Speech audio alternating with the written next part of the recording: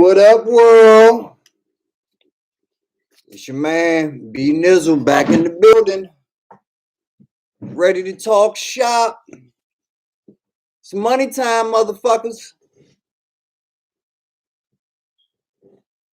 How we doing today? Hope we excited. Hope we are excited to make some money, people. To learn. To understand the capitalist society we live in. And to hopefully hoard that capital through various methods.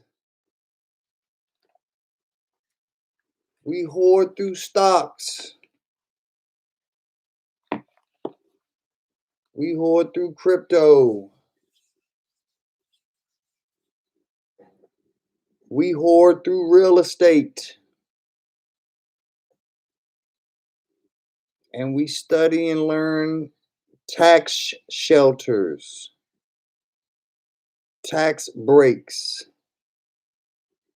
things that not only help us make money, but things that help us keep the money that we make. We don't want to make the money just to give it right back to the government.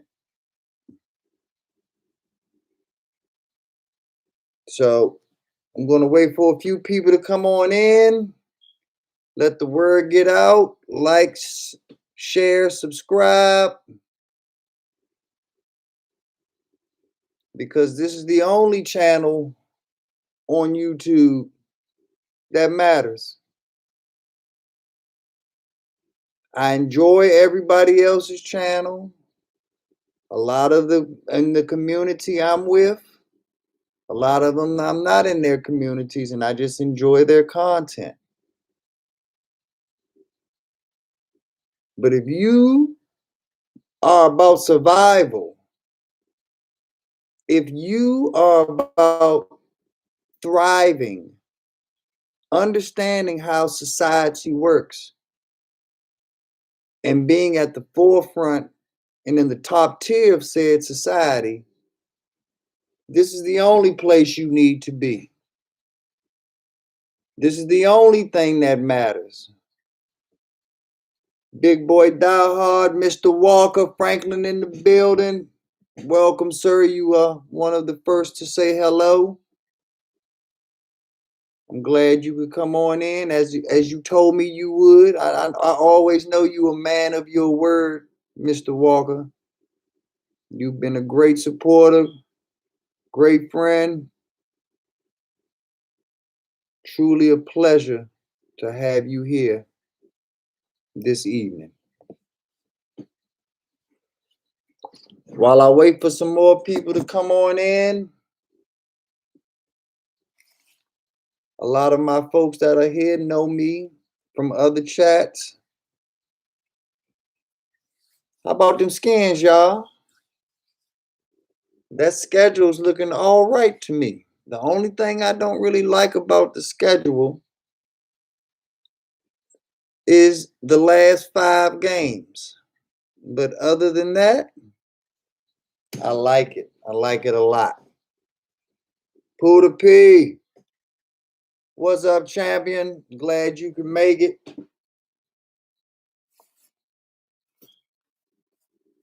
Hope you ready to strap in, learn some things, get going. Hope you put things into motion.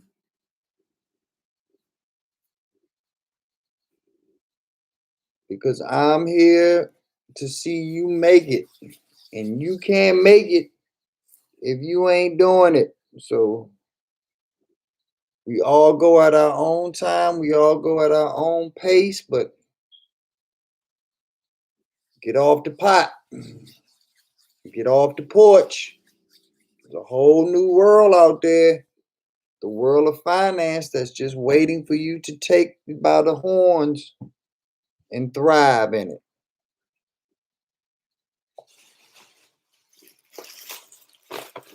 But yep, just waiting for a few people to come in. Yeah, schedule is balanced. Yeah, I like the schedule for the most part, big boy. Don't have too many complaints about it.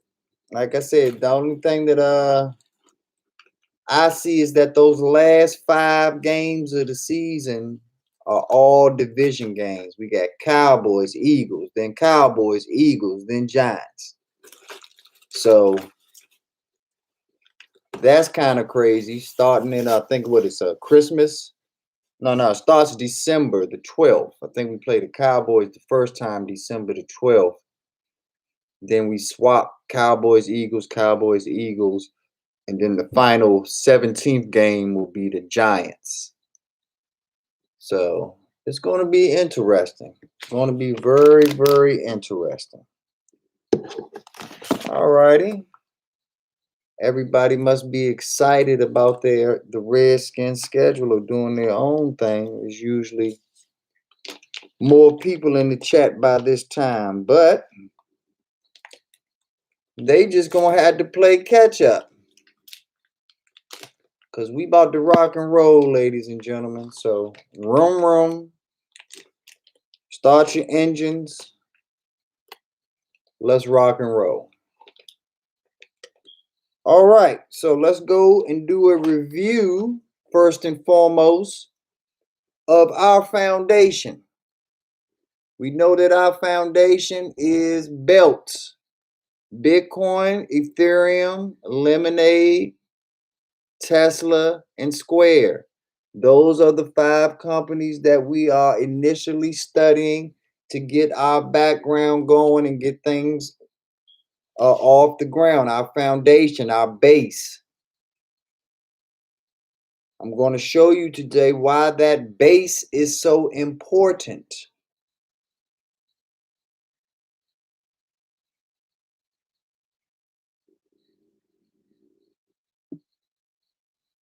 Give me a second. Let's get into it here. All righty. So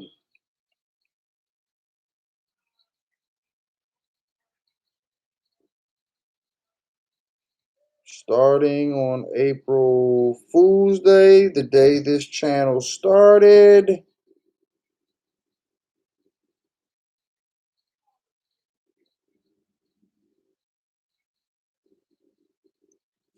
Bitcoin started out at, bear with me. All right. Yeah, Bitcoin started out at,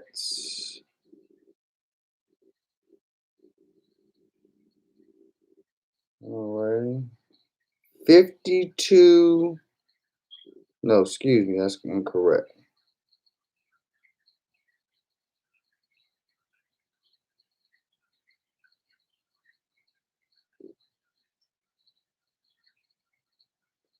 Started out at $51,900.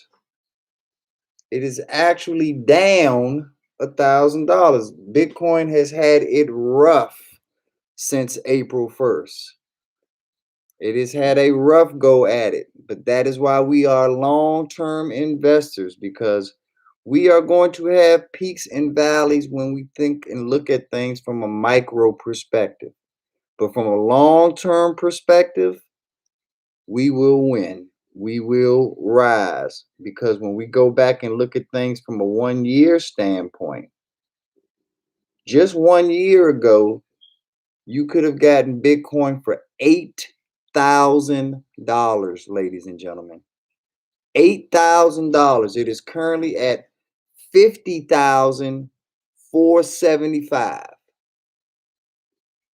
So that's a profit of $42,000 just in 1 year's time. $42,000 off of one coin, and there's definitely a lot more to come. They have corrections where they go up and then they come back down just to catch their breath. Then they go right back up again. The longer normally these stocks take to catch their breath is the same amount of time that these stocks usually run the marathon or the sprint going up. So if they're dormant and they just stay sideways or they go down for a month, they usually spend the next month going up. Now, even though Bitcoin is down right now, let's move over to Ethereum.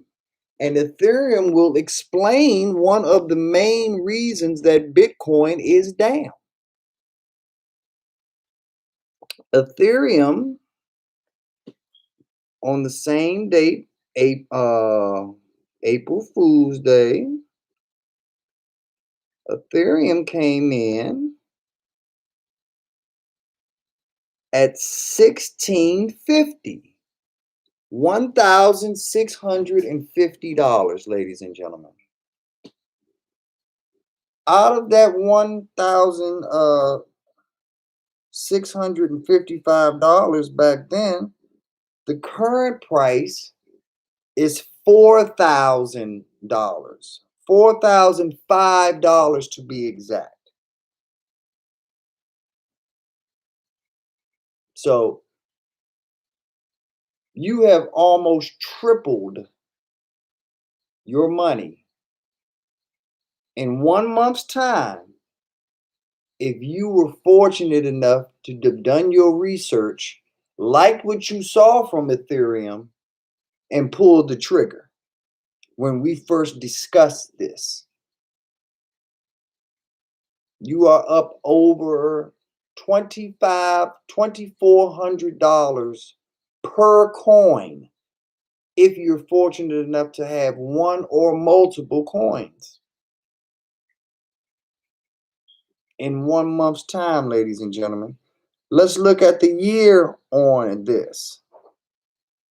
Just 1 year ago, you could have owned an Ethereum coin for $285, less than $300. You could have owned an Ethereum coin. 1 year later, it is $4,000. That is an increase of $3,700 per coin in 1 year's time. And we're only on the E in belts.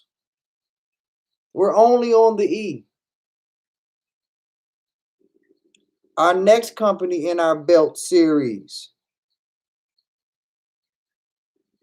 Lemonade. Let's check out Lemonade. Ticker symbol LMND. Lemonade. Lemonade is an insurance company. My man Rizzy Wright in the building. What's up, champion? How you doing today, sir? But yeah, Lemonade, it's an insurance company. It is an online insurance company that is taking advantage of artificial intelligence and bot technology. But we've discussed that before. And if you don't know about it, I've done previous videos on it that you can check out. But over the last month, Lemonade has struggled, ladies and gentlemen. It has struggled, my man. Lemonade started out April 1st around $78.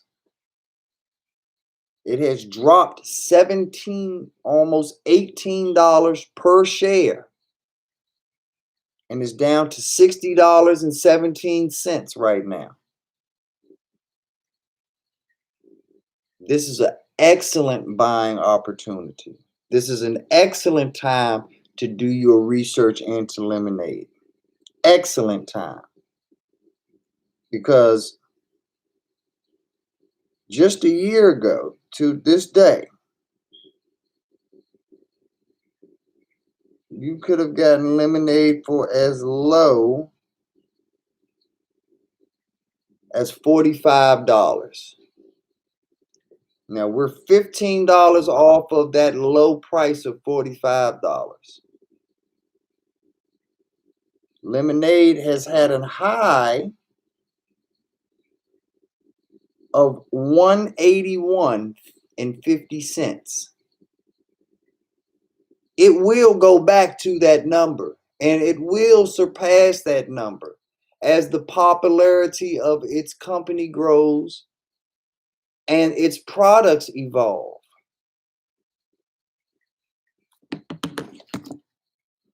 There was a company that I want to focus on in relation to all of these companies that I'm talking about. And that company is Amazon. I don't know how many of you all remember, but many, many moons ago, there was this thing called a bookstore. And you would have to go into this brick and mortar bookstore. Hey, awesomeness, how you doing? Glad you could make it. You would have to walk into this brick and mortar bookstore, and you would have to walk down aisle by aisle, shelves and everything to find the books that you wanted. And Amazon had this cutting edge digital tablet called a Kindle. And so Amazon was such a small company that the bookstores allowed Amazon to sell its electronic book and tablet inside their bookstores. And as Amazon slowly grew and became more popular, people stopped buying these hard paperback books. And because they already had this Kindle, they were in the comfort of their home now and could order the exact same book while sitting on their couch that they would have to put gas in their car for, drive to this brick and mortar bookstore, go down the shelves, get the book, go through the whole nine. So Amazon streamlined the process to a point where it actually put these bookstores out of business.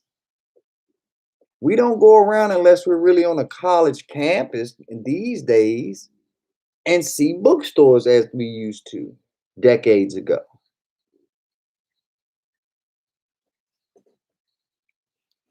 But Amazon didn't stop there, did they? No, they weren't just satisfied with books now, were they? They evolved. They said there's more fish to fry out here. If we can do this to bookstores, what can we do to Sears? If we can do this to Sears, what can we do to Macy's, Dick's Sporting Goods, Sports Authority? You get where I'm going with this. And Amazon got where I was going with this. And they took over the entire commerce market. And they are now the number one e-commerce player in the game because they evolved. The things that we know about Bitcoin, they're not finite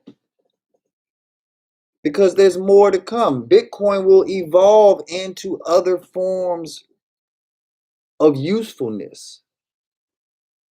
Ethereum will evolve into other forms of usefulness, which I will be getting back to specifically with Ethereum.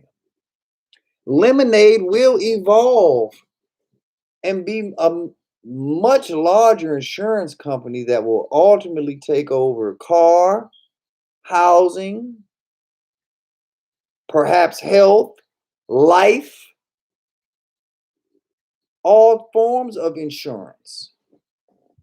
It will grow and it will evolve. So the company that you are researching today, the company that you are investing in today is not the same company that is going to be profitable to you 2, 3, 5, 10, 20 years from now. They need you the same way you need them so that they can evolve. You have to have the vision and the research capabilities to say this is a great company. They're positioned well to grow not only in their field, but to take over other fields, create other fields. I like the CEO of this company. They are very forward thinking. They're going to take this company to the next level, not only here, but in these other realms. Isn't that something?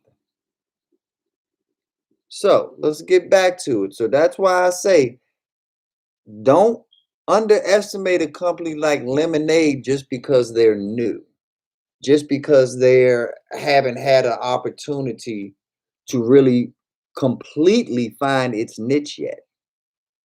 These are moving parts. Dogecoin. Dogecoin was a meme coin. Dogecoin was meant to be a joke. The creator of Dogecoin has gone publicly on record to state that it was a joke. Dogecoin for years could not break 1 penny. That's how worthless and what an afterthought Dogecoin was. Dogecoin was a sentimental coin that groups such as PETA would purchase just as a keepsake, just to say that they were a part of something, that they contributed something. Miss Swan, welcome to the channel. Thank you so much for subscribing. Thank you so much for joining the chat. Really appreciate that. Welcome to the family. If you are a new time investor, come on in and learn with us. So if you are an investor, come on in and spread your knowledge. I am just the ugly face that you have to see here, but we in this channel do things of a round table nature. There's no head of the table. We are all important, and we all bring valuable knowledge to the table or here to acquire valuable knowledge.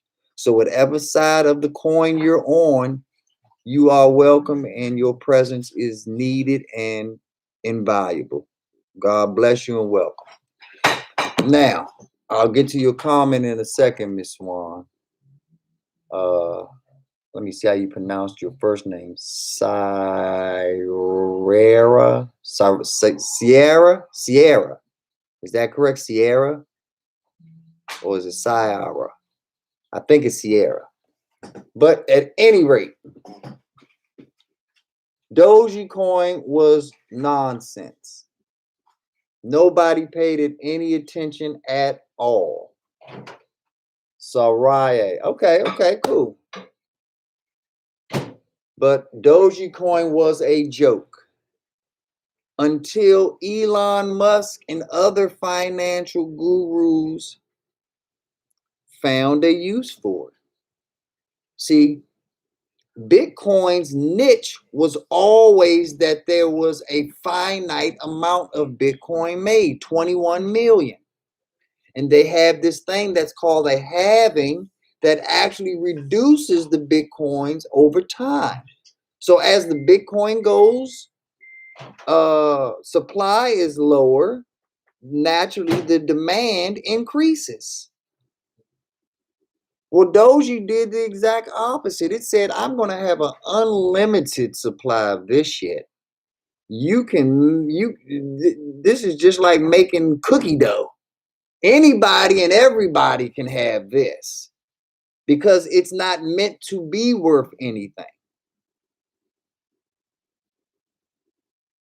Well, there's an old saying, if you want to make God laugh, tell him your plans.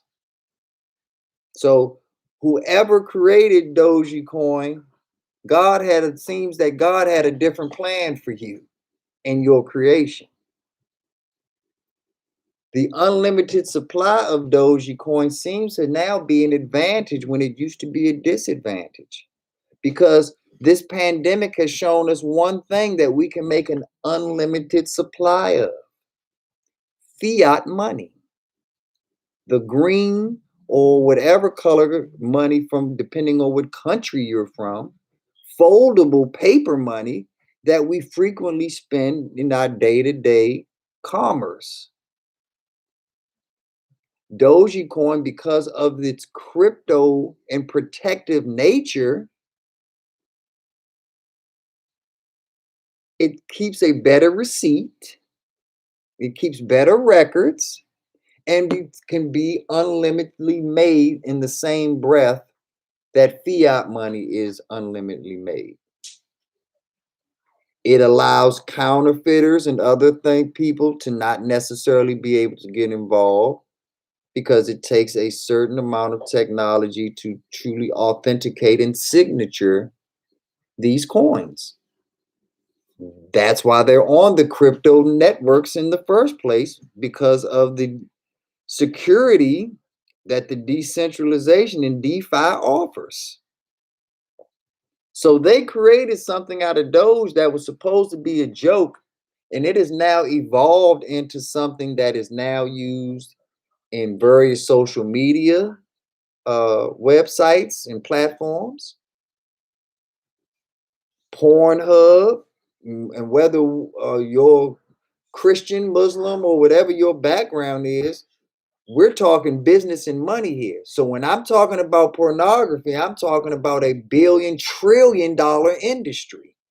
So if a $1 billion-trillion industry says Dogecoin is our money of choice, hello, what are you going to do? Are you going to be dumb and sit back on your morals, or are you going to make that money? I'm not here to make that decision for you. You decide that. But I'll put it to you like this: I'm going to be in that long ass line, waiting my turn. What you do is what you do. Hello, Miss Jessica. Welcome, welcome. Hello, Ali. Welcome.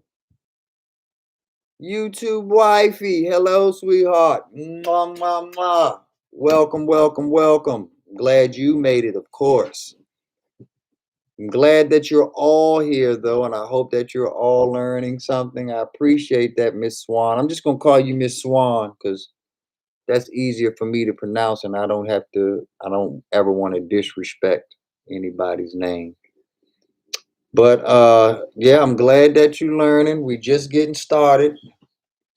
Like I say, Pornhub, and that's just one company in this $1 trillion industry. I'm sure that there are more companies along the way that are going to pick up and join in on the bandwagon. We understand what happens when precedent is set. I just came across an article the other day. I want to give a shout out to my man in the chat, Reddit, my man Wright. My man Wright put me on to an article just this week where Elon Musk is looking into accepting Dogecoin for the purchase, maintenance, and various service packages for Tesla automobiles. Hello. So you have Tesla seriously looking into Dogecoin. You have pornography sites seriously looking into Dogecoin. You have sites like YouTube that I'm on right now, that we're all on, sites like Twitch, Discords, Patreons that are seriously looking into having Dogecoin be their token or coin of choice. That's right. Potential game changer. But we haven't even finished our 5 foundational pieces yet. We only stopped at L, which was lemonade. Now we're going to the T, which is Tesla. We just talked about it a little bit with Dogecoin. Elon Musk just was the host of Saturday Night Live, putting him once again into the national forefront on the national stage. Do you think that was by mistake? Do you think that the timing of Elon Musk being on Saturday Night Live was happenstance? Do you think that right after Elon Musk came on, that it's ironic that now certain states are having gas shortages, perhaps? I mean, I don't know. I'm not a smart guy. There definitely can't be any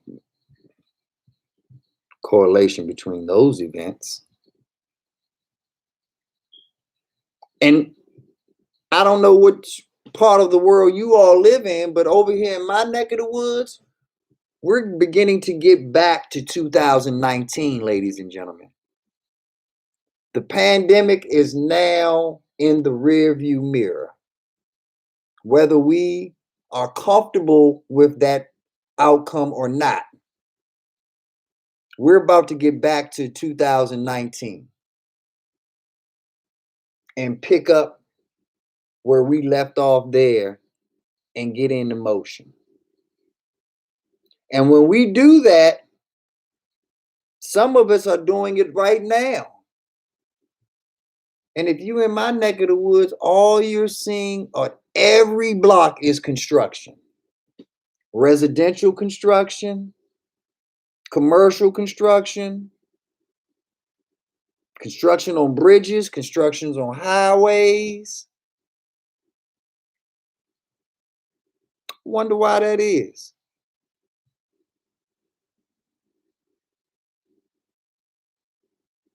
Why would B Nizzle bring that up in regards to Tesla and Elon Musk and Saturday Night Live and gas prices going up and oil pipelines being shut down?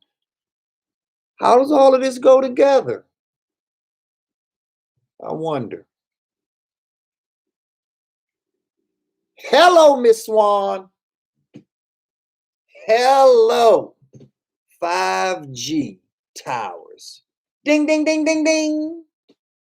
Correct. That is the key right there. We are ushering in a new era in technology. We are ushering in the new industrial revolution, ladies and gentlemen. And without infrastructure.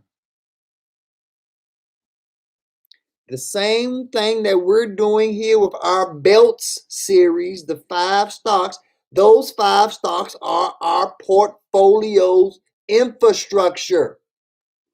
That is what we are building off of. Everything that we do will branch off of that infrastructure. So what you're seeing and what we're trying to do in our portfolios, you're seeing it in everyday life. You see the Biden administration feverishly trying to catch up with China, with Europe, Germany, other countries, continents that are leaps and bounds ahead of us.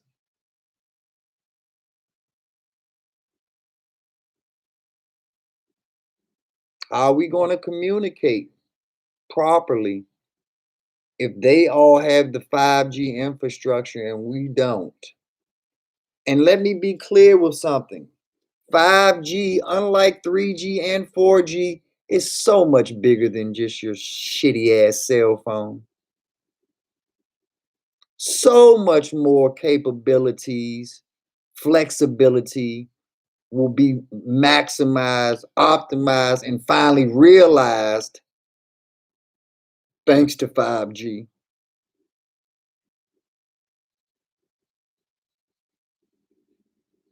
We're not going to get into it too much today, but we will get into LiDAR. LiDAR. Remember it. We will get into IoT, the Internet of Things. We will get into haptic technology, haptic, HAPTICS.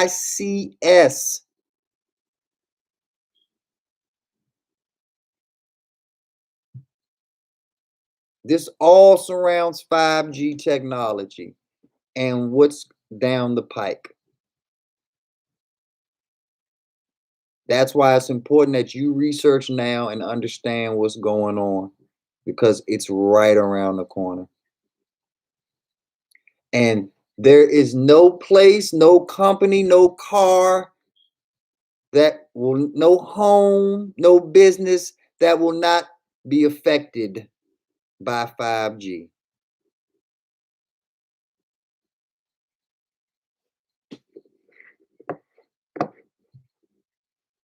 No one, no place.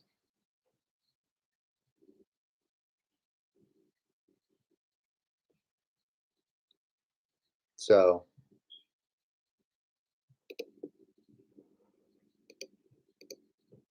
close out these windows. I'm being told I'm skipping a little bit.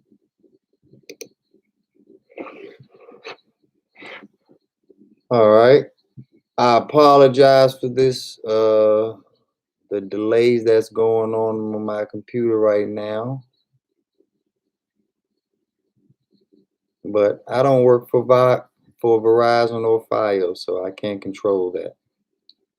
I have a hard Ethernet connection in, so that's the best that I can do. I do apologize for that, though. But at any rate, Tesla, which I've all talked about before. They have the automated cars, the electric cars.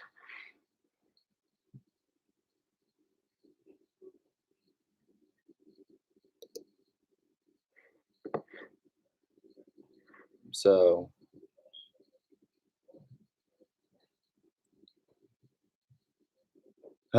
we have the electric cars, we have the automated cars. Tesla also has solar panels for roofing. Tesla also has SpaceX, which has received, I believe, $300 million so far. I believe it's billion, actually. I stand corrected. I believe it's $3 billion in NASA funds for their space shuttle flights. And once again, I want to remind everybody, how many Teslas do you see on the road today? How many? You might see them here and there, but you don't see Teslas at the same rate you see Fords. You don't see Teslas at the same rate you see Toyotas or SUVs. So you understand that this is still, you have just begun to scratch the surface of how big Tesla will be globally. It just is scratching the surface, ladies and gentlemen. And like I said, I've talked extensively on Tesla on my other videos. By all means, check them out. Big Simple. Thank you, champion, for sharing it out. But really, thank you for your presence, my brother. Big Simple, for those who do not know, has a wonderful channel that you need to subscribe to. If you are not subscribed to his channel, you cannot be in a Big Simple live stream or watch a Big Simple video and not smile and not laugh and not feel better about yourself. So if you having a bad day and you need to pick me up, by all means, do yourself a favor. Subscribe to Big Simple 422. Become a part of the crew. It's him and you. But what up, Dubs Gibson? Welcome, my brother. We bi-coastal over here. Because I don't know nobody that don't want to make more money, do better for themselves. So all are welcome over here, especially family like my man Grills Gibson. However, the S in belts is for square. The same way we talked about evolution, Square started out as just a card reader for your phone, turning your phone into a commerce device for credit card reading. But it has evolved into now one of the number one apps in the world, Cash App. It has made other companies such as Venmo and PayPal and SoFi step their rap game up, get involved into this world, and to a point where they are scaring the living shit out of the financial institution that your Greek grandmother, mother all grew up on, and us.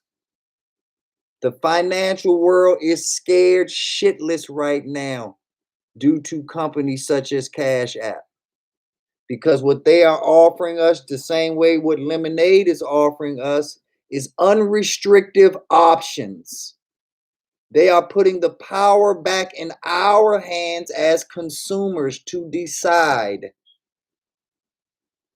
how our money is going to be spent, the flexibility of that money, how that money can best serve us versus it best serving the banks that have been, quote unquote, doing us a favor.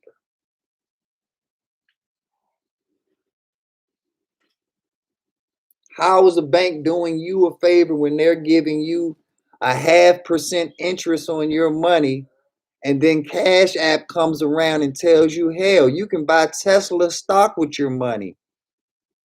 Why get a 0.5% interest when you can triple, quadruple your money?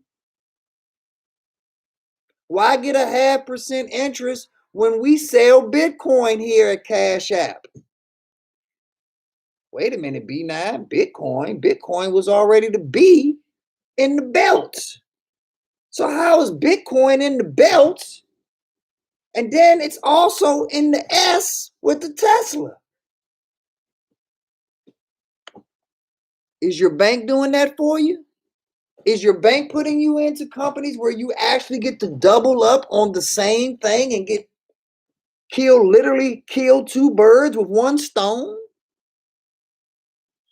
Is your credit union doing that for you? Because there's a lot of you out here that are going to swear by your credit union and tell me the wonderful things that your credit union is doing for you. Oh, they got me a 0.5% less on the financing of my car.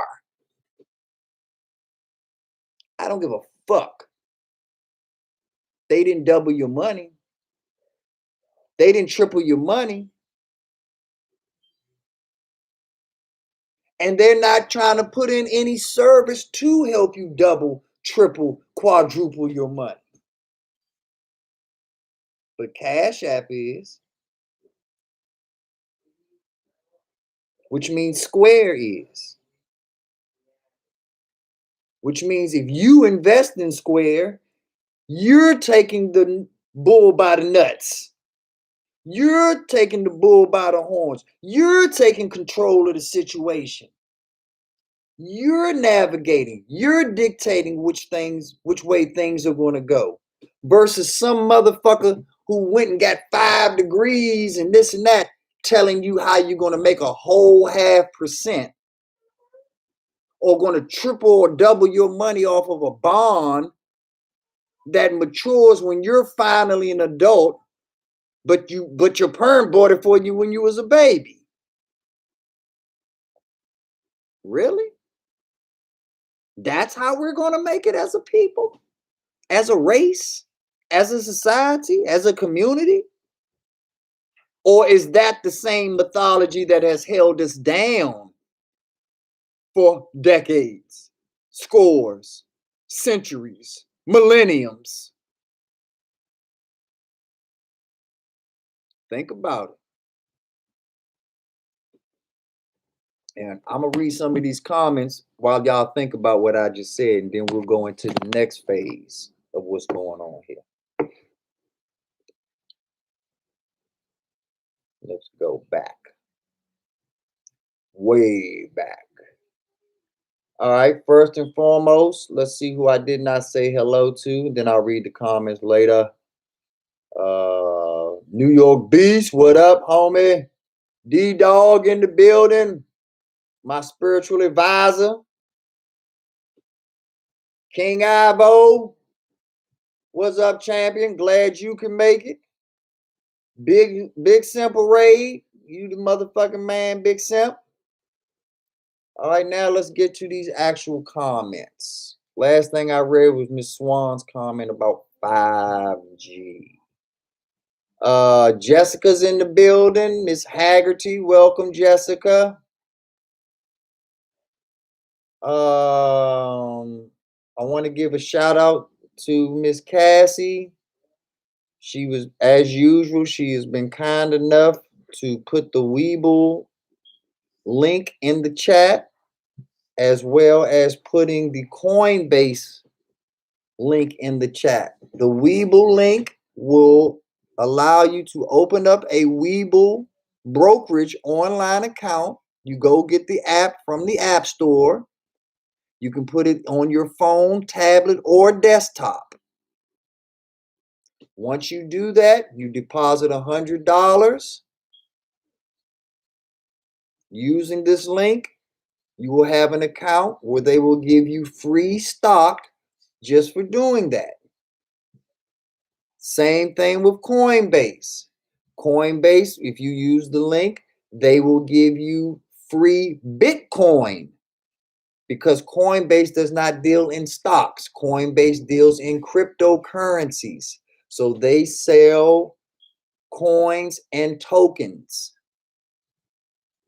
Although Bitcoin has had a bad week, bad month, and Ethereum has been closing the gap, especially from a percentage growth standpoint, make no mistake about it, ladies and gentlemen, Bitcoin is still the king. Bitcoin ain't going anywhere anytime soon as far as setting the tone and the market for the entire cryptocurrency world. That's not changing anytime soon. Now, there are a lot of coins that are up and coming that we will discuss. SafeMoon, Doji, Shiba. I mean, there's a lot going on out here. So we will get into all of that when the time is right. You know, we've got Cardano, but we also have a lot of tokens, and we also have something else that I want to touch upon that's called an NFT. These are very specified tokens that are being used in the same breath that stocks have been traditionally used. But these tokens offer a greater security through the crypto and the DeFi than the stocks do. But the tokens are mainly specified for certain companies and certain businesses. And as an example, I'll say that Macy's has its own Macy's credit card. In crypto world, that would be considered a token. Now, MasterCard or Visa, you can use at any store, Macy's, gas station, anywhere. That's a coin. Bitcoin, Litecoin, Ethereum coin. They are not bound to that one business, that one location, that one industry or genre. Coins are universal, while tokens are more specified. You cannot take a token universally. So we got those in there, Coinbase and Webull. Do yourself a favor and use that. If you use Coinbase and Webull without these links, you will not get as much as you would have gotten if you use these links. We in our world and in most people's world that are in the stock market, that understand the stock market, we buy low and we sell high. You will never get anything lower than free. Don't be a dumbass. Take advantage of free. Moving on.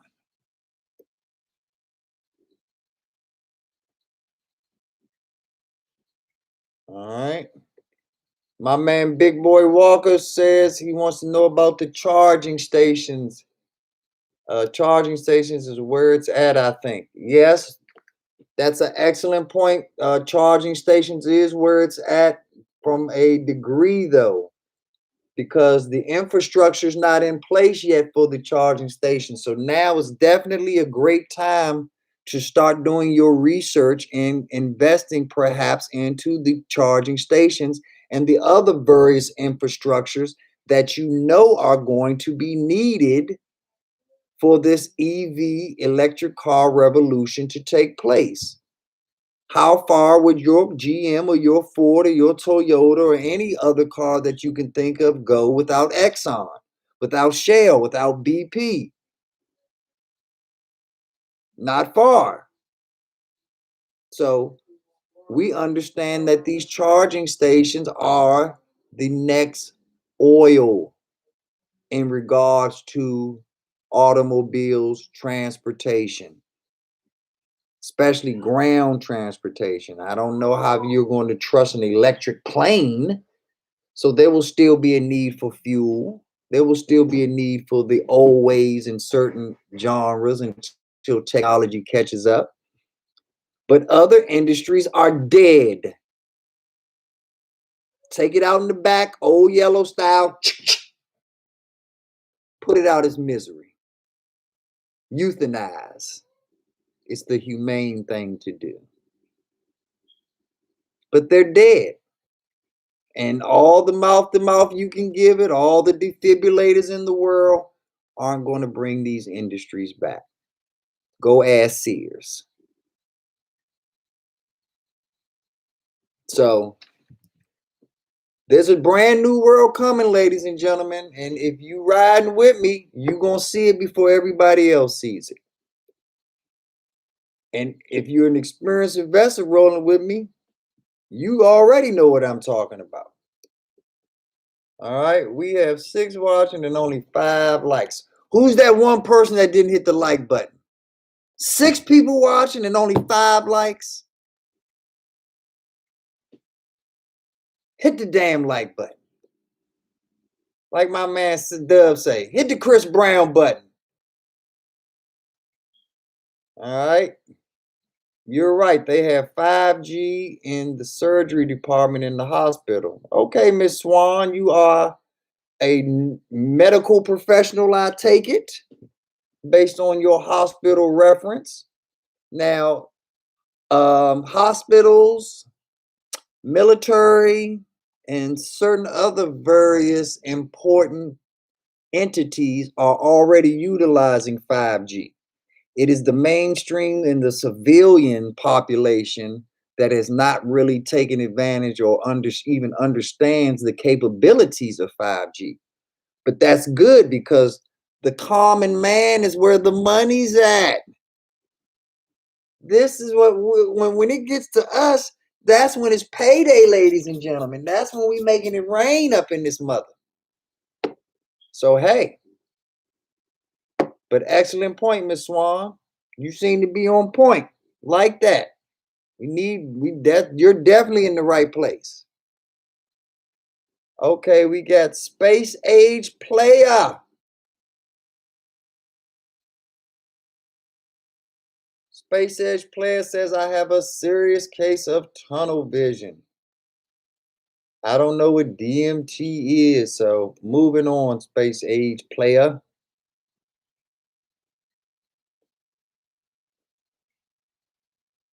All right. Everybody just saying what's up, what's up. That's showing love to one another. That's right.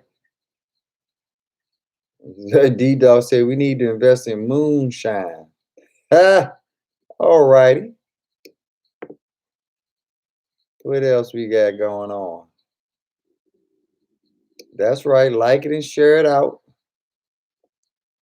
Oh, we got Captain Mayo in the building. Salute, Captain Mayo. This is not made for children because I have a nasty and vulgar mouth. However, this is made for the parents, the aunts, the uncles who do have children that they love and care about and want to see them live a better life than you are living. Even if you are rich and wealthy, you should want your next of kin and your offsprings and the next generation to do better than you. Give them the knowledge that will give them that chance. Give them the opportunity to have that chance. When it comes to the children, like such as Lil Mayo, I always tell the story about Christmas. Get a kid whatever they want for Christmas or whatever holiday you celebrate or don't celebrate. I'm not here to get into that. But if you getting the kid a pair of Nike shoes, buy them Nike stock at the same fucking time. And they might love those shoes year one and don't even think about that Nike stock. But year 5, year 6, year 7, 10 years later, the real gift, and they'll realize that the real gift was that Nike stock, not those Nike shoes, because that Nike stock has grown to a point where they could buy 10, 20 pairs of shoes if they wanted to. So by giving them that stock, you've given them and taught them how to fish. You didn't just give them one happy meal. Those Air Jordans that made them happy, that was a happy meal. Yay, Christmas, yay, happy, happy. Next year, they're like, what you got me? What you give me? Where's my gift? Give the gift that keeps on giving, ladies and gentlemen. Stocks, crypto, real estate, things that appreciate, things that inflation cannot deflate. Things that ride the wave, that have the buoyancy to not sink. All your gold chains, all your earrings, all that, they go down. And don't get me wrong, there's only one way that you get what you want when you buying shoes and you doing this and you doing that. And that's fucking with someone like my man Dubs, who takes the daggone shoes and makes them more valuable. He actually bucks the system and takes something that normally depreciates and makes it more valuable. Now, if you have a skill like that, knock yourself out. Check out my man Dubs on his page, Dubs Family. He'll hook you up, get you straight. That's something different. But if you just going out to play basketball or cut grass in them, buy you some stock along with it.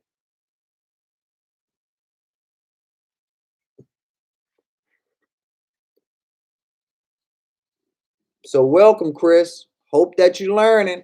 And I hope that you're not only here by yourself, Chris. I hope that your mom, your dad, aunt, uncle, someone is here with you to help you digest the complexities of things that I'm discussing here today so that you can understand them and put them into motion for you yourself. Because you're a very intelligent young man, Chris. You just have to make sure you guide that intelligence in a direction that's going to be most beneficial to you in your survival and your future.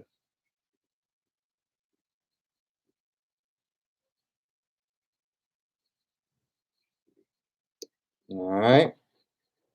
We got the missus wants to talk about Shiba coin. We will. We will. Uh, Chris is talking Hawks.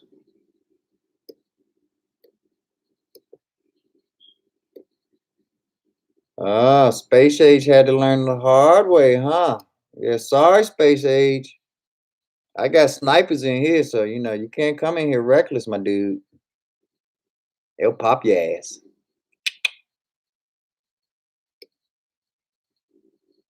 All right, so I've caught up. I've caught up.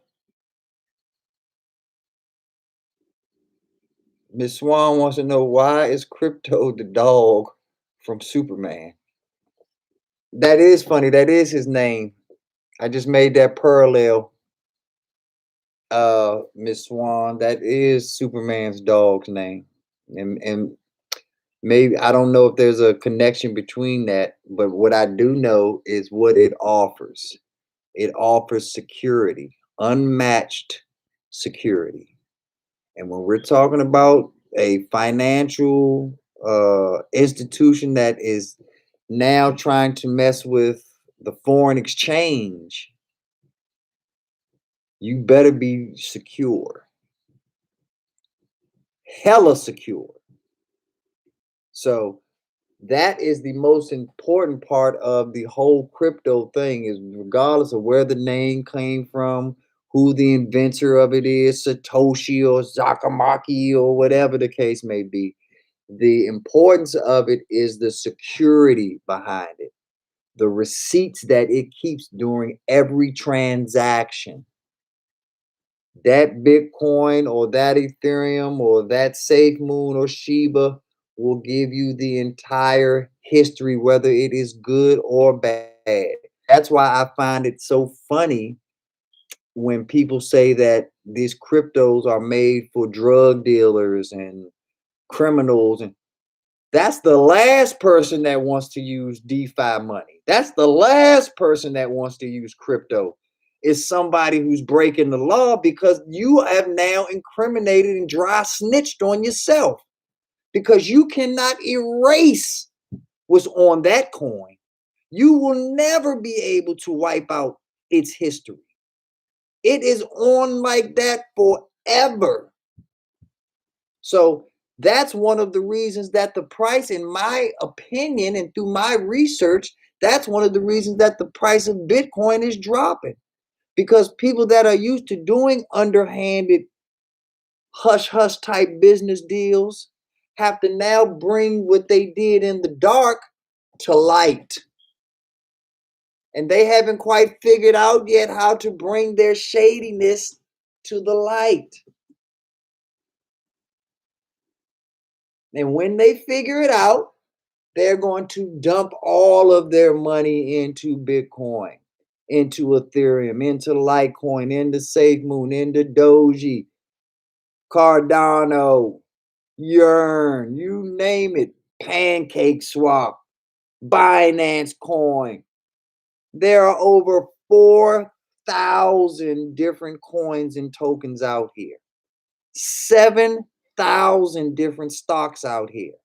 That gives you over 11,000 options, and more are coming every day. There is no excuse, ladies and gentlemen. And we haven't even talked about where my real background is in real estate investing.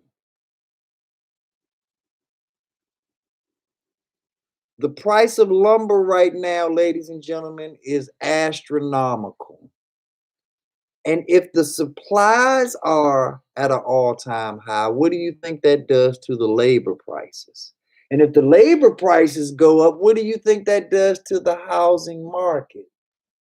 And then you add on top to that, to the housing market, that nobody wants to share space anymore. Nobody wants to live in an apartment anymore. No one wants to live in a condo anymore, because they don't want to breathe the same air that you're breathing.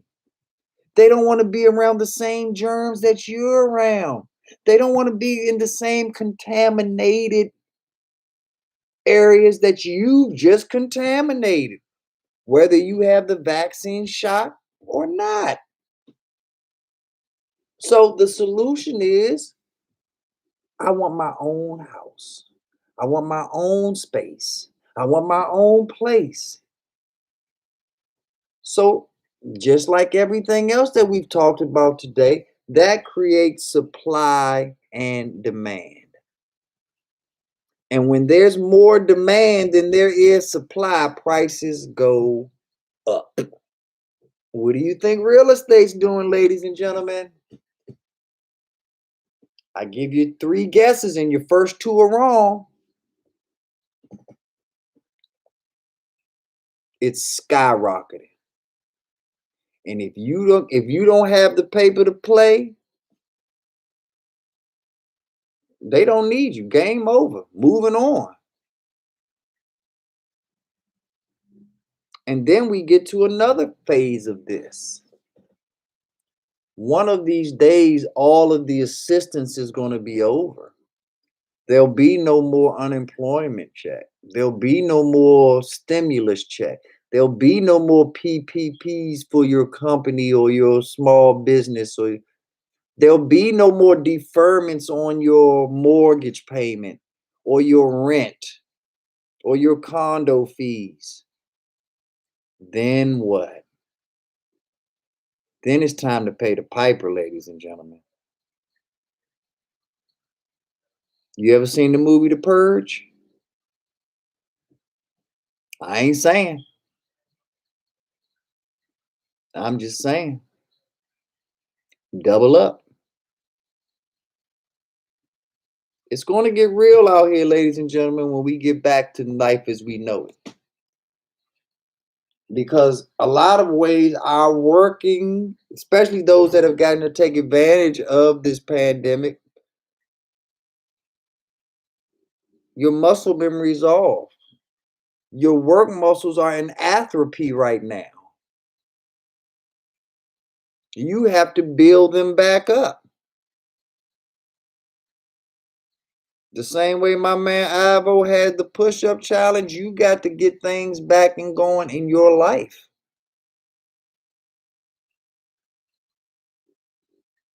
Because no one is going to wait on you, ladies and gentlemen.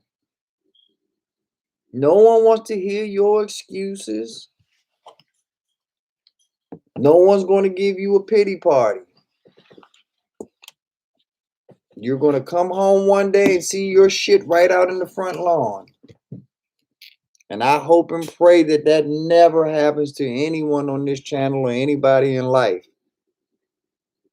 But my prayers don't always get answered. And I've seen this firsthand.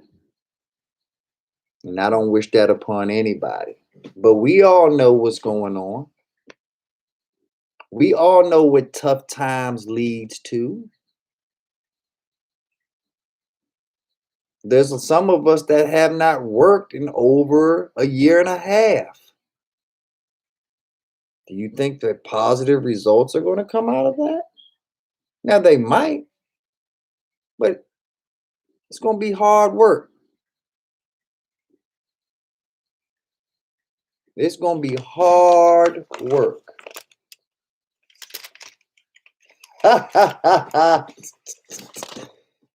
Y'all in here cutting up. I love it. Yep.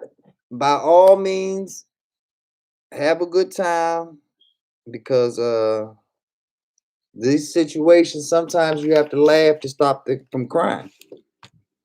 But if you're intelligent and you can see the train 2 feet before it's in front of you, you'll be just fine. And as long as we come together and network together, we'll be just fine.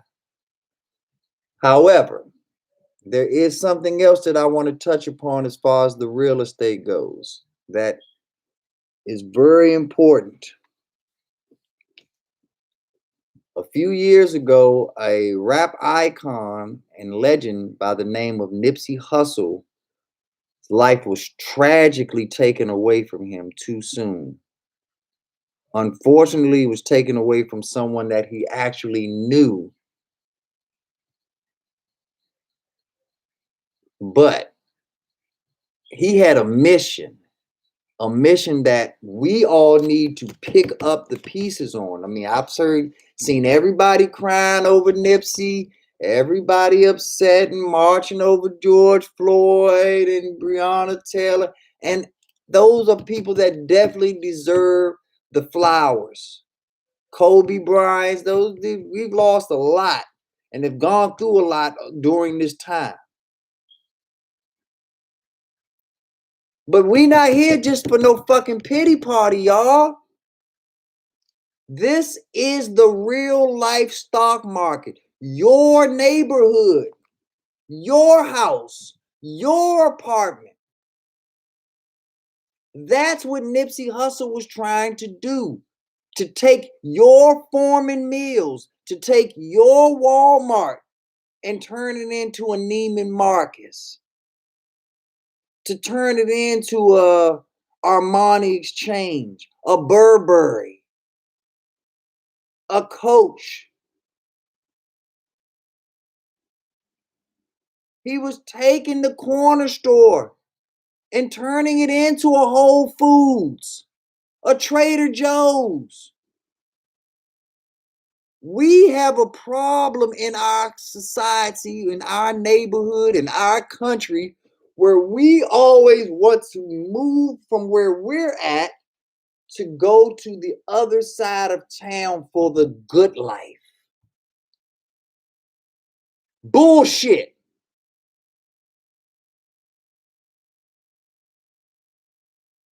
We have all romanticized George Jefferson and Wheezy moving on up to a deluxe apartment on the other side of town, on the east side.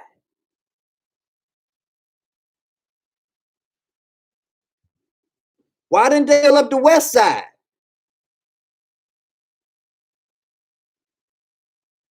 You know why? Because you're playing their game.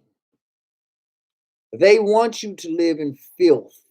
They want you to live like an animal, like a pig, like a chicken, like some type of filthy farm slime animal.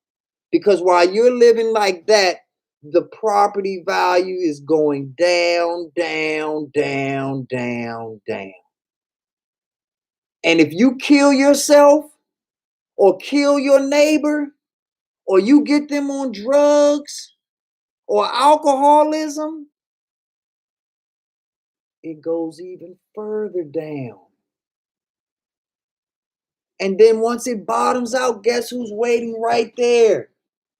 Waiting to buy that property, waiting to buy up your neighborhood, sometimes at city blocks at a time. I'm going to repeat that shit. City blocks at a time, not house by house, the whole fucking block. Because you let the price go down.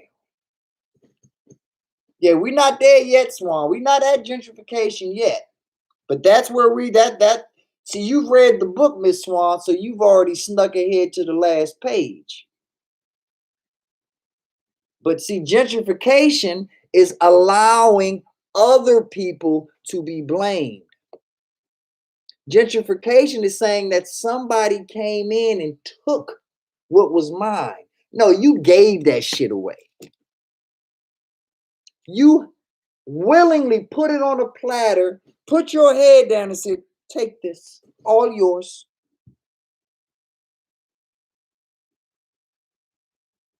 So I don't really classify that as gentrification when you're giving it away. So as I was saying, the prices go down and can't go down any further. And they're buying that shit for pennies on the dollar. You have a house that's worth $700,000 and they're only giving you $400,000 in cash? And you're taking a $350,000 discount? because it's a cash deal? Isn't that funny? And then you take that money and you go get you the nicest, most beautiful, efficiency fucking apartment you've ever seen. I mean, you got this much room, but you got a sprinkler, you got the shower, you got a dishwasher, you got every amenity possible. And it's all in shoulder distance because this is how much living space you've got now. But it's beautiful, it's immaculate.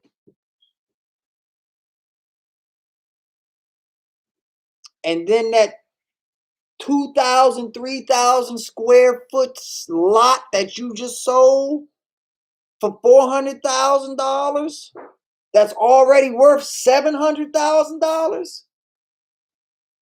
That investor comes in and spends $400,000. So he's already saved almost half of what he was supposed or what she was supposed to spend on it. Then they turn around and spend another 100,000 in repairs and bringing it up to speed. So now they're up to a $500,000, 500,000. And because they put that extra 100,000 into it, they sell it now for $1,000,000. And this is just a hypothetical bullshit example. And I'm going over the top a little bit, but I'm doing it to make a point.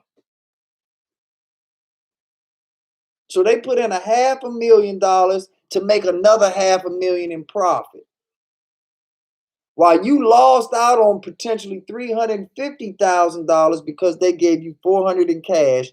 Now you live in a brand new neighborhood that you know nothing about in a smaller space, but you got a sprinkler system and a doorman.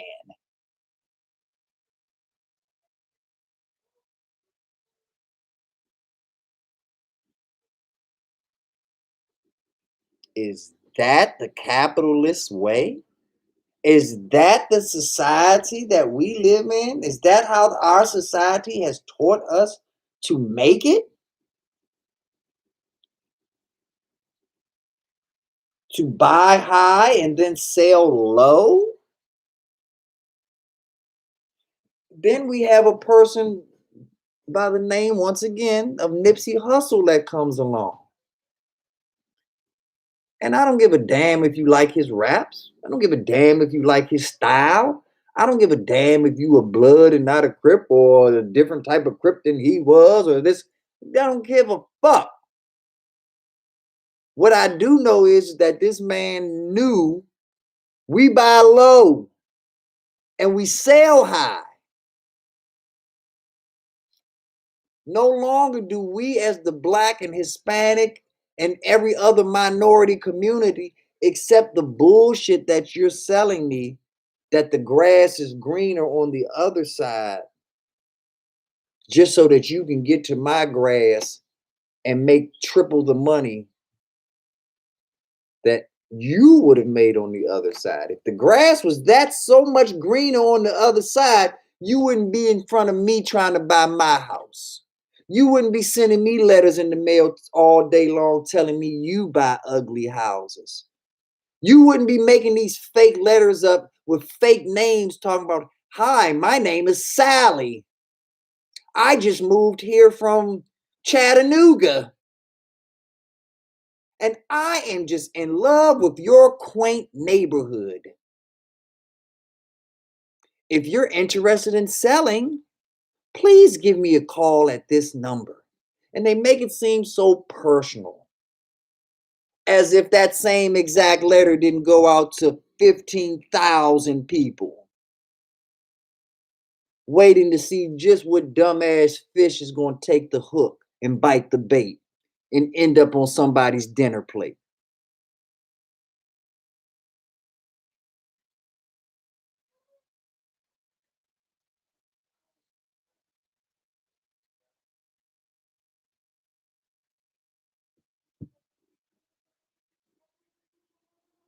Miss Swan, definitely appreciate you coming in. Hope that you learned something. Hope that you come back in and bring your knowledge and your expertise to our community.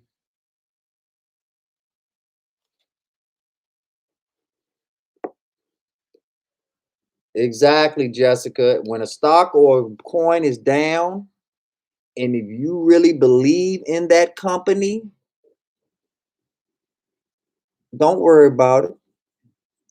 A stock being down is giving you an opportunity to buy the stock. It's giving you an opportunity to buy the coin. It's giving you an opportunity to buy the token. If you found a company that you are in love with, Jessica, and anybody else in the chat, you're welcome, Miss Swan. But if you find a company that you are in love with and you bought into that company for $50, and for some odd reason, the company's now the exact same company is now selling at $25. If you love the company at $50, you should love it more at 25. Don't let the price of the stock dictate whether it is a good investment or not. Do your research on the company.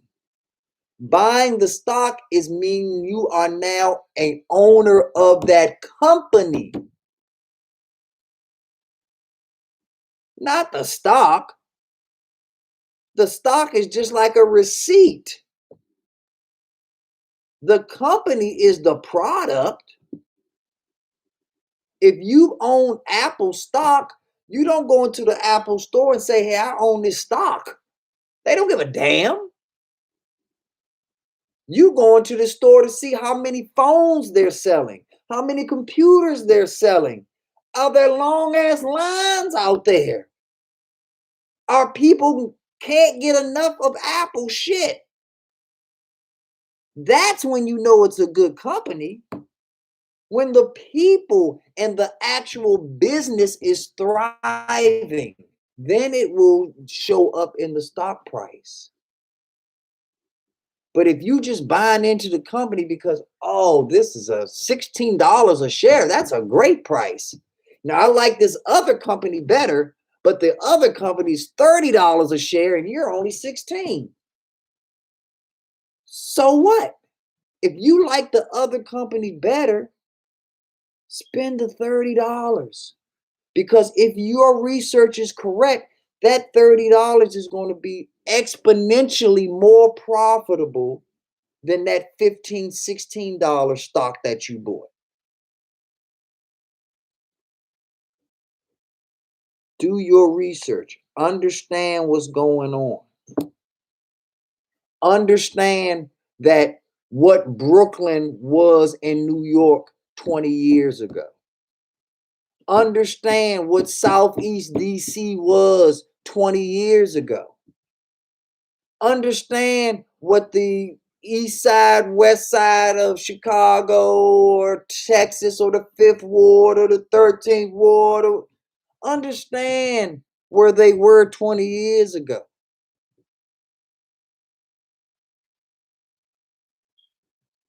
If Harlem can turn into Harlem Heights, if Compton can turn into Compton Heights,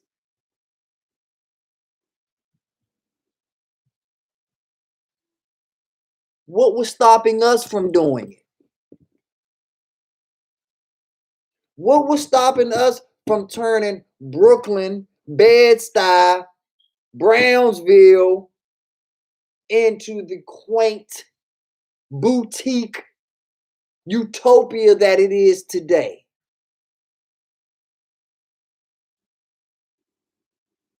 We stop us because we buy into their bullshit.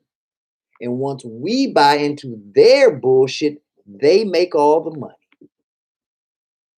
And then we sitting on the new side of town complaining about gentrification, complaining about what the white man has done to us, or the Asian, or the Hispanic, or the Russians, or other black people, or whomever, when you did the shit to yourself.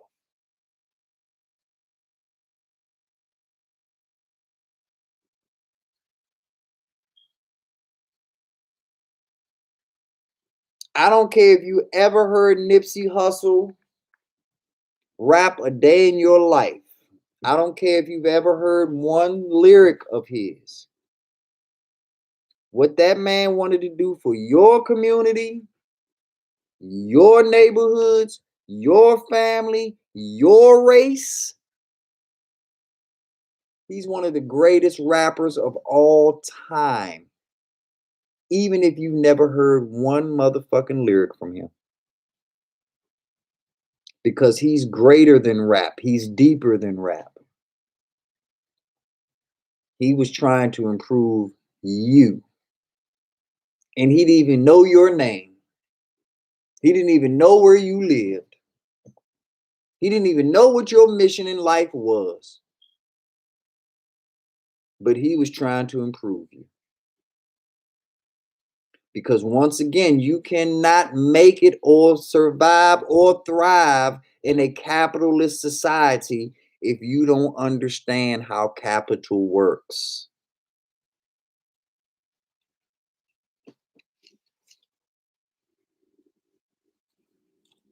Let that sink in. Now, moving on.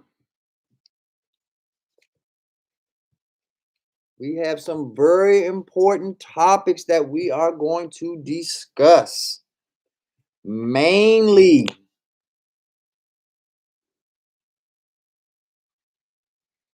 companies that need to be on your radar. We all know about fame, Facebook, Amazon, Apple, Netflix, and Google. One of those companies is positioning themselves for a big takeover, ladies and gentlemen. That is the F in fame. Facebook is evolving, ladies and gentlemen. It is evolving right before our eyes. Facebook is evolving not only into social media, but it is evolving into virtual reality. It is evolving into biotech. Facebook was developing apps to tell you if you are having a diabetic attack before other conventional medicines can tell you through their biotechnology. Remember, we were talking earlier about Amazon and their Kindle and how they evolved? Remember when we talked about Dogecoin and about it being a meme coin and that it would never be worth anything? It evolved. It's still evolving. Well, that's what's going on here in this situation, ladies and gentlemen. Things are changing. Things are evolving. Pay attention or you will miss the boat. All righty. What I want to talk about first and foremost, the new oil of America and the entire world will be microchips. Microchips are going to be the driving force. They're already the driving force behind all computers, behind all cell phones, behind all tablets.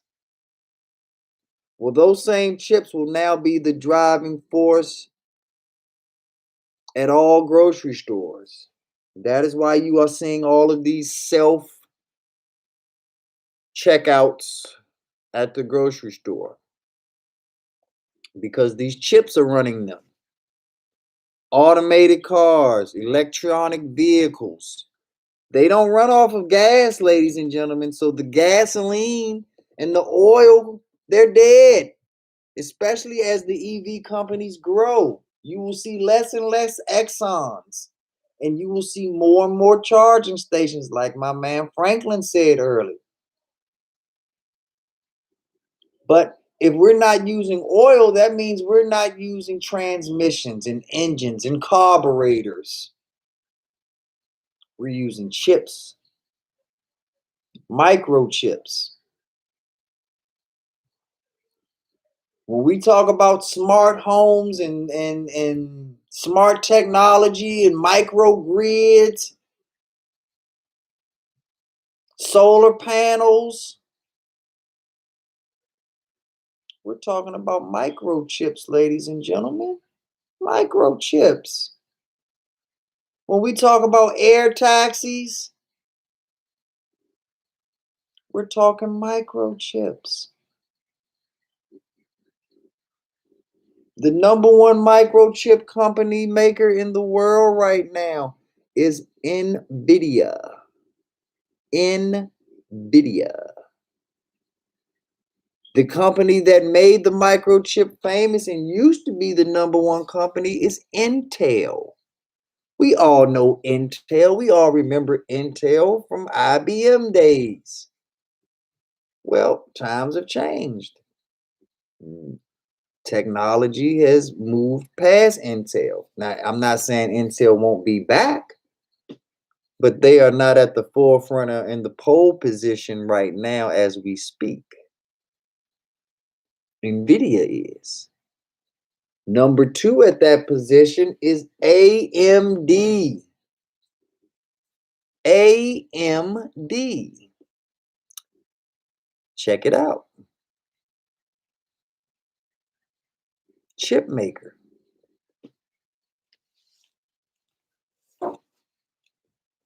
We talk about Amazon and we understand the reach that Amazon has.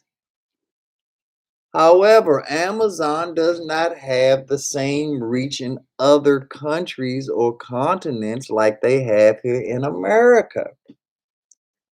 One company in particular that does not have, that Amazon does not have a hold on, is a company by the name of Sea Limited. SEA Limited, ticker symbol SE.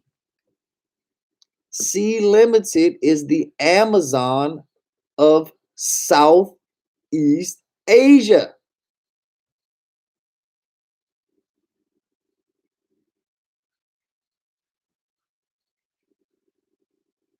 They have over 1 billion people in their region. So Sea Limited does not need to ever come to America to make trillions of dollars. But what they do have in America is their stock. Ticker symbol SE. Check it out. Another Amazon in another market is a company by the name of Jumia. Ticker symbol JMIA. Jumia. They are trying to become the Amazon of Africa. You've heard of Africa, the largest continent in the world. So do you think a company like Jumia, who's trying to set up shop in analytics in the largest continent in the world, you think that might be beneficial to a company like Jumia? Perhaps. Depends on their leadership, their business plan, their business model, and their execution of said business model. But the potential is very intriguing to a point where I suggest that you at least do your homework. We have other companies that are branching off of our belts that I want to focus on right now. We have Bitcoin. The E is Ethereum. I want to focus on the E for a second. I want to focus on the Ethereum of this. Ethereum has been on a tear A tear as of late. And it is not by mistake, ladies and gentlemen. Ethereum has been on a tear for a very, very specific reason.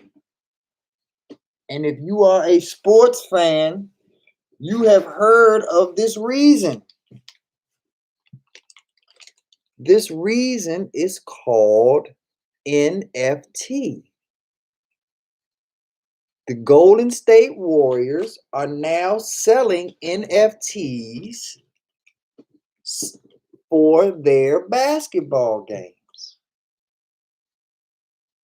The Dallas Mavericks have their own version of NFT and Dogecoin that they're accepting for their basketball games.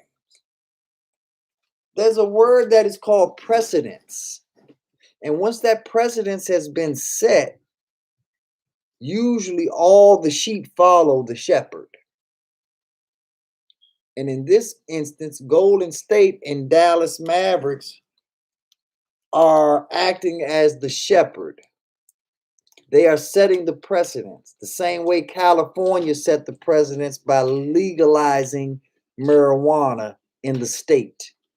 And we see how that has grown continentally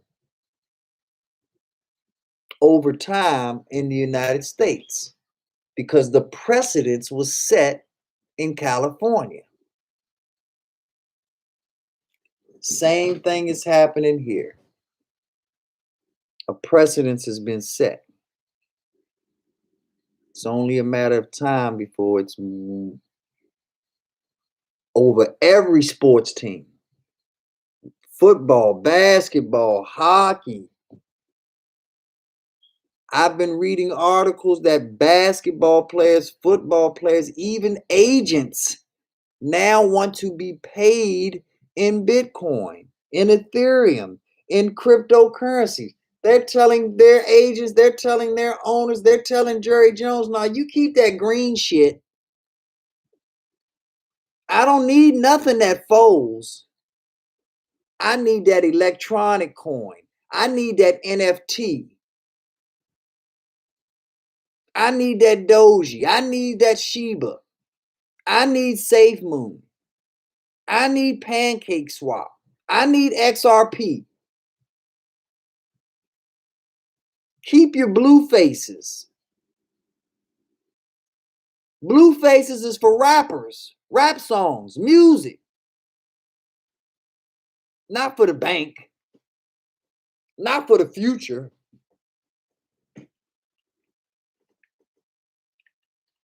Ethereum is the future.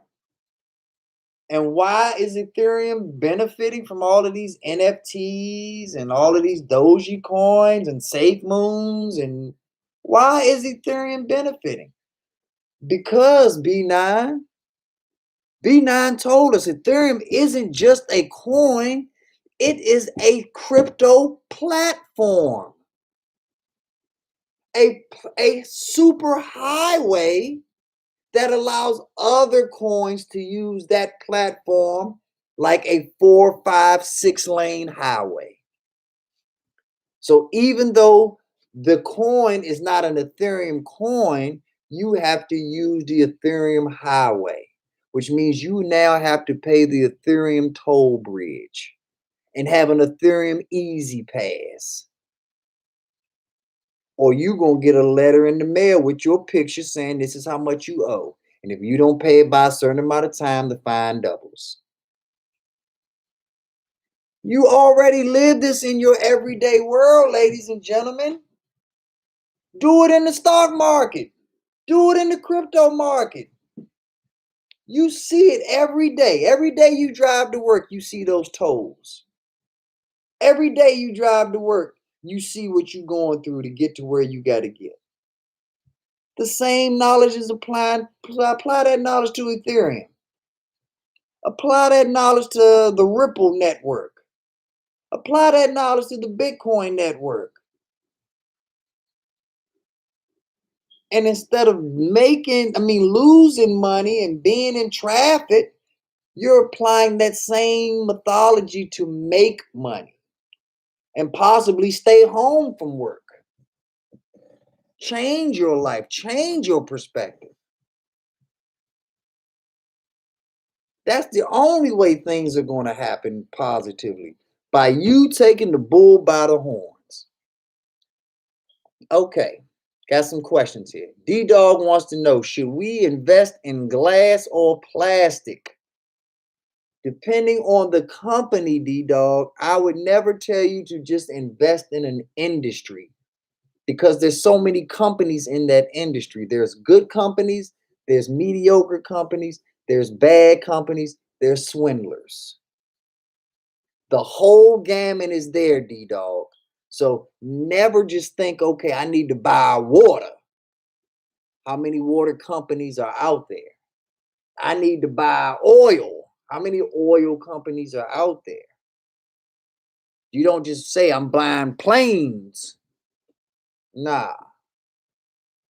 Southwest is a totally different airline than Spirit, okay? And just because you love Southwest doesn't mean that you just say, fuck it, I'm gonna buy every airline company, including Spirit. Not a good look. So I'm sure, to answer your question, I'm sure that there are some companies in the glass industry that are great companies to invest in. And I'm sure that there's some in plastic that are great. One that comes off the top of my mind in plastic is FSI. FSI. But when we get to that industry, I'll have a whole list for you, D Dog. But if that's something that you're interested in, start doing your homework now. Maybe you'll be the one kicking the knowledge to me. All right. Franklin wants to know, B9, what do you think about diesel fuel future? I don't see too much of a future for diesel. I see a future for jet fuel. I see a future for hydrogen fuel.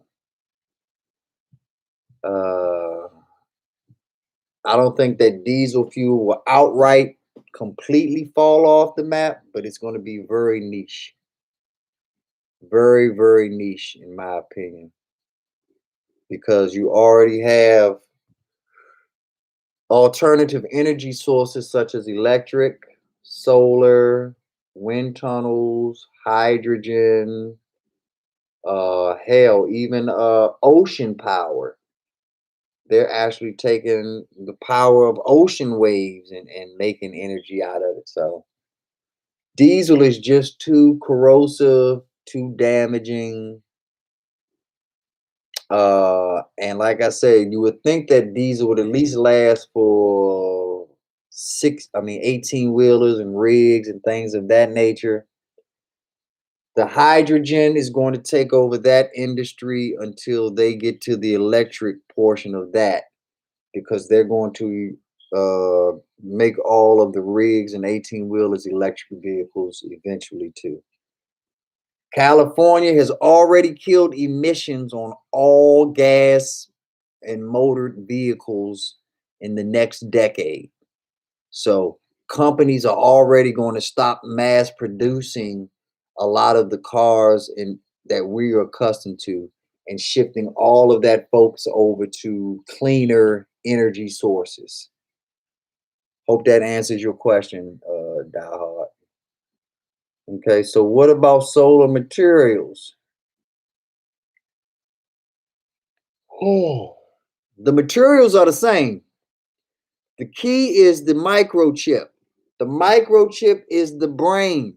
You cut the brain off, the body's nothing. If you've seen the Avengers, even when Thanos got stabbed with the most powerful weapon Thor ever had in his heart, Thanos' quote was, "You should have gone for the head." You got to go for the head, Franklin. And the solar, the electric vehicles, the automated things, they all are going to run off these microchips. Fuck all the other materials. Focus on microchips. There's already been a shortage of microchips because they know how many they're going to need going forward. And companies are already trying to hoard them and act like there's a low supply so that the demand will shoot the price up. They're playing a very dirty game, in my opinion, Franklin. And it's only going to get worse over time. Only going to get worse. Now, since we're on the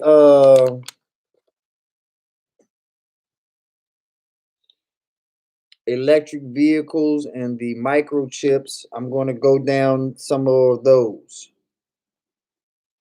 Ticker symbol LI, Li Auto. Li Auto, ticker symbol LI. Ticker symbol XPEV, XPEV. Ticker symbol NIU. NIU. These are the three companies that I want you to focus on, because these are the three companies that are positioned to be the leaders in the Asian and Chinese automotive and electric vehicle car market. The reason why I highlighted those three versus Tesla, versus Lucid Motors, versus Workhorse or Lordstown Motors is because those companies that I named at the latter are American companies. And the American infrastructure is not in place yet for those American companies to crank. But the infrastructure is in place in Asia. It has been in place for over a decade. So they are ready to crank. They are ready for business. Tesla is selling like hotcakes over there in China because they're ready to play. They have the stadium for the Super Bowl. We over here in America trying to play at FedEx Field. We got something, but we all know it's some shit for real. We need a new stadium, just like we need a new infrastructure to allow all of these electronic vehicles to do what they need to do. So until we get that infrastructure into play, why not focus on the companies that have that infrastructure already? New, NIU, XPEV, XPEV, and LI, Li Automotive, are three main companies in China and Asia that are positioned to take advantage of the technology and the positioning that they have infrastructure wise. Another thing that I want to touch on as far as the cryptos go in our belt series of Bitcoin, Ethereum, we've got SafeMoon, we've got Doji, we've got all of these other coins that are up and coming. We have something that are called mining companies. These mining companies are also, in certain cases, publicly traded stocks. So even though you have the Bitcoin and you have the Ethereum and you're making money off of them, you can now buy Square because Square owns Bitcoin. So as the Bitcoin price goes up and the Ethereum price goes up, automatically your Square has gone up. There are other companies like this, a company called Mara. There's a company called Canon. There's a company called Riot. These companies own stock in as well as Bitcoin and other cryptocurrencies. So they double dip.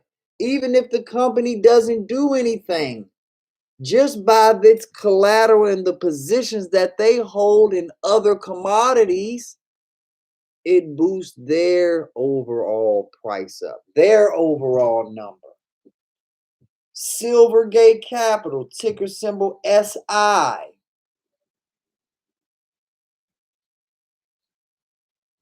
These are what we call pick and shovel selections because they make money no matter what. Because they're the ones that are doing the hard work necessary to make these things happen. That's what it's about. That's the key.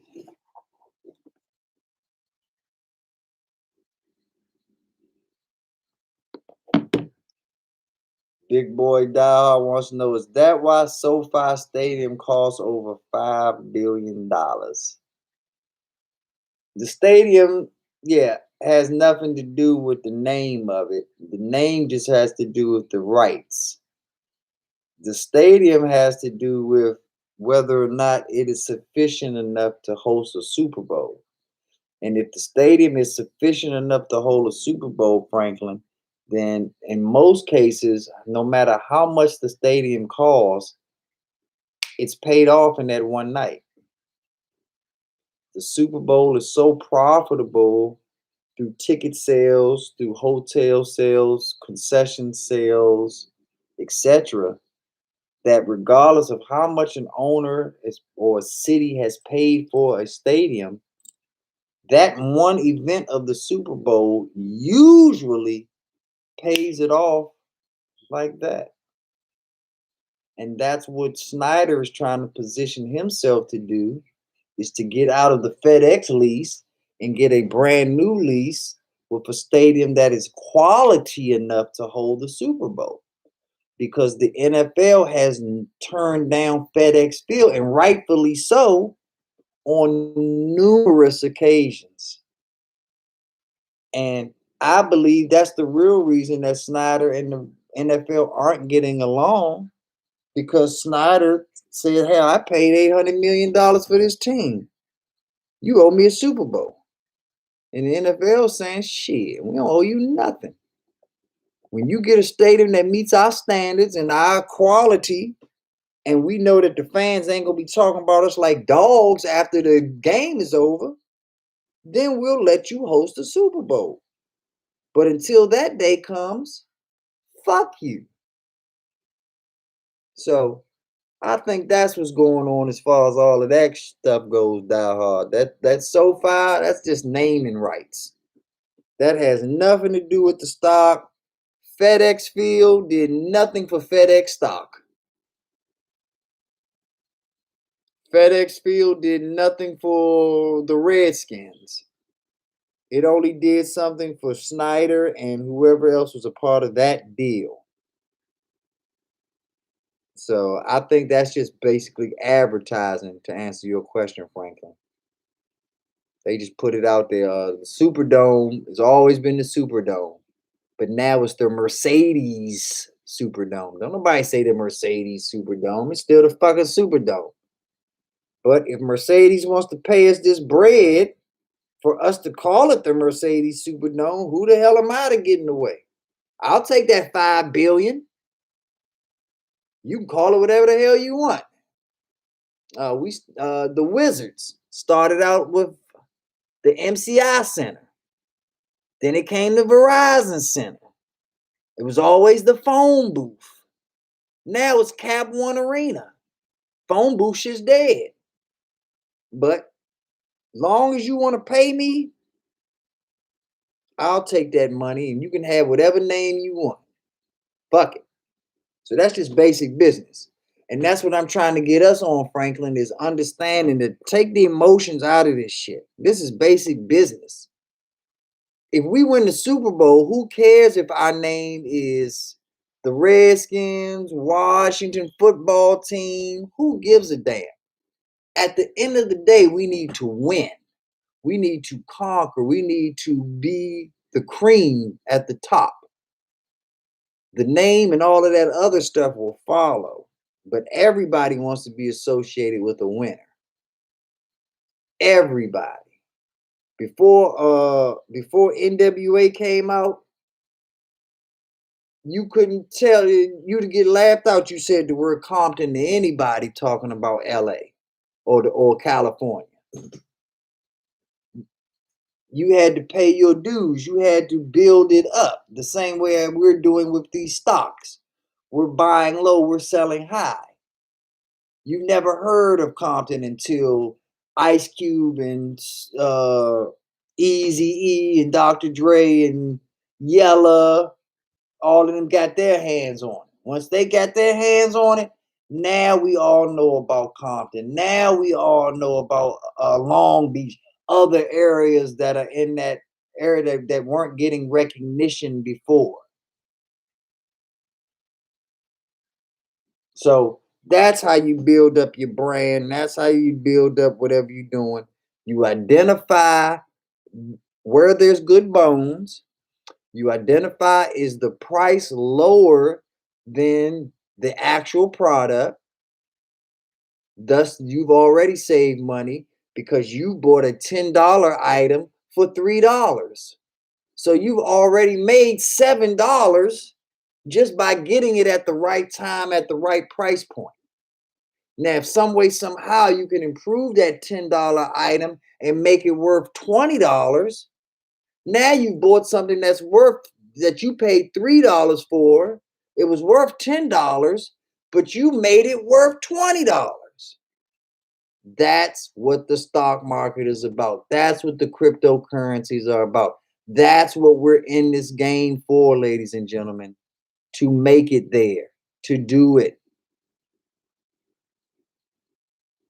And I want everybody, I'm very late on this because I was very focused, but I want to give all of y'all the biggest round of applause, the biggest hugs, whatever the fuck y'all roll with. Understand that y'all did not have to fuck with me. Y'all don't have to fuck with me. So for me to be doing this for only a month and to already have 80 subscribers and 80 people that rock with me and that value my advice, my information, the community that we've built, your advice in the chats, what you all do. I'm missing my man, my YouTube wife is here, but I'm missing my man Money King. I haven't seen I think I've seen him once or twice. But yep, I'm not seeing my man Money King in the chat. He's usually always here in the chat with me, kicking his knowledge, bringing his expertise to the forefront. But we are all in this together, ladies and gentlemen. There is no way in the world that I could ever do this stuff without you all, without your support, without your guidance, your tutelage. We do all of this together. So I'm so happy, so proud of what y'all got going on. So are there any questions? Are there anything that's going on that you all need to know about? I will give you a moment to see what's going on with you, let you do your typing, and I'll wait a second.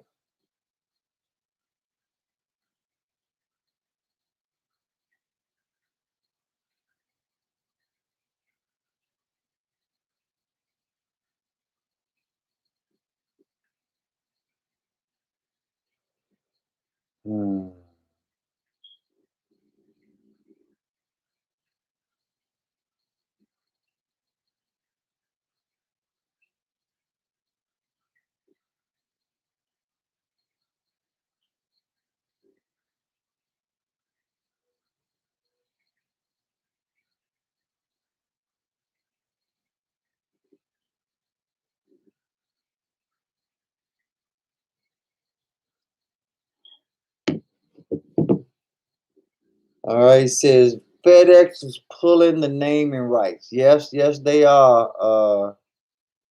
That's one of the reasons that they changing the name, Franklin. is because FedEx says that they're not backing the Redskin name no more. And the aftermath of that, if you recall, Franklin, is that they sold the minority portion of their team to make sure. Hey, Brooke, how you doing? Yep, I've been missing y'all. I know you. I wasn't expecting to see you. I mean, I know you still doing your thing, Brooke. And if y'all haven't subscribed to Brooke's channel, by all means, subscribe. Check out Miss Brooke. She does her damn thing. By all means, Brooke, you can drop your link in the chat if you like, so that those that aren't subscribed to you can subscribe. Ivo, Big Simple, all of you all can drop your links in the chat if you need to. Wifey's still here. I already knew that you were here, babe, but I'm glad to see you. Still here. Had to get myself together for tomorrow. Pack me lunch. It's all good. Bosses do boss shit, so you know. But yeah, I know you rocking with me, Brooke. But yeah, like I said, y'all need to be subscribing to Brooke's channel. You need to subscribe to King Ivo. You need to subscribe King Ivo 002. You need to subscribe to my man Big Simple 422. These are the people in my community that I rock with, that rock with me. We are always there for one another on the warpath. Had a lit live stream today with Ed Oliver and my man Manny. Subscribe to Manny Sports. There's a lot going on here that we do for and with each other. And this is how we're going to not only build our YouTube community, but this is how we're going to build the financial community. This is how we're going to build and give us the dreams and accomplishments that we want to get to through just simple networking, word of working with each other. It's not hard, not hard at all. And as usual, the wonderful woman in my life is out here making sure Brooks' thing is up, making sure Ivo's link is up. I'm sure Big Simples is on the way. So, like I said, you know, and just like clockwork, there it is. So, like I said, as usual, this is why we do what we do, because people like Cassie C are on point. People like Cassie C make sure that you get the information that you need. People like Big Simple, people like King Ivo take the time to share me out. Take the time to make sure that the people know what's going on. My man Santiago, the players in the house. It's all good, Santiago. Like I said, y'all do, you know, talking that talk, having a good time. We all here for each other all the time. My content will always be public for you all. So if you don't catch it live, you always have the opportunity to catch it in your spare time. And in a lot of cases, it might be better to do it that way. That way you can rewind. You can go back and see it as many times as you want. If there's one part that you want to focus on versus another part, it's in the universe and it's yours forever to do what you want, how you want. So no apologies necessary here. We all show each other love. My man Santiago has started his page back up and is getting into the swing of things. So by all means, Santiago, you know, please support my man on his page as he's growing and he's doing big things out here. We're a very intelligent group of individuals. We're a very driven group of individuals. So to be in this community and to be in this group means that you don't want to be at the same place tomorrow that you were yesterday. You are constantly trying to move forward. You are constantly looking full steam ahead. We do not focus on rearview mirrors. We don't focus on what could have been or should have been. We focus on what will be. And Miss Cassie has been nice enough to drop Santiago's link as well. And see, and it's not just talk, these are actions, ladies and gentlemen. You're seeing it with your own two eyes, you are being a part of it. So by all means, be a part of this community. Come in, serve, help your fellow man, help your fellow woman get to the next level. And the reward that you will get out of it is you will be elevated to the next level. It will come back to you tenfold in this community, in this environment, in this circle. So I'm going to wrap it up actually for this evening. I have given you 2 hours of my time tonight. We have touched again on our belts series. That stands for Bitcoin, Ethereum, Lemonade, Tesla, Square. We have touched on the things that have built off of Bitcoin and Ethereum, such as SafeMoon, SafeSun, Dogecoin, Litecoin, XRP, XLM, PancakeSwap, Shiba. We have so many different things going on, ladies and gentlemen.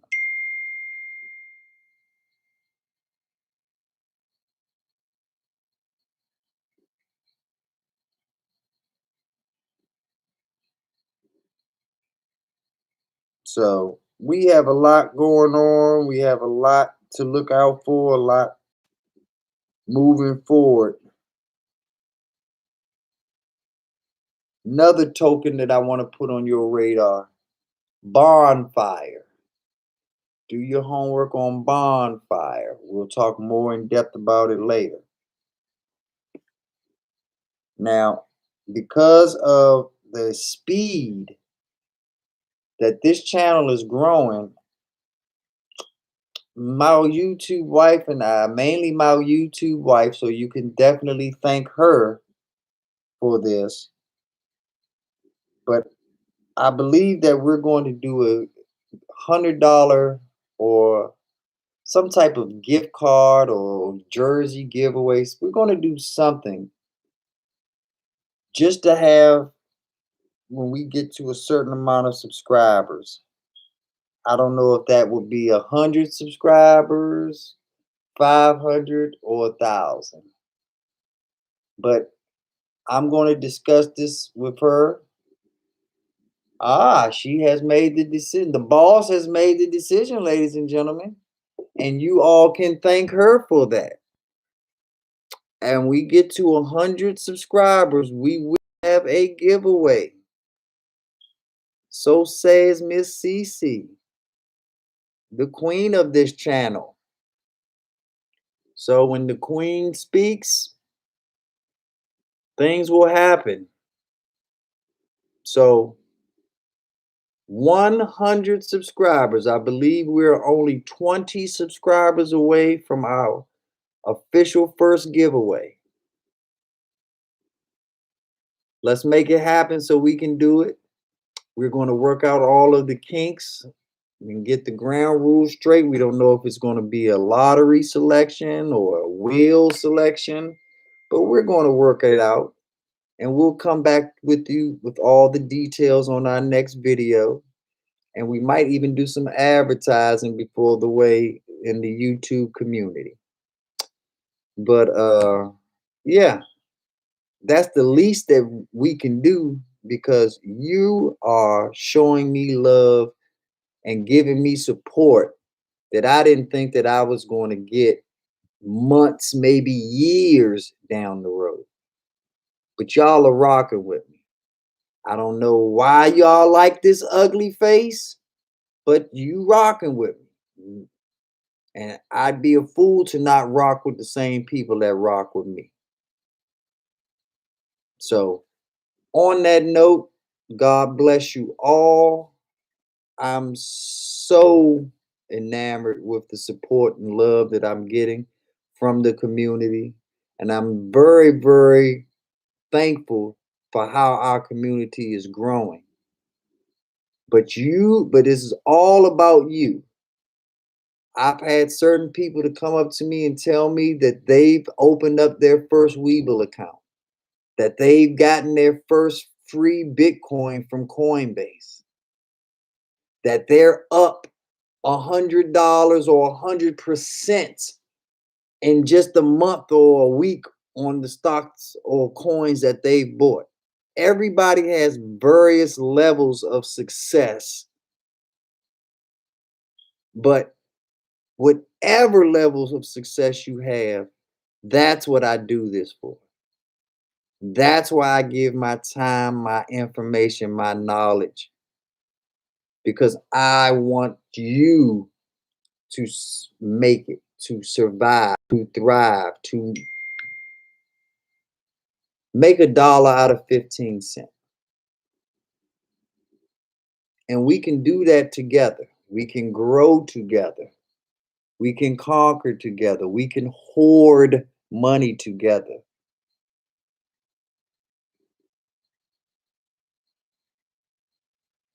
So that is the key right there.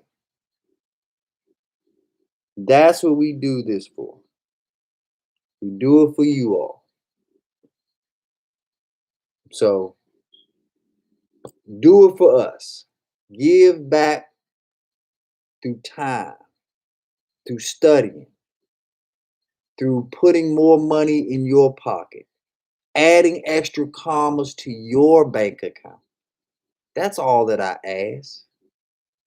That when you see me, we break bread together because you're in a position to break that bread,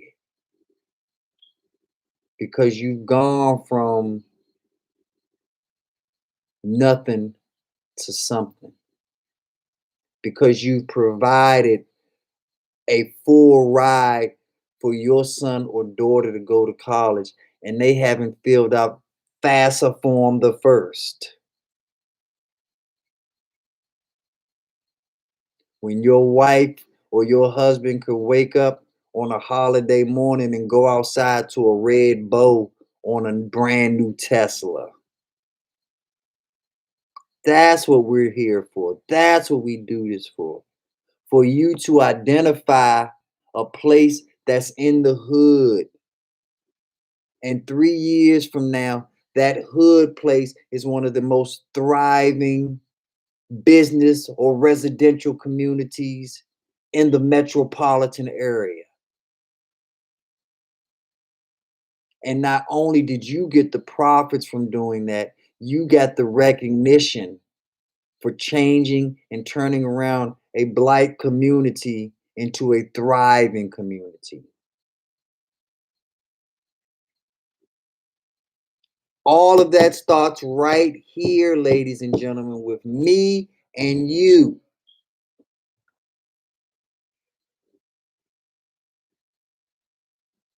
Robinhood, Webull, Coinbase, Binance, real estate in Miami, real estate in Boston, real estate in DC, real estate in New York, real estate in Vegas, real estate in Texas, real estate in California, real estate in Dubai, real estate in Russia, real estate in Africa.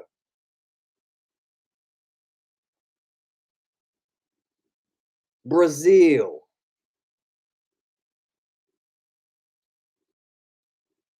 That's what we do this for. That's what we're in this fight for. That's what we communicate with each other for. Not for stupid shit.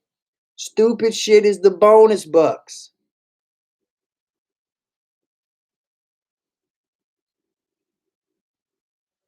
I love you, Brooke. I love you, Santiago.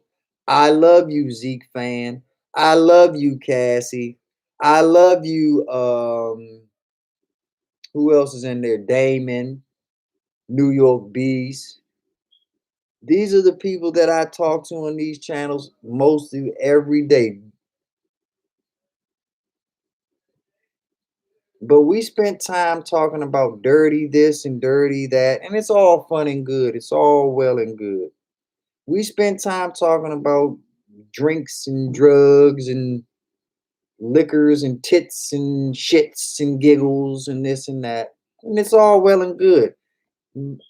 Y'all know I'm not being a hypocrite because a lot of the times I'm the one right there leading the charge on the foolishness.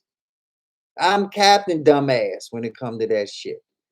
My man Ready Red in the building. My nigga. What up, champion? I'm always happy to see your name in my chat.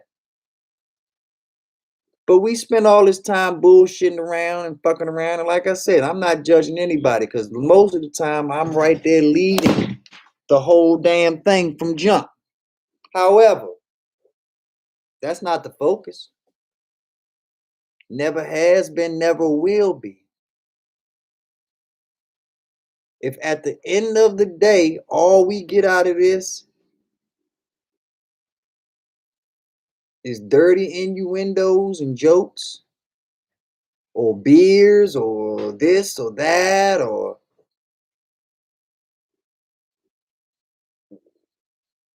whether we wear latex or sheepskin condoms, or I mean, if that's all that we're getting out of this at the end of the day, what a wasted life we've had. What a wasted life.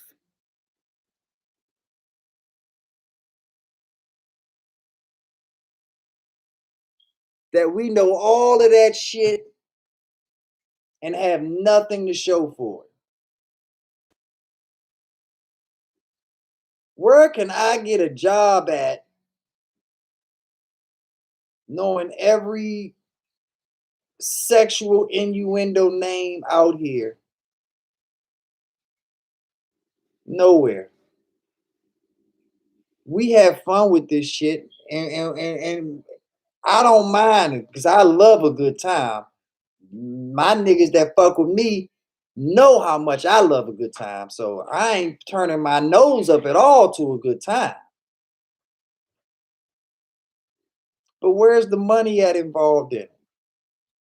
Where's the satisfaction or the pleasure?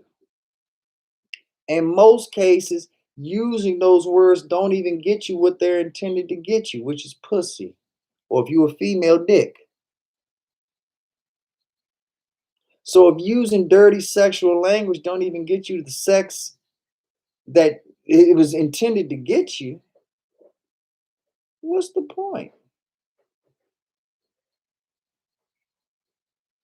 Especially when there's money to be made out here. A few weeks ago, I saw Santiago's nephew literally change his life like that. One phone call, one name being said, one name scrolling across the bottom of the screen. And that young man's life will never be the same. Never. And he's in a way position than all of us, and he still doesn't have time to bullshit like we bullshit. And I'm a bullshitter, y'all. Once again, I'm not judging anybody because I'll be the first to say I'm usually at the head of the table leading the charge on the bullshit. And I probably will still be doing it moving forward. But the difference between me, Ready Red, Santiago's, Armand's, definitely the Cassies of the world. The difference is, and I'm sure there's others, but definitely the ones that I've just named. The difference is that they all work hard. They've all paid the cost to be the boss. So if they want to bullshit around with me, they can do that. Because just like me, they paid their dues. They got money in their pocket. They got commas in their bank account. Most of you don't. Most of you don't have the luxury to waste time and bullshit around. Most of you need to have a fucking pen and paper out and writing down every motherfucking word I'm saying. Replaying it forward, backwards, and forward. A lot of you all are in a position where you need to put your AirPods in and go to sleep to this, like it's Rosetta. That's how much you need this. That's how much this is a game changer to your life.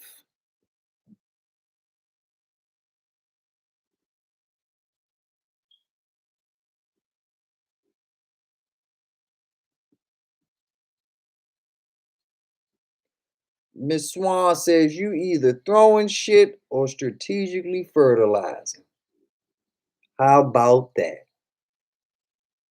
How about that?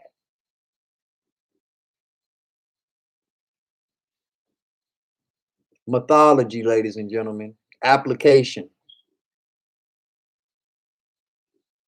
You can have it all. We can bullshit till the cows come home. We can be vulgar. We can be nasty. We can be raunchy. We can be lewd. But let's earn that. Let's earn that, ladies and gentlemen. Let's pay the price. Let's pay the cost to be the boss.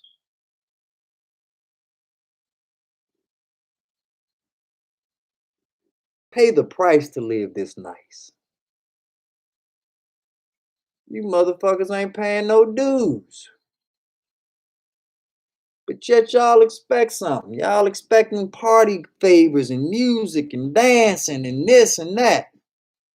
What have you done to deserve any of that?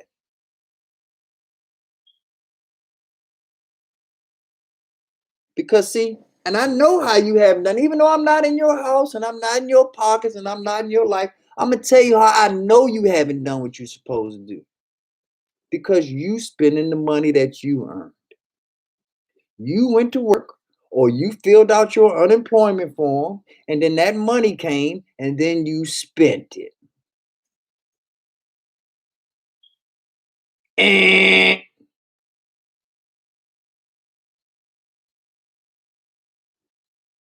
Take that money and use it what it's intended to be used for. Seed money. That's all that money is seed money. It is the down payment for you, the real money that's out there waiting for you. It is a worm on a hook meant to catch bigger fish. It is a small time magnet hoping to attract a stronger polarity between magnetic fields.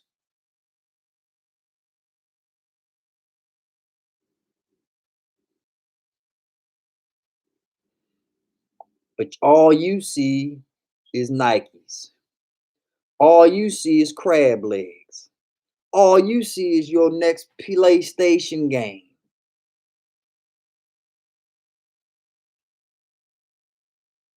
Oh, my next fifth of Belvedere, Patron, my next bag of weed.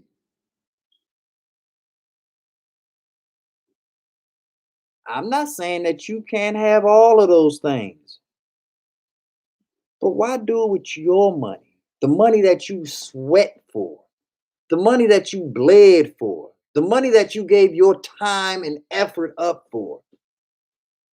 You work hard for that and then just give it away like that to the carry out for some mumbo sauce?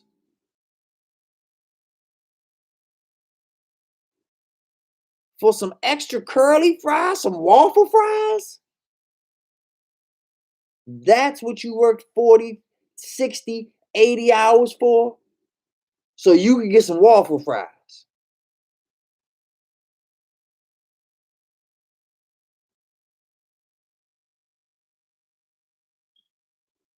Or maybe there's somebody who's making $17 an hour that you want to impress. You want that girl or that guy that's making $17 an hour to think that you're making $30 an hour. Instead of being real with them and saying, hey, let's get together. I got some game that I can kick you and we can do this together. And we can turn both of our $17 an hour jobs into $100 an hour jobs and do less work in the process and educate ourselves at a greater level and get more tax breaks and advantages. That's why we're here to network, ladies and gentlemen. That's why we do what we do. That's why I'm here. That's why you're here. To make it, not to bullshit.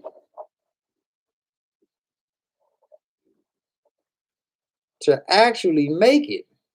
I have nothing that I want to flaunt to you. I have nothing that I want to show off to you other than this. And you have nothing to show off to me other than this. This is all I'm looking for. There's some beautiful women out here in the world and in this chat. This all I want from you. It's some real niggas in this chat that got real bread, real money, gun, drugs, all types of shit that's nothing but opportunities. I don't need none of that shit. That's all I need from y'all. If y'all give me this, everything else I'll get myself. Everything else I will be in a position to supply for myself. If we can come together and like a football team does when they huddle and put all of our helmets together. If we can just put all of our heads together and don't put our head up until we have a play that we all agree on.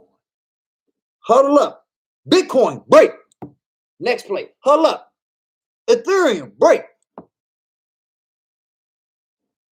If we go into that with the right mindset, who can beat us? Who can take us down? We've already shown what we can do as a people throughout history.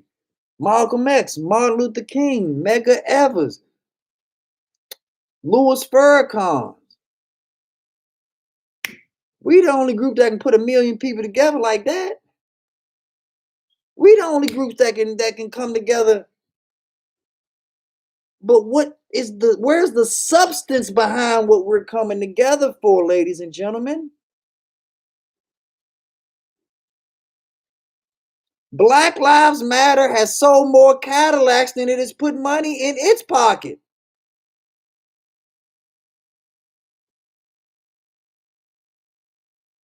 Was that the point of Black Lives Matter? Was to sell Cadillacs?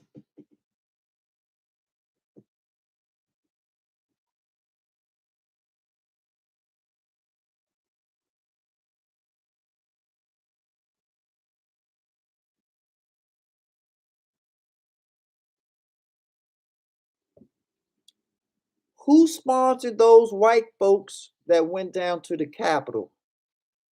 Who endorsed them? Who? What company gave us a commercial break on their bullshit?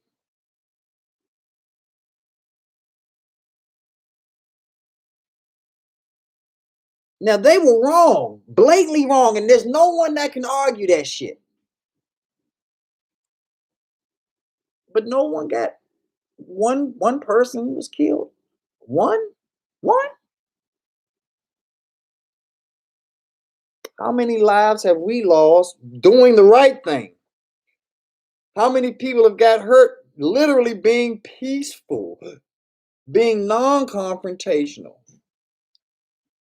not agitating anyone?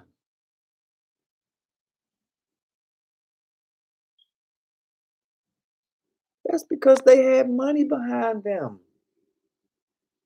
They understood how capital works in a capitalistic society. They didn't care if their politics was wrong. They didn't care if their views were outdated. Their bank accounts were current. Their capital was current. Their prestige in the professional business commerce world was current. So, what did they have to lose? What was the real risk that they took?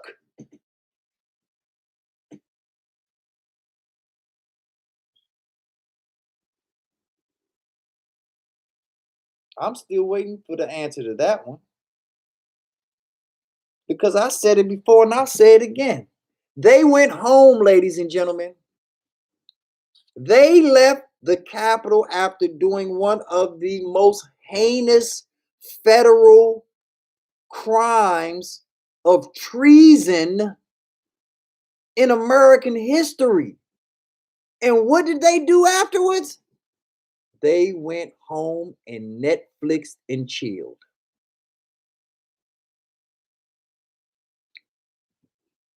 You, your mother, your son, your daughter robs a liquor store for a 6 pack of beer. You don't go home. Especially if you did it in plain sight. Especially if they seen you with no mask and easy to identify you. Oh yeah, I know that person. That's Susan. She works down the 3 cubicles down. She handles all the triplicates.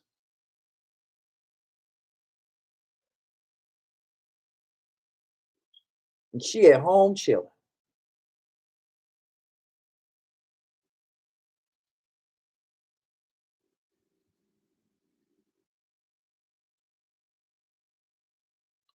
And while they over here taking over the world, what are we doing?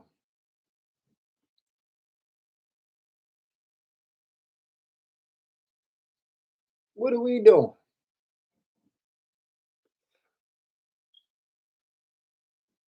Jerking off to OnlyFans pages.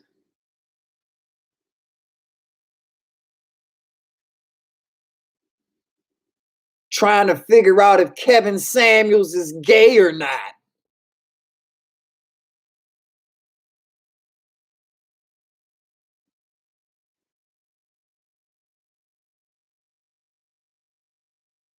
Wondering if LeBron is going to be back for the playoffs.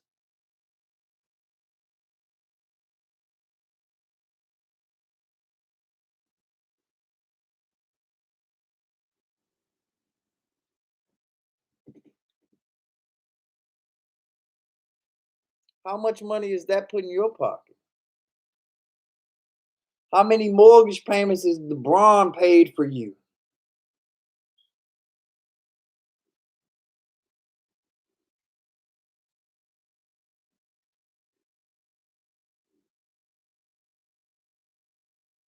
We're going back to school next year.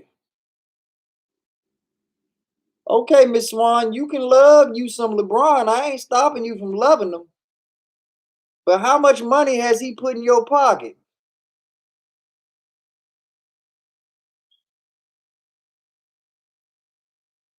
I'll wait. How much of that love, Miss Swan, has transferred to your financial prosperity? I love LeBron too. He's one of my favorite all-time great players. He's in my Mount Rushmore. But he ain't never put a dollar in my pocket. I've given more, and that's when I knew I had to get myself together, Miss Swan. When I do the math, I put more money in his pocket. The rich guy, the poor man has put more money in the rich guy's pocket, and he hasn't given me shit.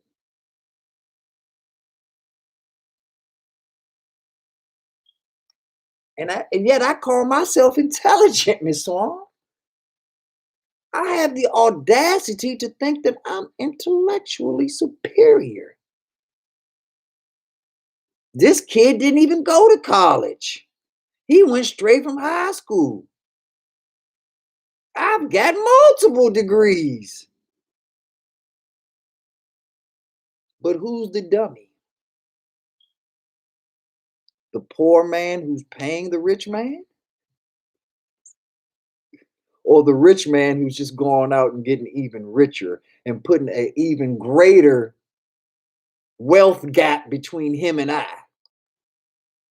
Who's the intelligent one? Who's the winner? Who understands how the American system really works? And who's capitalizing on that understanding? I'm playing catch up. I'll be the first to admit the education that I received did not include financial education. And that's the reason that this channel has been started in the first place. Because financial education trumps engineering, trumps architecture, trumps even medicine. Because if you have all of that stuff and you get paid for the great service and the great skill that you have, and then give it all away to people who have no skills and no service and no anything, what did you do it for? You really saved all of those lives to give that money to the Cadillac guy? Really? I can't believe that. I can't accept that. What I will believe and what I will accept is that we all live in a system that is purposely fucking us over to keep us ignorant so that people that really don't deserve anything still eat and eat well. This Cadillac dealership that I saw, they don't deserve what we're giving them. McLaren's and this place and that place, they don't deserve everything that we're giving them. The jewelry store and everyone's got to get a Jesus piece. And I love guns. I love to shoot them. I love going to the gun range and stuff like that. There's only so many guns you can shoot at one time. There's only at best I got two trigger fingers. And if I get something that's double burrowed, I might be able to get 4 rounds off because I'm hitting two burrows with both fingers. But that's as good as it's gonna get, y'all. So why in the world am I making $50,000 a year and have 9 bazookas?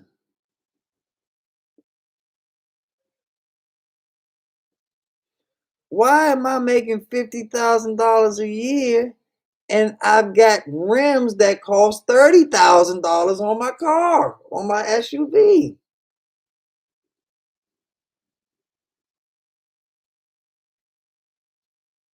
Why do I make $50,000 a year and literally 1/5 of my entire salary has been spent on a belt or a purse or a pair of shoes? 1/5 of my whole salary? And then I want to know why America hates me? Huh? I watched a special the other day where a lady spent $400 to $500 on her hairstyle. Her hairstyle was so expensive, she had to get it financed with the beautician.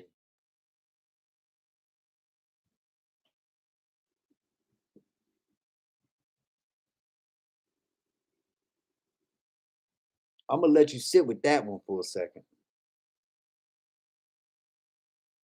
You got to run a credit check to get finger waves now, ladies and gentlemen.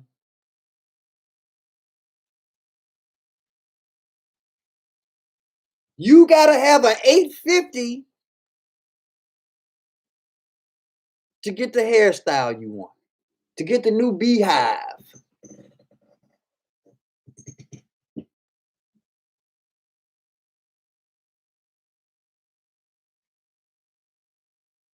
But that's what's important.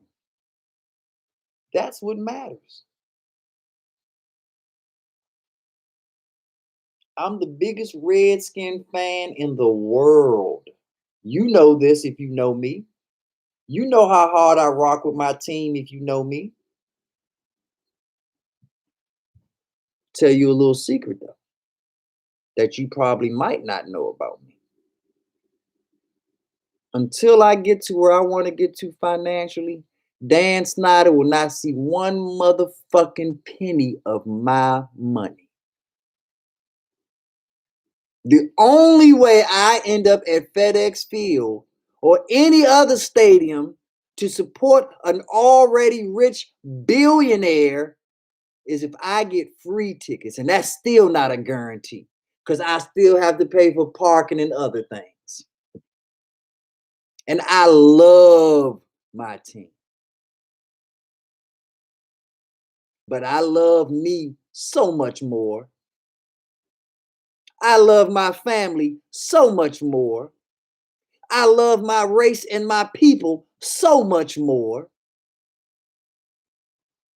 And if I can sacrifice not giving my money to someone who's already got enough money that their grandkids can't give away money, why can't you? Why can't you understand that you are the stock that's low? And we buy low. Buy you. Invest in yourself. Invest in your community. Invest in your education. Invest in your future, your tomorrow. What's a Chase Young jersey going to do for you?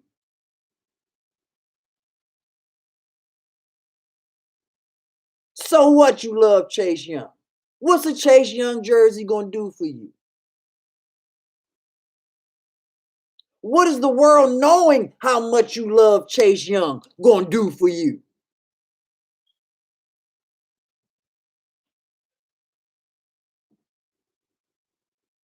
I'm not picking on you, Miss Swan, but since you brought it up, what is LeBron and you loving LeBron doing for you in your wallet, in your bank account?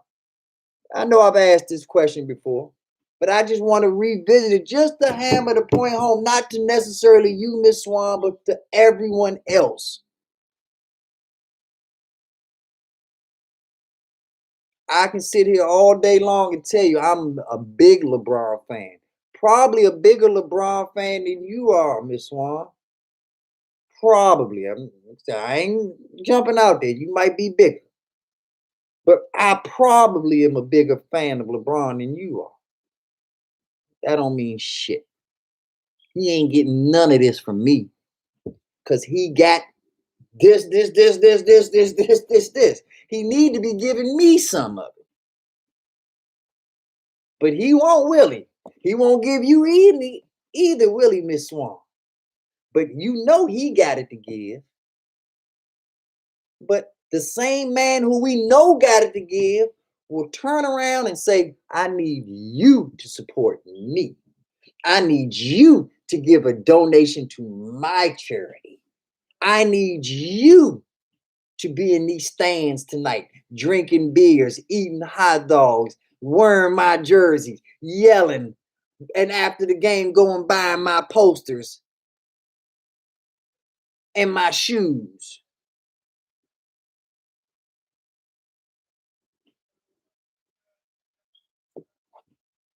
And we fall for the shit.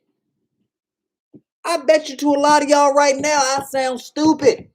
Like, what is B Nizzle talking about, man? Wait for LeBron to do something for me? What is he talking about? That don't make no sense. I've always bought LeBron shoes. I've always bought Michael Jordan shoes. I've always bought KD shoes. Think about it. The poor person has always bought and supported the rich person. And then we don't know why the wealth gap gets bigger. We don't understand why the rich get richer and the poor get poor while we're giving the rich our money. While we, the poor people, are giving the rich our money. Just because it's not cash, just because it looks like a football ticket or a basketball ticket or a Home Depot card, that's our money. And we're giving it to them. They're not robbing us. They're not forcing it from us. We are literally waiting and standing in line for hours to say, please take my money. And we call each other and celebrate that shit. Woohoo! Just called to let you know, Santiago. Dan Snyder took my money. Hell yeah. I'm broke as shit now. All right, talk to you later. Ha ha.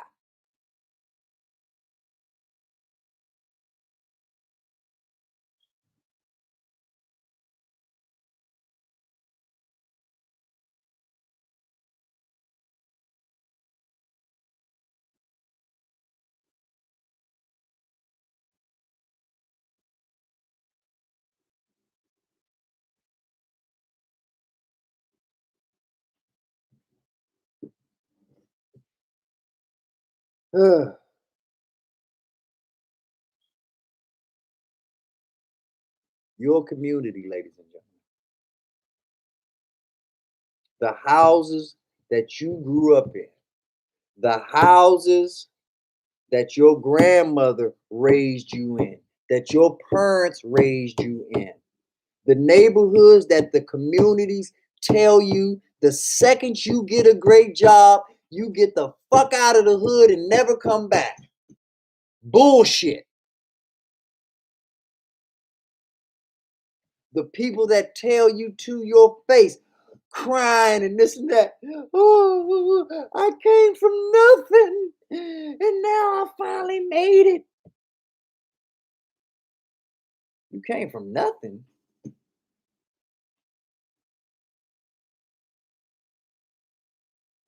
The same Brooklyn that's now Brooklyn Heights, you consider that Brooklyn nothing? The same Harlem that's more Manhattan than it is Harlem now? That was your tormented, that was your torture? The Compton that you grew up in that's now Compton Heights? That was your torture? The DC that used to be Chocolate City is now Gentrification City? That's what you had to get away from?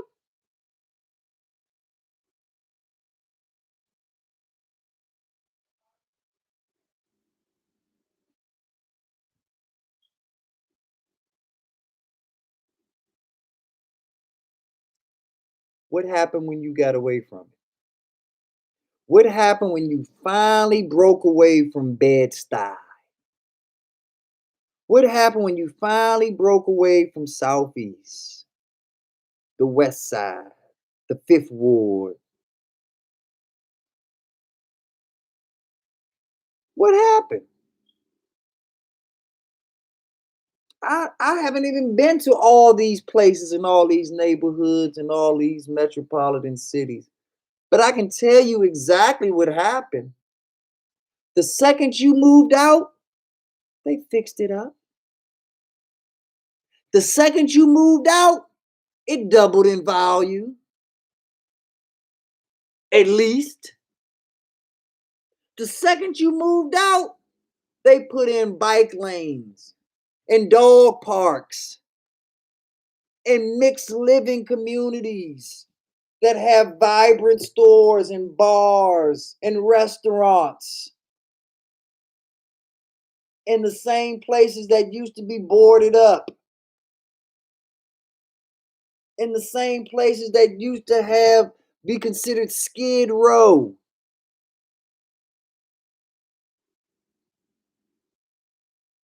Now there's outside bakeries and diners and heated umbrellas and the whole nine. Why couldn't you see the potential in that? Why couldn't you take the time, effort, blood, sweat, tears, resources to make sugar out of shit? They did it. And they did it waiting for you to move out.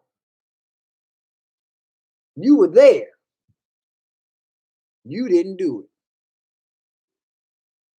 They moved from St. Louis to Miami. You've been in Miami your whole life. You ain't done shit. They moved down there 3 months later. That same house is now worth $100,000 more.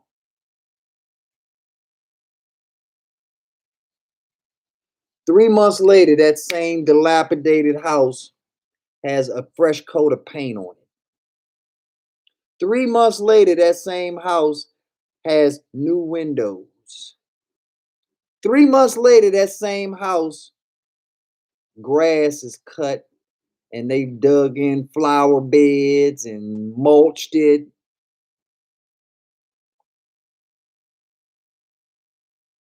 And y'all know what I'm talking about.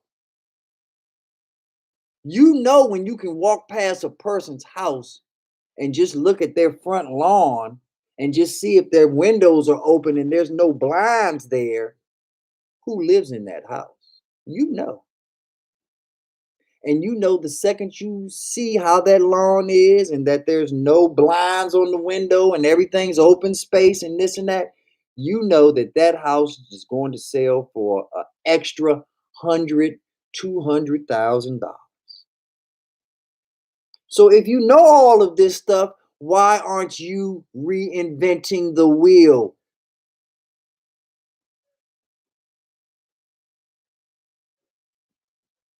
Every dude I know started selling t-shirts back in the day. And once they found out that one person was selling t-shirts, then everybody, oh, Diddy selling Sean John.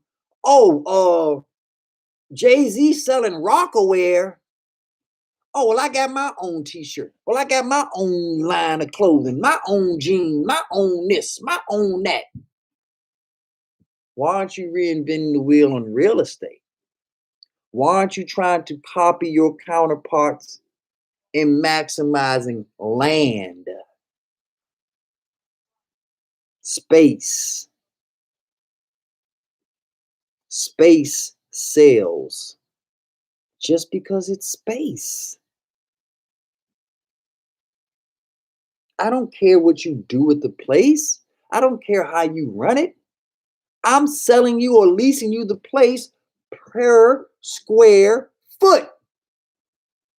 I'm charging you for space. Just space. Don't believe me? Why are all of these self-storage facilities popping up everywhere? What are they selling, ladies and gentlemen?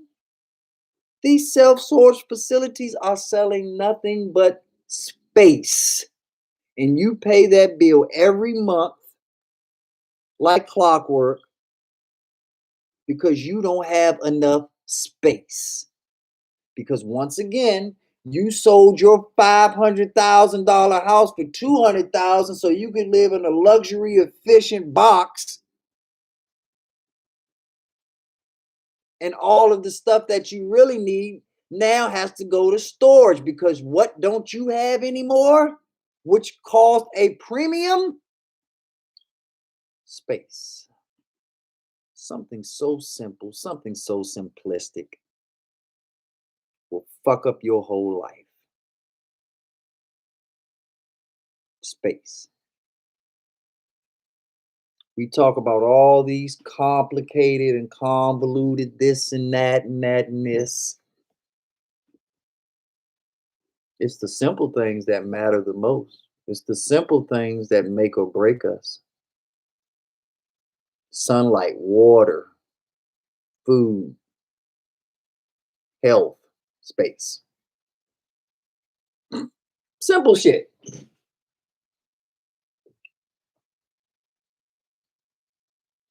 But we can't focus on that because we focus on things like phone posits. Ooh, phone posits. Or we're focused on things like, is this charger a lightning fast charger versus this other charger? Put some money in your motherfucking pocket and you can buy 10,000 Apple chargers. Put some money in your pocket and you can have 10,000 chargers that are wireless and can connect anywhere and da da da da dee dee dee.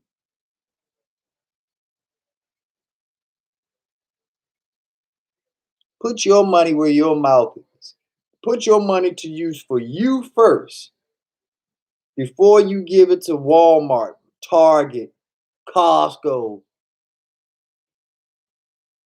I'm not saying don't eat. I'm not saying don't take care of your mortgage, your rent, responsibilities. Of course, you got to take care of home first. But after you take care of that, take care of other things. And I'm about to say something that's going to piss a lot of y'all off, but I don't give a damn. Y'all waste money on Disney Plus. Y'all waste money on Netflix. Y'all waste money on Ubers and fucking Door Dashes and all of that shit. Cook your own food.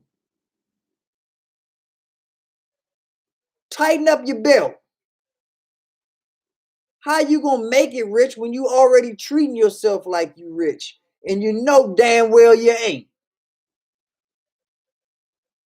If you know you ain't rich and you know you living check to check, moment to moment, change your life. Discipline yourself. You making $20,000 a year, you should never have heard who the fuck Tiger King is. You should have no idea how a streaming channel or network even works. You should not be having any conversations of whether I like the first Justice League or the Snyder Cut better. These are luxuries that you have not earned, yet you feel entitled to them.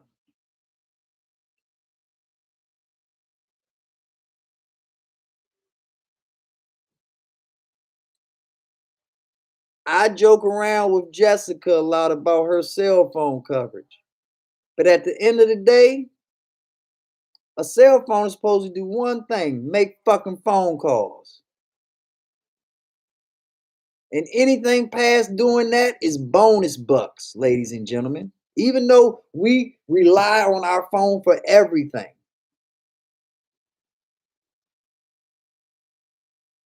But have you earned the luxury? Have you earned the luxury of having the option of FaceTiming somebody? Have you earned the option of buying anything you want from the Apple store or the App Store? Have you earned that right?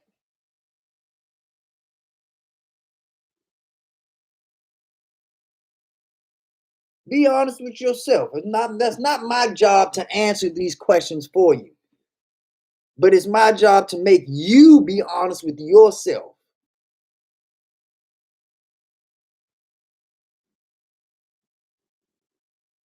You got a great hairdo, but you stuffing toilet paper in your drawers because instead of buying a tampon or maxi.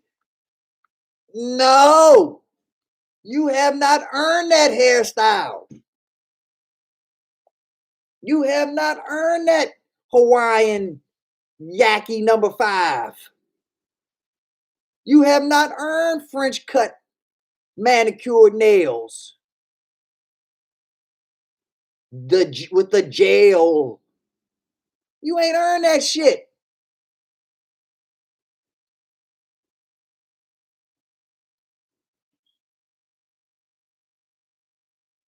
My dude, I know you got a special woman and you want to treat her like the queen that she is, but you can't buy her that shit if you ain't in the position to do it. She will love you and respect you a lot more if you put her in a position that 5 years from now, she's retired and never has to work again.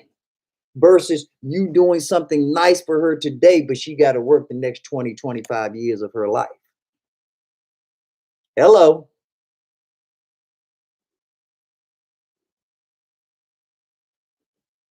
So I talk this talk and I try to kick y'all to knowledge, but y'all, it's only as good as you make it. I've got literally 65 companies right here, right now that I'm willing to give you all, that I want to discuss with you all. But why would I waste my time and breath over going over 65 companies when you haven't even researched the 5 that I've told you to research? When you haven't even put in the time and effort to tell me the true value and clientele of Bitcoin, Ethereum, Lemonade, Tesla, Square. You can't tell me these things. But let's talk about GT5. We can talk all day long.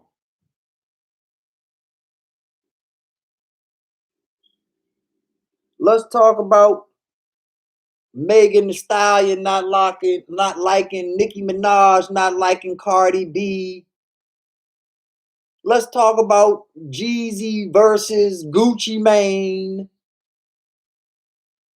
like Tiger Kings. Is T.I. really cheating on Tiny? Is Tiny really spiking people's drinks? Hey, do you hang out with Tiny?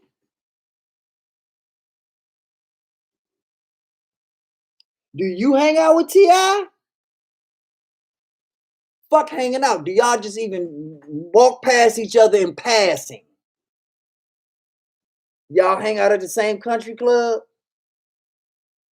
Y'all eat at the same McDonald's?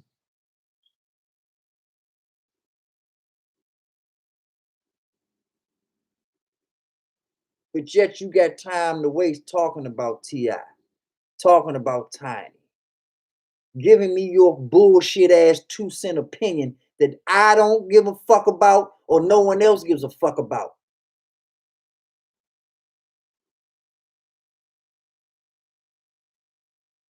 Because you ain't handled your business. Because as much as you laugh at Tiny, you know who she is and she don't know who the fuck you are. Ha ha. Who gets the last laugh? As much as I heard jokes and this and that about Serena Williams lightening her skin and doing this and doing that, show me your $100,000 photo shoot and then we can talk. Tell me the world renowned photographers that you've worked with, the world renowned makeup artists that you've dealt with. Let me know how the weather is in Milan this time of year. Then we can talk.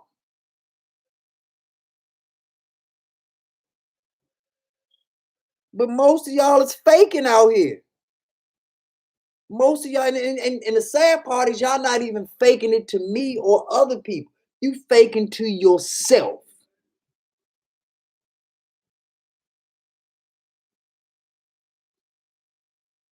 Every time I see somebody with shiny rims or going over the top with this and that, and then I ask them a simple question, hey, what kind of work you do? Oh, I change tires. Huh? What kind of work you do? Oh, I'm the janitor here. Huh?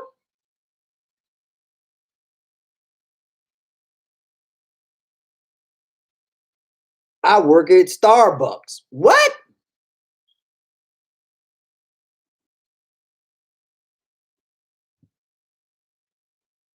But you doing it? You in a position where you can talk about the next person or judge the next person? You got time to focus on them and not put 110% of you into you? And you want to know why Tiny is famous? That little girl ugly. She look like Miss Piggy. She can't sing. She can't this. She can't that. Maybe everything you saying is right. But one thing is for sure and two things for certain. Tiny's only worried about Tiny. She can't sing, so what? She can't dance, so what? She ugly, so what? She short, she this, she that. Tiny worried about Tiny. Tiny going to the bank. If Tiny ends up broke tomorrow, Tiny's lived a way better life than all of us. And we could live another 40, 50 years and still not live the great life that Tiny lived 20 years ago. But we so quick to judge. We so quick to talk about the next person and laugh and this and that while we pulling lint out of our pocket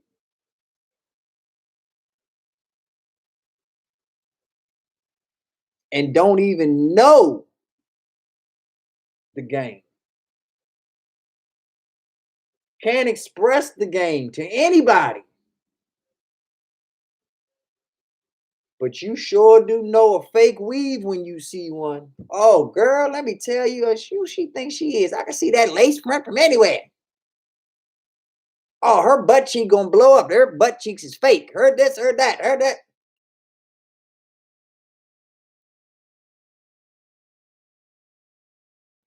But you ain't got shit.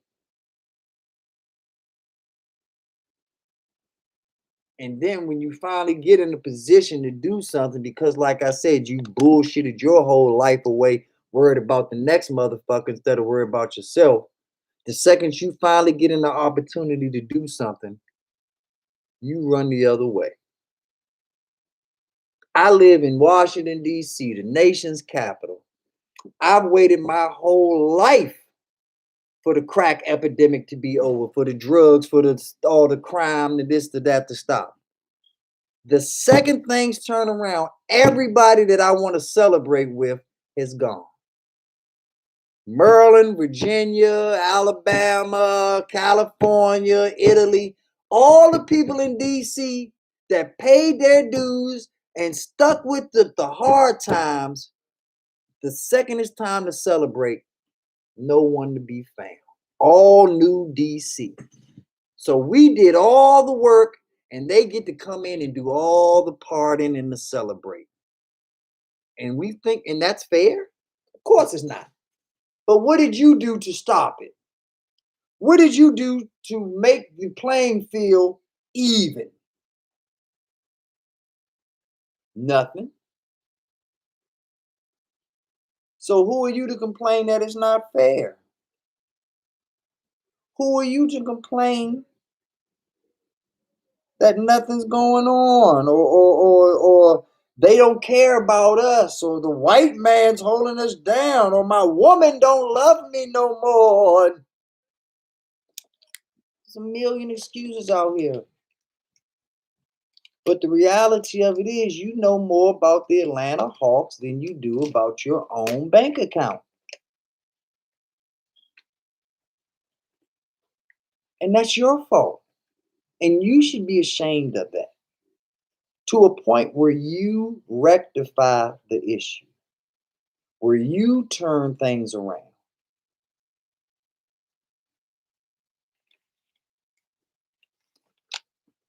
There are exciting new companies that are IPOing every day.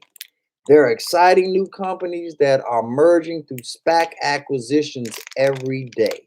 There are exciting new companies that are coming out with their own version of NFT, their own version of Bitcoin or crypto coin.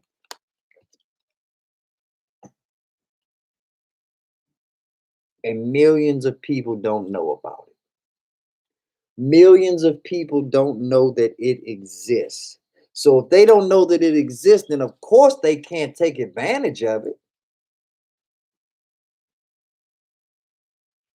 You all are ahead of the game being here on this channel right here, right now. You all are hearing things that most people aren't hearing. You all are in a position to take advantage of things that most people aren't in a position to take advantage of.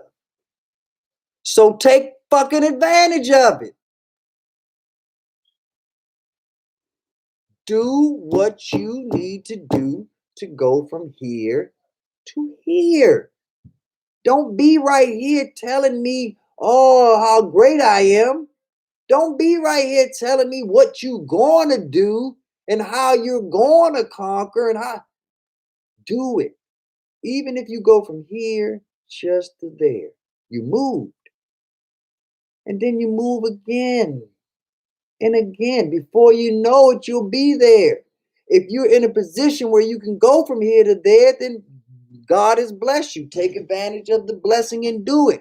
But if you have to literally inch centimeter by centimeter to get to where you're trying to get, start crawling, motherfuckers. You either sink or swim. I don't care if you backstroke, dog paddle, whatever. Swim. Do not sink. Do not drown. We might not get to the shore at the same time, but as long as we're swimming and moving and trying, we're going to get there. If we just stand there and do nothing, we're going to sink. And those are our only two options in life. Do it. The same effort that you put into your job, put into you. The same effort that you put into making sure your kids go to school, put into you. The same effort that you put in to make sure that your hair is done and your ass is clean. Put it into you.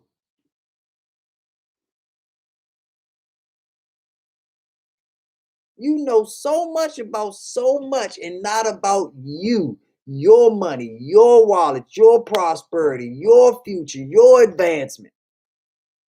But yet you know that you live in a capitalist society. But then you'll turn around and tell the person and gladly admit to them, I know more about hair than I do money. I know more about toenail polish than I do about money.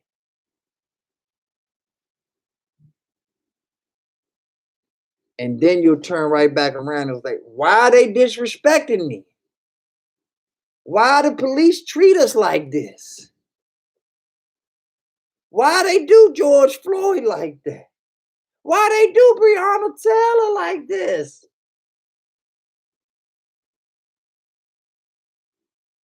But you just admitted you don't know shit. That's why. Because if I'm going to fuck with somebody and I'm doing something that I shouldn't be doing, I'm going to fuck with the person who doesn't know what the fuck's going on. I'm going to mess with the person with the lowest awareness, the lowest resources. And you play right into their hands by keeping your resources low, by keeping your knowledge base low, by keeping your networking pool low.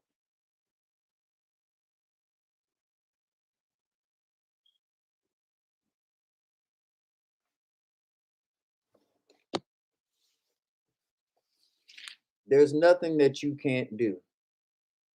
There's nothing that you can't achieve. And if there is something that you can't do or you can't achieve, those that changes when you turn you to we or us. We can do anything. We can accomplish anything except the we part. That's the hardest part is us getting along as the we.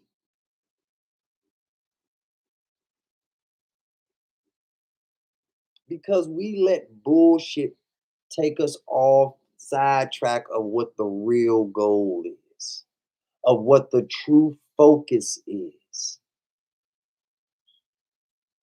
Our advancement, individually and collectively. That's why we have to build up our neighborhood. That's why that's the number one stock. When you invest in stocks, you do research and you rely on CEOs, COOs, board of directors, sales managers, so forth, advertising agencies. They do all the work for you and protect your stock investment for you. But when it comes to real estate, you're the CEO, you're the COO, which means that you can get results quicker because the ball's in your court. Tesla might go from $500 to $1,500 a share. Might. But if you buy something that's $500 and it's under your control, your blood, sweat, and tears, you know for a fact you can make it $1,500 because you're in charge. You're in control. You're not waiting for anyone else.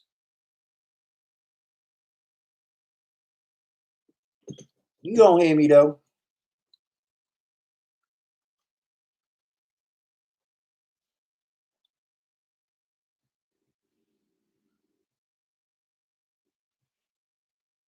I'm going to start getting bold with you all.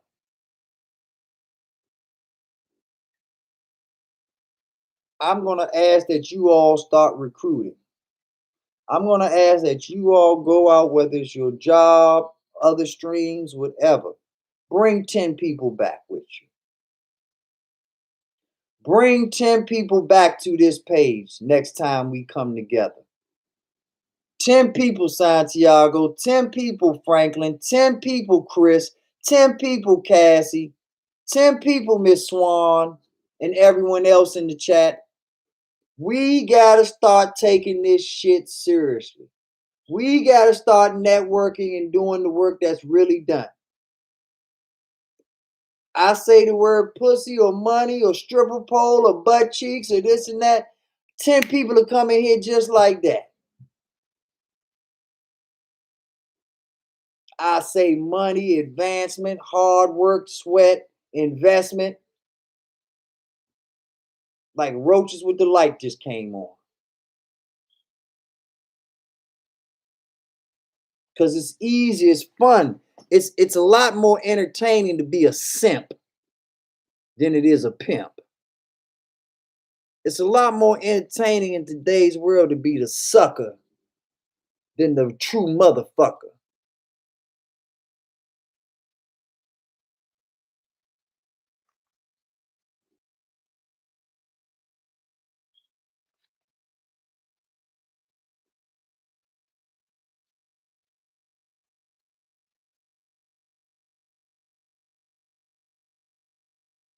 Santiago made a great point right here. He says, if it's left up to me, I'm definitely going to make sure I bring the NFL to you, my brother, and then some.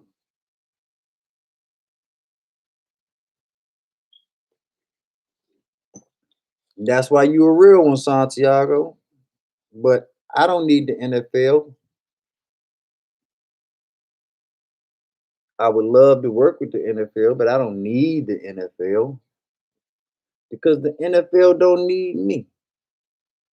I need you all. Y'all need me. We our own thing. We got our own clique going on here. We need to expand off of us the same way we're going to expand off of Bitcoin, Ethereum, and so forth and so on. Same way I broke down how them NFTs and how other coins that we're hearing about, like SafeMoon and Doji, how all of those coins work off of Ethereum. We build off of our foundation first, then we branch out.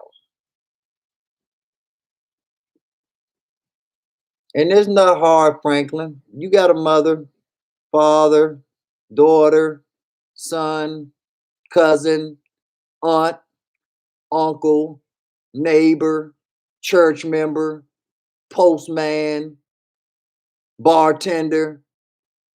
You don't think they want to know how to make money?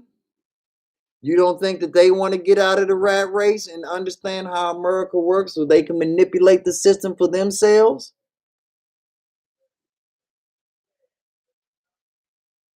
I don't know anybody that doesn't need this information. Warren Buffett can learn something from me. Now, I would learn a lot more from Warren Buffett than he would learn from me, but he learned something from me because that's the power of networking. The more we network, the more we come together, these fingers become a fist. And anybody that's been in a fight knows that I'm getting way more damage with a fist than I'm getting with loose fingers. Take that, take that. I'm gonna have some broken ass fingers at the end of the day. Might still have some broken knuckles, but hey, at least I'm giving myself the best chance versus all of this. And that's all that I'm saying that we got to do. We got to become a true fist. I see all of these fists in the chats and I see all of this love and this and that and there. This is where the love matters. When I see that this message is touching 1,000 people's ears, that's when it matters. When I see this message touching 10,000 ears, that's when it matters. When I see this message touching 100,000, a million ears, that's when it matters. That's when we making a real difference. That's when we scaring the shit out of the system. That's when they got to go back and reapply things. Yep, we all have family members that's gone, big boy Walker. That's why I went down the whole list: mom, dad, son, daughter, aunt, uncle, cousin, stepdaughter. I mean, there's white people out here, Franklin, that are leaving millions of dollars to their dog. To their dog. So we got somebody that can use this knowledge. But yeah, rest in peace to your parents, though. But we all have somebody out there that can use this knowledge. Bring them to the table. Force them to the table. If the government makes you pay taxes every year, we can make people make money every year. Simple as that. But what are we going to do about it? How are we going to handle it? How are we going to curry it? That's the real question, ladies and gentlemen. And the answer lies with you.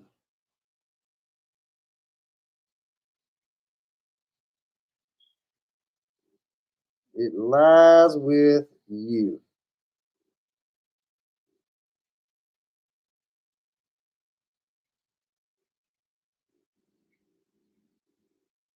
So, hey, at the end of the day, what's it going to be? because I can stop wasting my time if that's what I'm doing. Because this is the secret that I really don't want to talk about, but it's the truth. There's a whole different race, a whole different group, a whole different class of people that will eat this shit up that I'm telling you. Y'all have probably met a few of them in my chat because they come in here and try to troll and try to hate and try to disrupt us because they don't want us to make it. They don't want us to be the benefactors of this game because, in their mind, this game was built exclusively for them. That's why they hate Robinhood. That's why they hate Weebles. That's why they hate all of these platforms, YouTubes and Googles and Twitch, because we are now getting to the information and to the bag of money without them. They've always been the middleman between our work and our money. We taking the direct flight now. No layovers, no connectors. We going straight from Miami to California. One flight, nonstop. We not laying over in Cleveland or Detroit or Texas. We don't have to run off one plane to run on to another plane. No. We chilling. And we get to focus all of our attention on the task at hand. But we not taking advantage of it. We not taking advantage. I mean, Robinhood, Weeble, and all of these things are doing for us financially what Uber has done to the taxi cab for the black man. It's a game changer. It has changed the whole game as far as how we're looked at society wise, where we can get to. Back in the day, you had to leave 2 hours early if you wanted to catch a cab for a half-hour ride because it might take you longer standing out there to get a cab than it takes you to actually get the ride to your destination. Now you can sleep that extra 2 hours because you know. Hell, I've seen people say, I don't want to call the Uber yet because they'll be here too fast. It doesn't take them long to get here. Game changer, ladies and gentlemen. You've experienced game changes and you know you love it. You know you never want to go back to the way things used to be. But you're not helping yourself accelerate these game changing moves to solidify them and make them the new normal.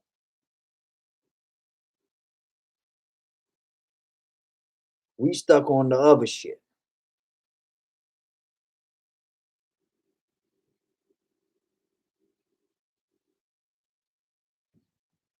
I saw somebody say I think it was today, as a matter of fact. Somebody said today was just like, oh man, I'm gonna buy myself a new PlayStation. Cool. That's great. You like playing video games, you like the PS, knock yourself out. Do you own a Weeble account though?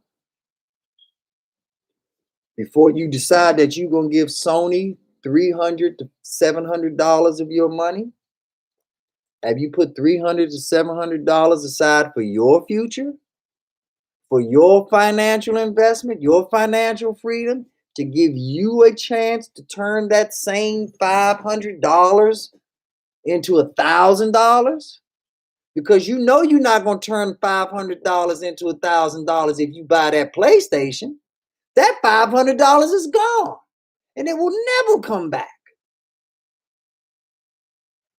But you have the opportunity to buy something for $500 and turn it into 1,000. and still get the PlayStation and still have the same original 500.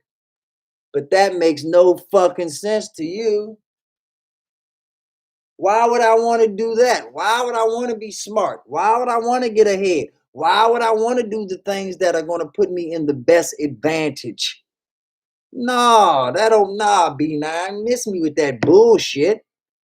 I like to do things the hard way.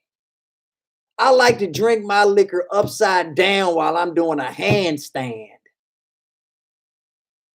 Why would I sit down at the bar and drink my beer when I can drink it upside down out of a straw? Knock yourself out, Slim. Knock yourself out, sweetheart. Do it your way, young man, young lady. But do me a favor.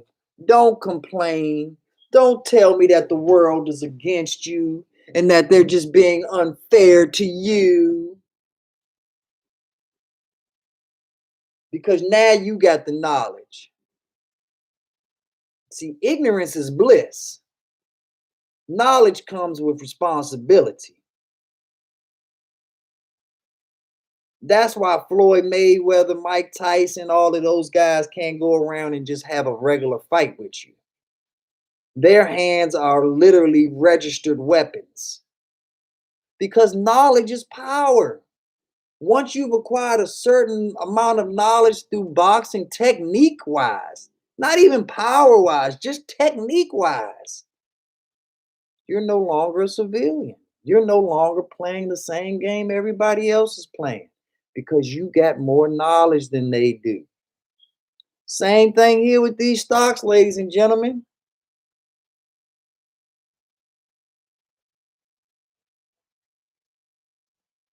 Same exact thing. Now that you know about them, the onus is on you. You no longer have the luxury of playing stupid. You no longer have the luxury of being all shucks, the dumb blonde. No. You know what's going on. You know how it goes on. What the fuck are you going to do about it? How are you going to handle it? How are you going to change things around? How are you going to make this thing shine when it's nice and rusty and dusty? How are you going to go from grind to shine? The game is right here. And it's easy. I didn't tell you had to cut grass. I didn't tell you had to paint. I didn't tell you had to use a power drill.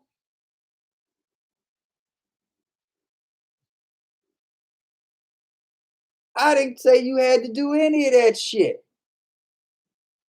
I said all you have to do is research, put your money where your mouth is, sit back and light a cigar, have a drink, watch. Now you can go watch Netflix. Now you can go bullshit. Because now you're using bullshit as a distraction to give you the time necessary to accumulate the profits that you want to accumulate based off your investments.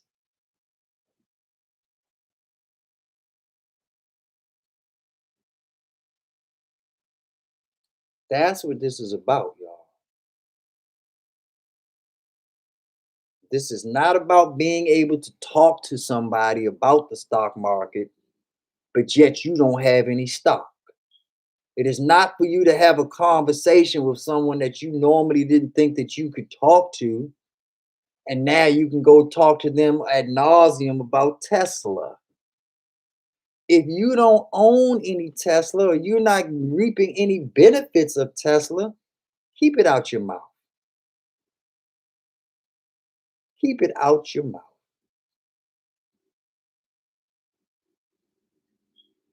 I'm giving you this game to help you, to see you go to the next level, not to just sit around and talk that talk, to maximize on it.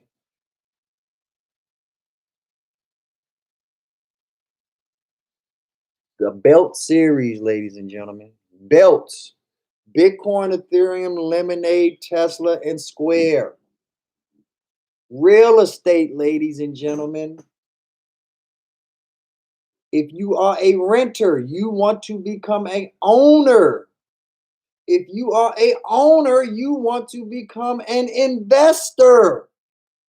If you are a real estate investor, you want to a residential real estate investor. You want to become a commercial real estate investor. There are always levels and tiers to this game, ladies and gentlemen. There's always more to acquire, always more to do. If there was nothing else to do, Bill Gates would have been done because he'd have had it all already. But as rich as Bill Gates is and as much as he has, he understands that he needs more. He understands that he needs to stay on top of things, to stay current on things. That if he slips just a little bit, the whole world can pass him by. And you don't have literally 1/100000th of the resources that he has. So you don't have the time that he has to waste. You have to work 1/1000000000th times harder than him because you're 1/10000000th times poorer than he is. Sorry, no, you don't want to hear it. No, it's depressing. I don't care. This is what is expected. This is what you have to do. No substitutions. Hard work only. It's the only way you're going to get the results that you want. Hard fucking work. Discipline. Dedication. Fortitude. Gumption.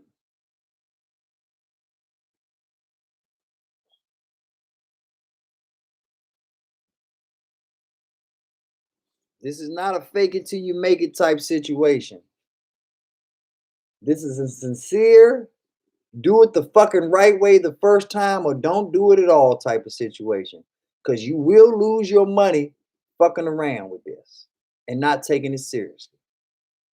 And even worse, what's really going to upset you, and hopefully I'm not talking to anybody in this chat, what's really going to hurt you is 5-10 years from now, you still sitting in the same spot, and everybody that listened and everybody that networked together, life has dramatically changed. Dramatically changed. I went back and I watched Jamie Foxx. I think the video was called Pastor Cavassier. And it was a video, Busta Rhymes video. And Busta Rhymes was the superstar. And P. Diddy was the second superstar. And Pharrell was featured. And when they got to the end, they gave Jamie Foxx just a little small, minute role in the video. And I find it so comical today because if that video was shot today with Jamie Foxx being who he was, Jamie Foxx would be featured, had a verse or a song on the damn thing, and would have been through the whole video. But back then, his stock was low. And those that invested in him, they had no idea how he was going to make it. They had no idea he was going to make the movie Ray and that it was going to change his entire life and career. No idea. But look at him now. Time is God's medicine. And he did not wait for the right moment. He said, I'm on In Living Color. I'm not really getting the respect I deserve, though. I'm doing these little bullshit movies. I got the Jamie Foxx show. But it's on WB. It's on. Now look at 'em. You can't get no more A level than Jamie Foxx. But that's because he paid his dues. That's because he grinded. That's because he said, I'm not going to quit on this shit. I'm not going to bullshit myself. He's so busy heavy in the game now, he putting his daughter on game. He's making celebrities out of other normal people. That's power. All right. Santiago says, I know people who are truck drivers and different type of business entrepreneurs that I must reach out to and extend you to them. As usual, Santiago. That's why I fuck with you, because you've always been a real one, my brother. Always. I picked that vibe up from day one, though, champion. Like a barrel full of crabs, we see one of us getting to the top and one of us trying to pull another down instead of doing the opposite. Cream versus crab, Santiago. Cream rises, crabs pull you down. That is called backwards hustling, my friend. Exactly. We do not hustle backwards. You know that. And Walker took it to the next step. He said, nah, I'm going to take it to the next level. That ain't backward hustling. That's just outright being an idiot. Facts. Die hard. Facts. And he says, research, research, research, people. And that's what it's about, man. And that's why y'all the real ones, man. Because you understand that you're not far enough to know what got you ahead. You know that you didn't do it all by yourself, Santiago. You know you didn't do it all by yourself, Franklin. You know you had people in your corner rocking with you, rolling with you, that some of them didn't even have to help you, but they did. And they wouldn't have had it no other way. Because they understood the power of networking. They understood the power of what it really takes for us to get ahead out here, even if they benefited or not. So, y'all know what it is. Y'all on point. It's not a mistake that y'all are the only people in here with me right now. Not a mistake at all. But like I said, let me yell out jigaboo. Or let me yell out some old dirty granny pose or something like that. We know who will be around. We know who will be in here. We know who try to come up on the damn panel. Because that's what they about is bullshit. But when we talk this real shit, like I say, it's like the light just came on. Them roaches are scattering. They want nothing to do with this shit. We talk Anheuser-Busch, here they come. We talking Jack Daniels, here they come. We talking about a Loud Pack, here they come. We talking about big booty hoes, here they come. And the funny part about it is, everything that I talk about on this channel is the mean and the vehicle to drive you and get you to all the other bullshit that they want to focus on. But when we party like they want to party and they haven't figured out why do we get to party that way and they don't, we'll know why. We'll know why. In the same breath that we know why Ron Rivera is a better head coach than all these other head coaches in the NFC East.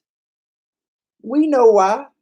And it's not because of what he does on Sundays. It's because of what he's doing right now. Off season stuff, the phone calls he's making, the relationships that he's developing. That's why we're going to win in December. That's why Ron Rivera is one of the best head coaching winning percentages in the month of December, because that's when it's winning time. And if you want to win in December, you start in April.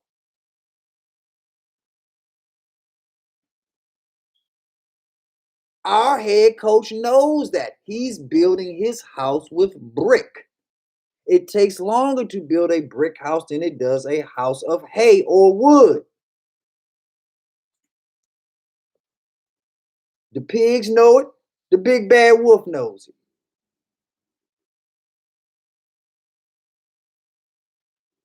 And we'll see at the end who was the smarter of the two, of the three. The wood pig, the hay pig, or the brick pig.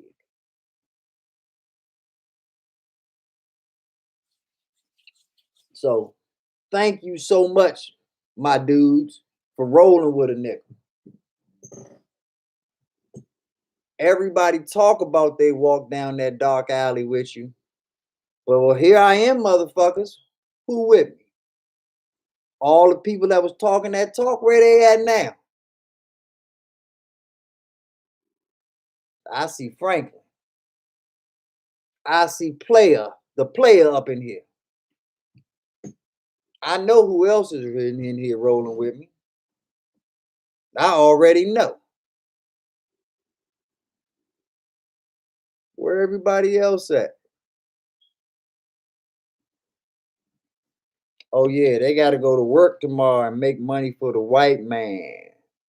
They're boss. They're this. They're that. It's more important to put money in masses' pocket than it is to put it in their pocket. They'll rationalize the shit. But we know what it is. We've always known what it is. That you love them more than you love yourself.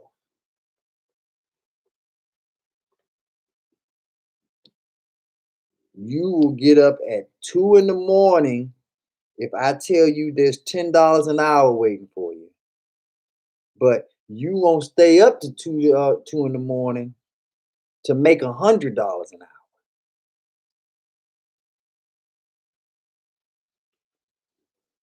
I started out this stream with Bitcoin telling you that Bitcoin is up $52,000 in a year.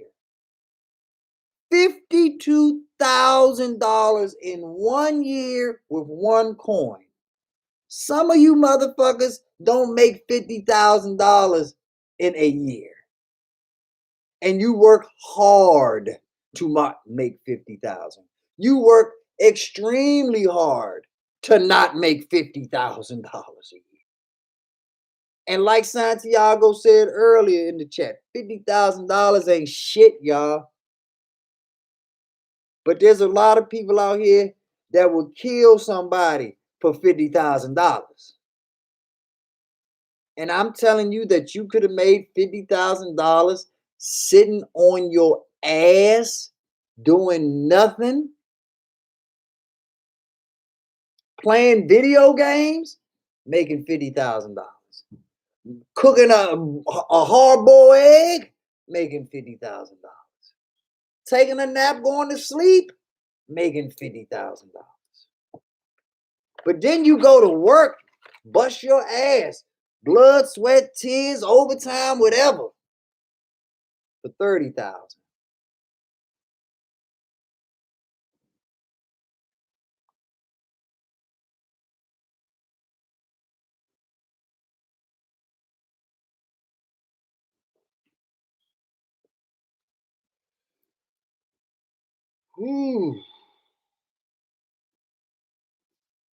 Man,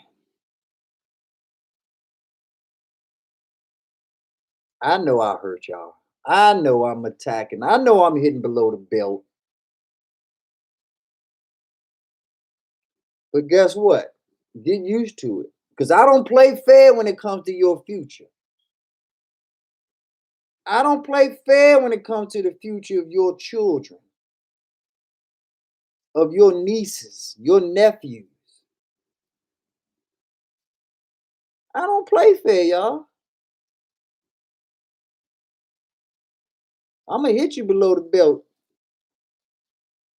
if it's going to get me where I need to get and get you where you need to get off the fucking pot, off the porch.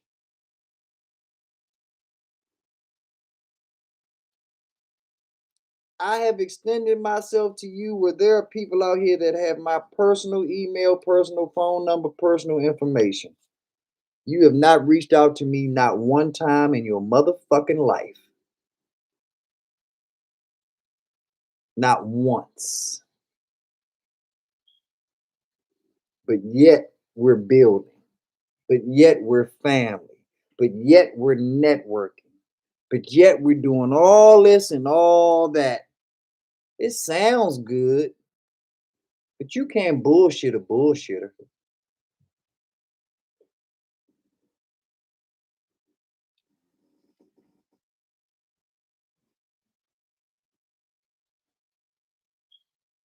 I know whether it's real or whether it's Memorex.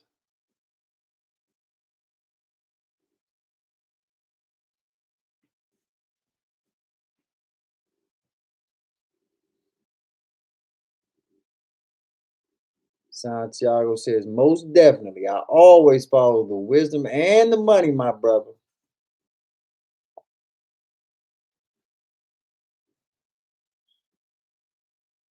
All that shit will come later. We with you, bro. I'm with y'all too. We on the same grown up stuff that they can't handle mentally. Facts. Tell them to put their chin up. I'm always ready and prepared to fight. The good fight, like Rocky Balboa. Say ain't That's right. That's right. And I already know that. Like I say, Santiago, you can say less, my brother. I'm gonna keep it real with you, Santiago. You can say less. I know what you about. You ain't got nothing to prove, nothing to say. I already know. Franklin been rocking with me from day one. Franklin in my neck of the woods. I'm waiting for Franklin to run up on me, but like I know you, so that way I can know the fuck you are, Franklin, because I don't know you yet. You talking about you see me around the neighborhood and shit? Come holler at your boy. Let's break bread together. Get this party started. But yeah, there's no doubt in my mind that y'all rock with me. And I hope and pray there's no doubt in y'all mind that I rock with you. I'm not doing this shit for my health. I'm doing this shit to make sure that y'all get ahead, to make sure that y'all in the loop, to make sure that y'all capitalize on this shit. And that's why I go so hard because there's people that I talk to that's just like, yeah, man, I ain't done nothing yet. I ain't done nothing. The fuck you think I'm doing this shit for? For you to keep saying you ain't done nothing yet? That's like me cooking you food every night and then I turn around and see that whole plate in the trash. Nigga, I'm gonna stop cooking. I ain't cooking for you to just throw that shit away. You gonna either eat that shit or I'm gonna stop fucking cooking. Simple as that. Cause see, the moral of this is that I don't need this. With or without you, I know what I know. With or without you, I get ahead because the knowledge is here. I'm taking it from here, putting it there. Niggas ain't gonna do what they supposed to do. I can stop wasting my breath and just let it stay up here.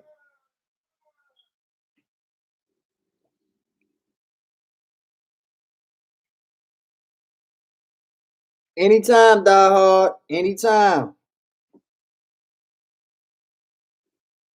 I would love to break bread, my brother. Like I said, that's what this is all about. All about. You made my day when you told me you in my neck of the woods. Definitely come check me out. I got people, I done met Dubs, I done met uh BG. So I done met motherfuckers out of state through this shit, man. Definitely want to meet a nigga in my own neck of the woods. Shit. Hell yeah. And you cool? Come on, man.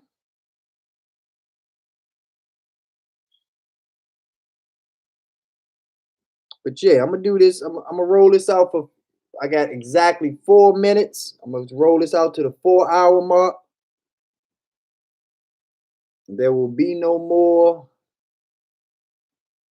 11-hour streams unless we are really, really jumping. And we are not jumping on tonight the way that I want us to jump. So we gonna cut this short at the 4 hour mark. Let you all do what you all do.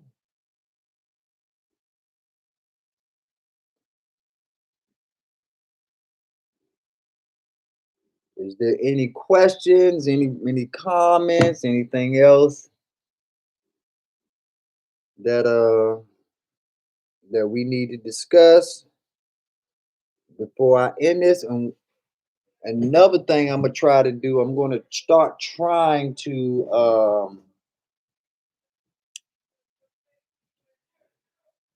do these lives. They might be shorter, but I'm trying to make them shorter so that I can pick up the frequency, perhaps do them a little more often. I'm averaging probably about one per week. So if I can shorten it up, maybe I can get two, possibly even three different streams a week and spread out that same 11, 12 hours in 3 to 4 hour increments versus doing the whole 12 hours straight. But we'll see. I'm new to this YouTube thing, so we're gonna play around with it a little bit. We're gonna, figure out the catch. I got the OGs like Santiago and Warpath and all of them to give me some guidance and come up with whatever style is gonna be most beneficial for us or whatever. But yeah, we definitely gonna get there, Santiago. We definitely gonna get there, player. It's going just like these stocks, man. This is a long-term investment. This is not a Usain Bolt race. I'm not snapping my finger Thanos style and expecting half of the world to disappear. We doing this slow, turtle style, small increments, steady pace, steady improvement. That's what we all about. Well, it's been a pleasure, B9, for the knowledge that you spread to us. I appreciate that, Franklin, but I'll be honest, it's a pleasure for me to have people like you, Santiago, Brooke, that truly rock with a nigga. Y'all have no reason to not rock with me, but you do. You have your lives, you got your family lives. What up, Yacht Fuel? How you doing? Glad you can make it in tonight. Where you checking in from, Yacht? It's almost 2:45 on this side of town. So are you West Coast? Are you in a different country? What's going on with you, Yacht Fuel? Okay, that's what's up. Kansas City. That's what's up. We got a Chiefs fan in the house. That's what's up. Well, go ahead and hit that subscribe button, Yacht Fuel. Become a member. What we talk about here, is this your first time here, y'all fuel? First time at my channel? Oh, you already sub? My man. Good looking. Well, were you here for any of the things that we talked about earlier? Okay, first time. Cool. Well, this is what we're gonna discuss. And make sure that you sub Yacht Fuel, because I usually get a notification of those that are actually subbed. But what we talked about here, Yacht Fuel, is we have a 5-step program that we're going through. 5 basic stocks, cryptocurrencies that we're building our portfolio off of. Likewise, all day, Yacht Fuel, all day. Yeah, I don't deal with cigarettes. But yeah, what I'm doing over here is we have a series that's an acronym called BELTS, Yacht Fuel. If you ever heard of FANG stocks, FANGs is Facebook, Apple, Amazon, Netflix, and Google. What I do is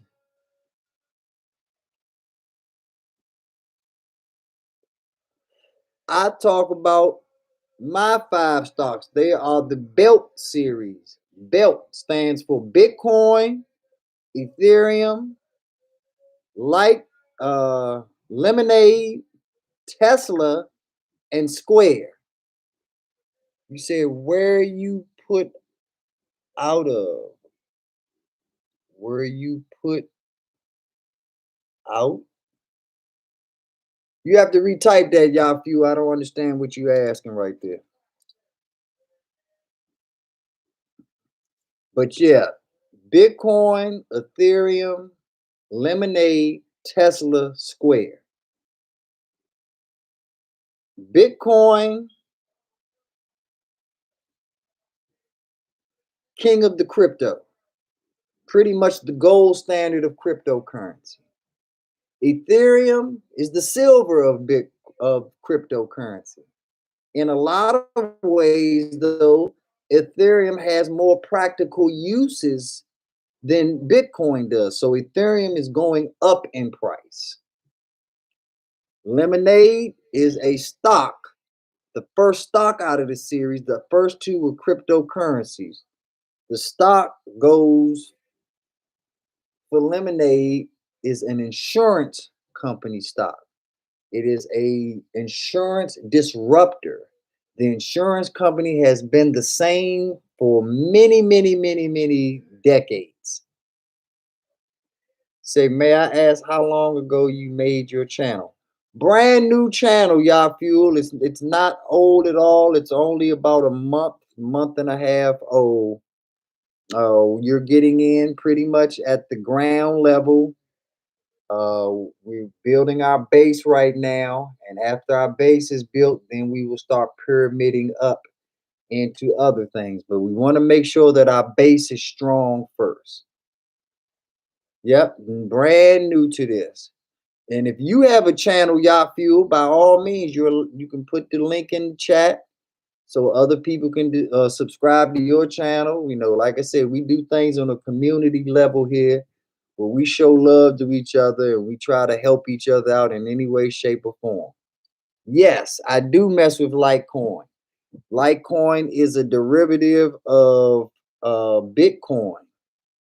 Litecoin uses the same network that Bitcoin uses.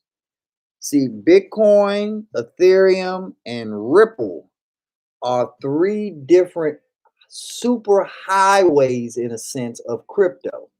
Not only do they have their own coin or token, they're also the platform and the vehicle that you use for all the other tokens.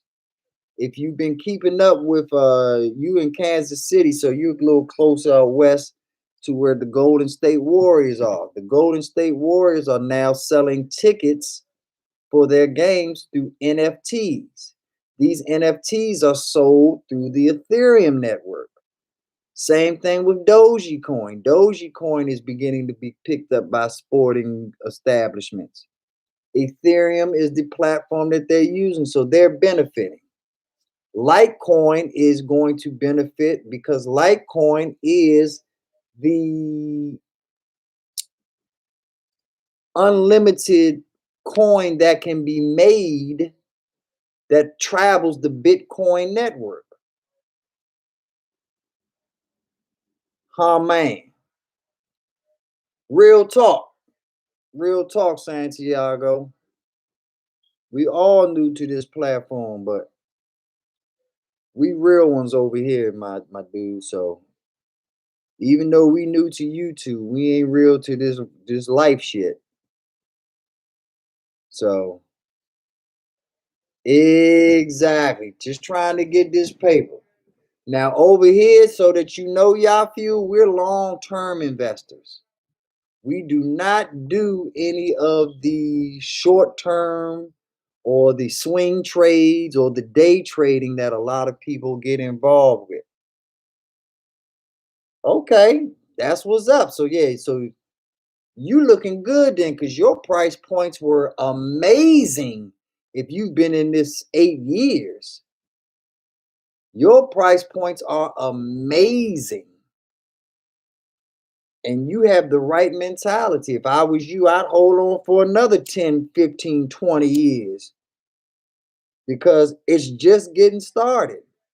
And as I was explaining earlier in the chat, these things evolve.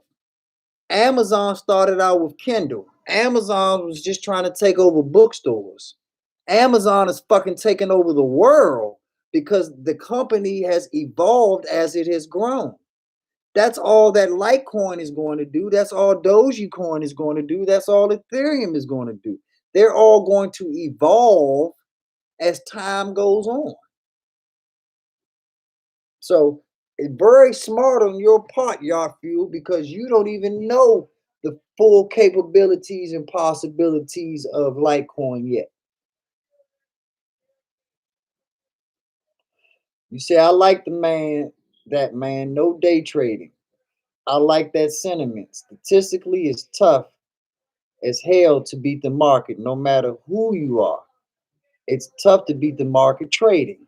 Facts. See, and the one factor that a lot of people don't put in, Yacht Fuel, that is a very important variable in our equation on this channel is time. Time is God's medicine. Okay? As long as your money in the position that you've taken is correct and you bought them at the right time and you've given them enough time to truly mature, I don't see how you can't win if you have done your research and you've actually researched in a company that you truly believe in. I don't see how you can't win. It happens, but not often. You said, I'm not boosting with the 8 years. I'm telling you how long I've been playing lots of ups and downs. Oh, I believe you, champion. I don't think you boosting at all. At all. Now you're rare, but you're the type of rare person that we looking for on this channel. A person that's been involved 8 years, you made for us because you already know that you got the stomach and the intestinal fortitude to hold your nuts and make sure that you ain't pissing in the bed. You gonna stand strong and you gonna see the tough times through and you gonna come out smelling like a rose when it's all said and done. That's the plan for myself, Santiago, Big Boy Die and everyone on this channel. We have nuts and we hold them for the long term. No questions asked. Santiago says, "Be nizzle. This is meant for you to do and to lead those who do not understand. Keep grinding. You will shine no matter what, as you always do." Thank you, my brother.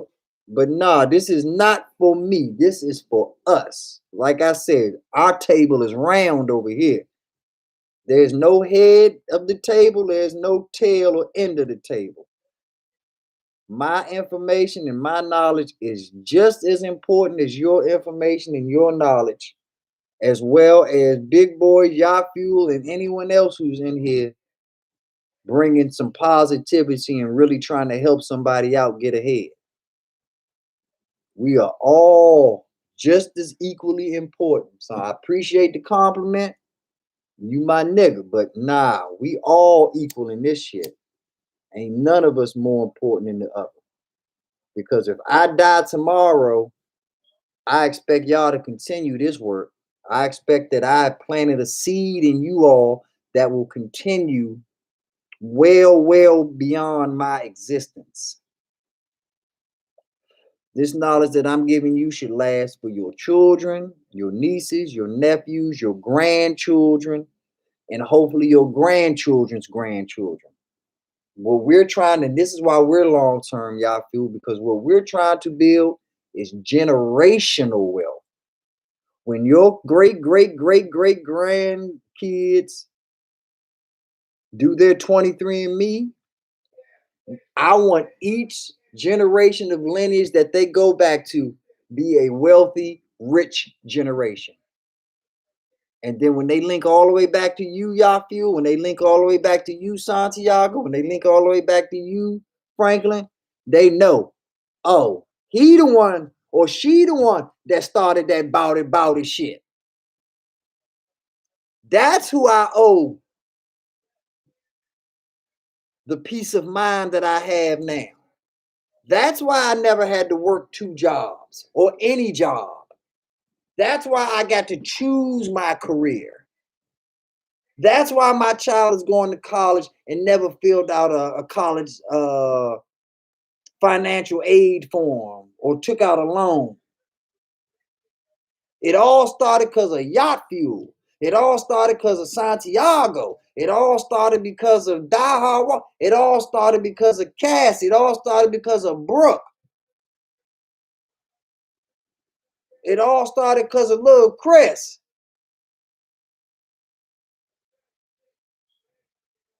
That's what matters. Said, I will tell you the key to this game is to hold and not trade around prices. That is the toughest game in the world. And I'm still fighting that demon. Yeah, it gets rough sometimes, man, because, you know, we don't have an infinite amount of money. Bills got to get paid. Unexpected shit happens. I get it.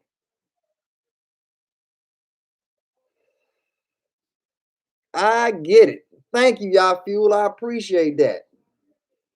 Yeah, and I do look at it as a gift because uh not everybody can be understandable. Not everybody can be relatable, you know. So I take that as a gift from God and I appreciate him for the gift. I just hope and pray that it serves the purpose that he wants it to serve. Not my purpose, but his purpose. But I appreciate the compliment just the same. Now, the one thing that I didn't do since you giving me compliments for gift the gab, I need to finish up the belts thing. I think I stopped at Lemonade. Lemonade, once again, is a insurance company.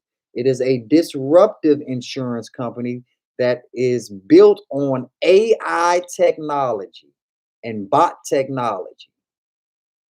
It is a company that has not been around over a year yet and is already making major waves in the insurance world. So, since you are an 8-year holder of Litecoin, check into Lemonade and see if that's something that would interest you over the long term. The T is Tesla. If you have Litecoin for 8 years, you already know about Tesla, but I'll give you another quick rundown. Electronic cars, automated vehicles, air taxis, solar panels, SpaceX, their own charging stations, their own insurance company, just to name a few. It is my belief that Tesla will be the next Apple. It will be the number one company in the world over the next decade. Hands down. Not even going to be a close second to where Tesla is going to be at in the next decade. The final one in our belt series, y'all feel, the S stands for Square. You might know about Square through cell phones when they used to have the card readers on it. You swipe your card through that little box, and then your phone could make credit card transactions. Well, now Square owns Cash App. Cash App, Venmo, PayPal. These are the new pseudo banks that are taking over and are disruptive. The same way Lemonade is a disruptor to the insurance industry. Square, Cash App, Venmo, PayPal, these are disruptors. SoFi, these are disruptors to the banking industry. Robinhood, Coinbase, all of these are disruptors to the banking industry because these are places that traditionally your bank would have your money. But now Robinhood has your money. Webull has your money. Coinbase has your money. And speaking of which, Yacht Fuel, if you go to my description or you scroll up in the chat, you will find 2 links in this video and all of my videos. As a matter of fact, Yacht Fuel, the links are to give you free stocks if you use the link to open up a Webull account. The second link is a Coinbase link. It will give you free Bitcoin if you open up a Coinbase account using my link. You know how this game works, so you understand. There's nothing cheaper than free. So open up your Webull account, open up your crypto Coinbase account, and get the free shit that comes along with it. What you do after that is your business. But don't pass up on free. We don't do that shit on our side of town. So take advantage of that. And say, partner, you got something. Oh, okay, I read that one already. So stay strong at the live stream stuff. Lots of creators in crypto are growing their channels exponentially right now. Facts. Yep. It's a definite. This pandemic, in a lot of ways, was the break that a lot of us needed to hit the reset button and actually figure out which direction we were going to go in. And a lot of them turned to YouTube, Twitch, Discord, Patreon. Can I give you some advice that I have not used personally on affiliate accounts? Of course, you can give me advice. You can give all of us advice. Come on with it. Anything that's helpful, you ain't even got to ask. If you think it's going to help somebody out, please throw it in the atmosphere. Put it in the universe. It's the bullshit that we don't want around here. The hate, the doubt, the fakers. That's what we don't deal with. That's what we turn our nose up against. But anybody that's kicking some real shit, by all means, talk that talk. Say what's on your mind, Yacht Fuel. Say what's on your mind.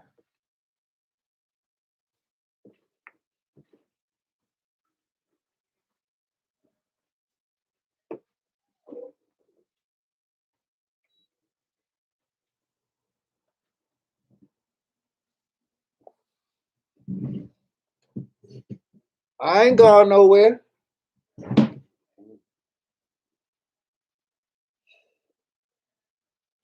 I ain't going nowhere.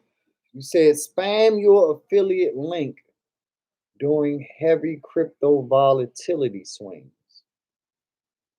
Like when Robinhood goes down, post your Webull link on the Robinhood's Twitter account. When they post, we are having problems. Okay. That's game right there. That's game right there. And I appreciate that, y'all fuel. I definitely appreciate that. And I will take that into consideration. I will definitely take that into consideration. Yeah, that makes a lot of sense. Hit them. It's way easier to hit them when they already down and out, huh, man? Excellent suggestion. Excellent suggestion. Yeah, exactly. That's what I say. Y'all fuel in here kicking that knowledge. And you know how we do, science, y'all. We always give credit where credit is due. If you came in here with some bullshit, we'd have called bullshit on it, y'all fuel. But that wasn't no bullshit. That was some real shit. Okay, you see, I see only a few people posting affiliate links on Robinhood official Twitter page when they always go down and people are complaining about how poor service they provide. That's facts. That is facts. Hey, y'all fuel. You must have you an advertising or something? Like you that's cutthroat right there, boy. You is dirty with it. I like your style. I fucks with you.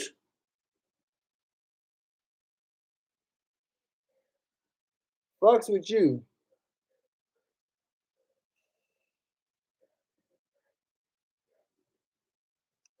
Yeah, it's all good. It's all good, y'all fuel.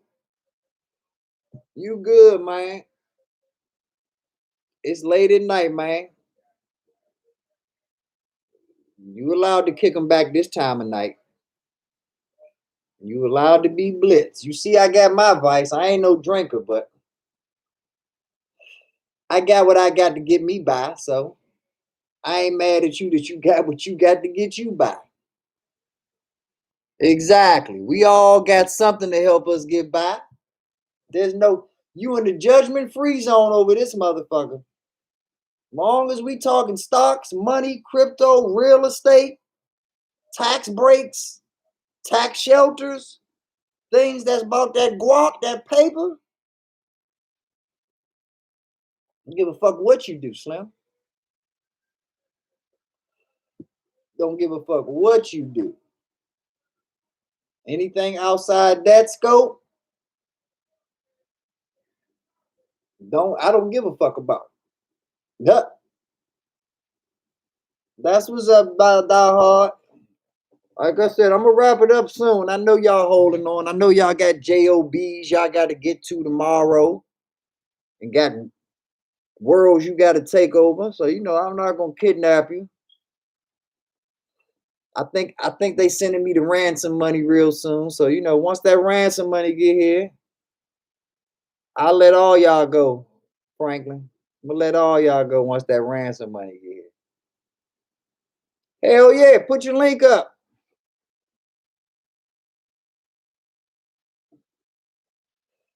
Put your link up, y'all feel we'll all follow you. We big supporters over here. Like I say, my man, yeah, we all got channels, we all do our thing.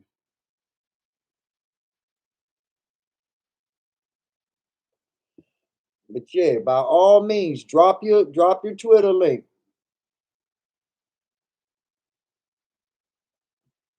Exactly. That's right, Franklin. As long as we talking money, money, money, money, we can talk all that other shit too. You didn't came in here talking money? Shit.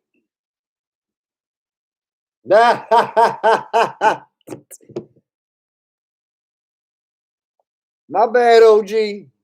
I forgot. I forgot, Mr. Walker. I forgot you were OG, Mr. Walker. You don't have any of those problems, sir. I got you. I get it.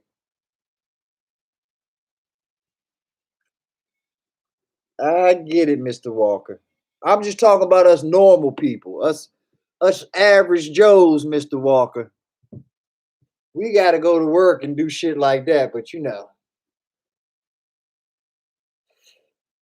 OGs, y'all have the money working for y'all. Y'all don't work for the money.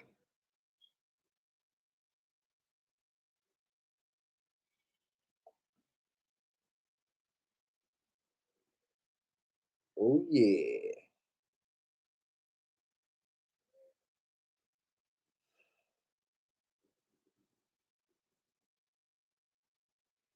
At Yahoo Man.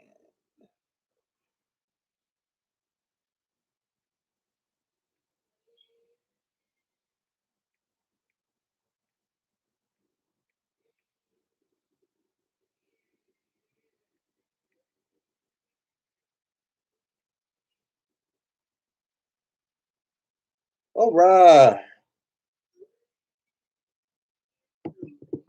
Yes, I do. Yacht Fuel. A SPAC is a special purpose acquisition company, also known as a blank check company.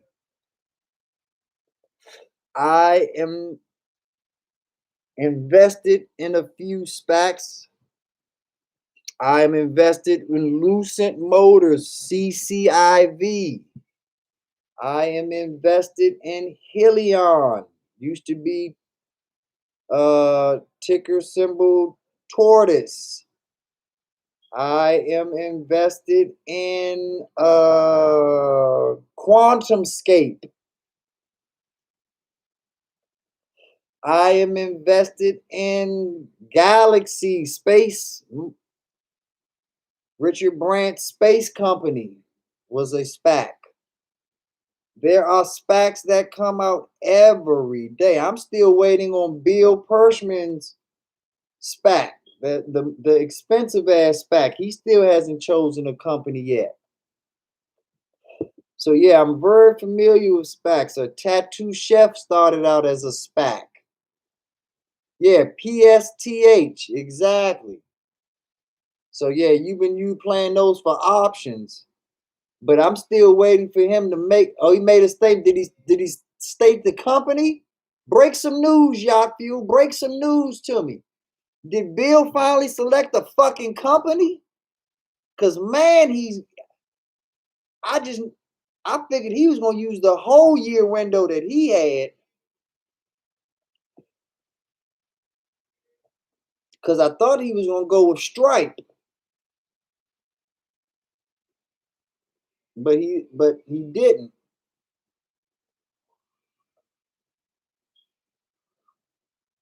Oh,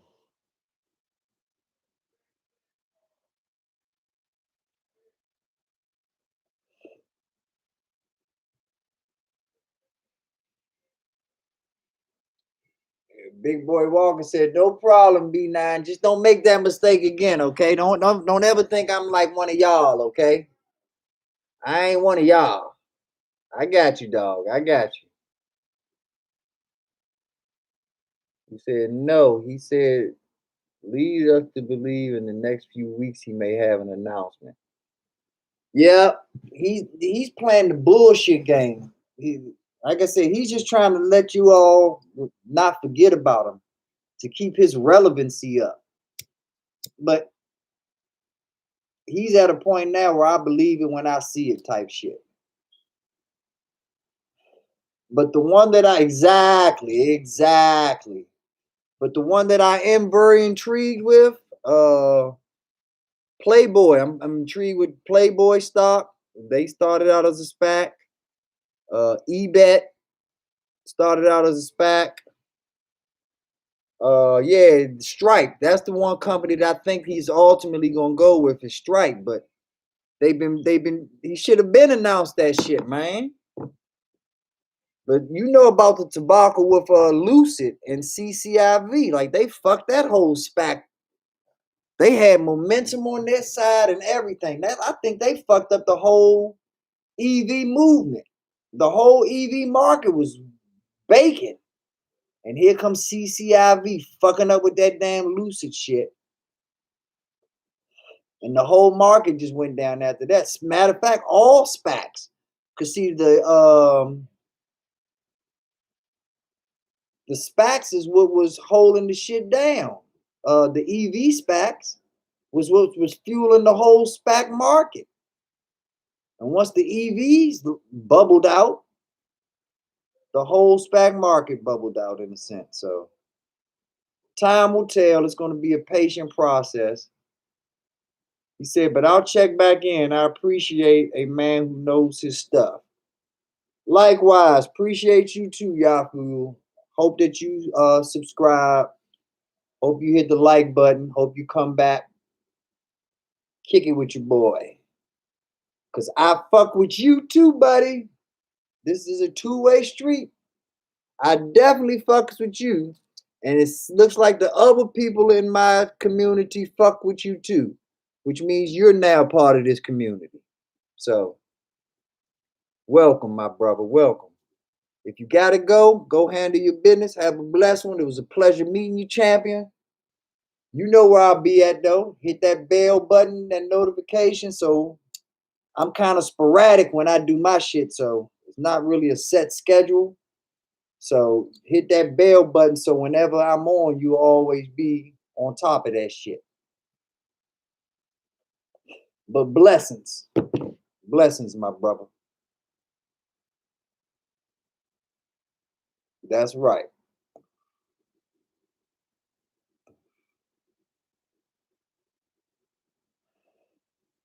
That's what's up. That's what's up.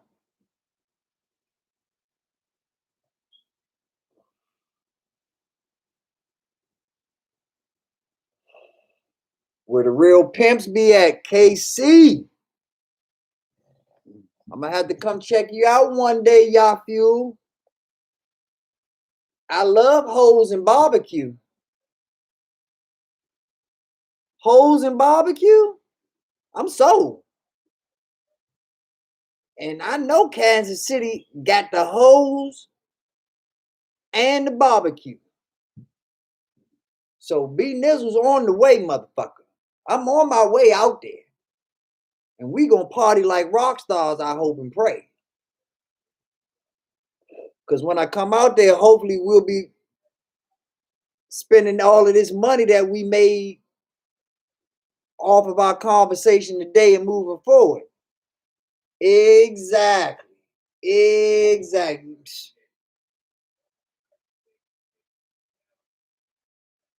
We there. We are there. We got one, Santiago. Exactly. We got a real one. Got a real one in the building. We go through a lot of bullshit to get to people like you, Yafu.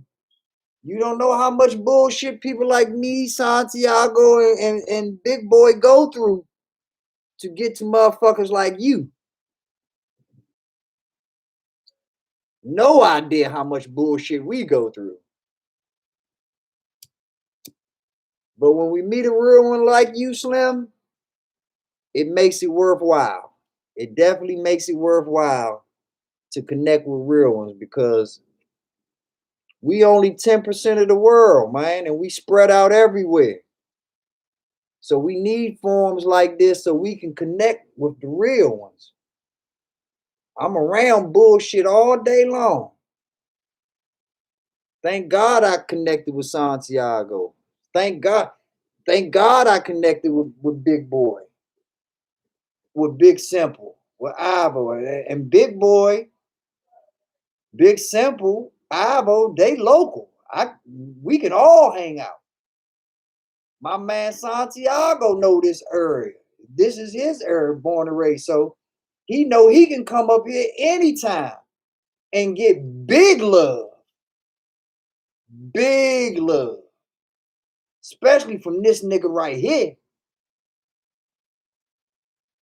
Santiago come in town, schedules is getting dropped. My nigga's not going back down South Carolina talking about he ain't have a good ass time. And that's facts. So take one to know one, Mr. Walker. Because real only recognizes real, Mr. Walker. lot of these motherfuckers can't even validate me because they not from my cloth.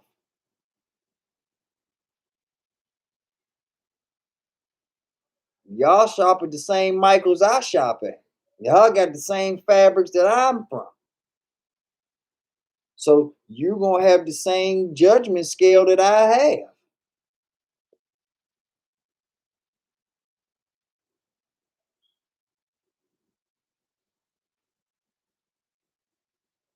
Cause I can't wait for you to come up here or me to come down there, Santiago. Cause I swear, when you was in DC, man, our paths have crossed.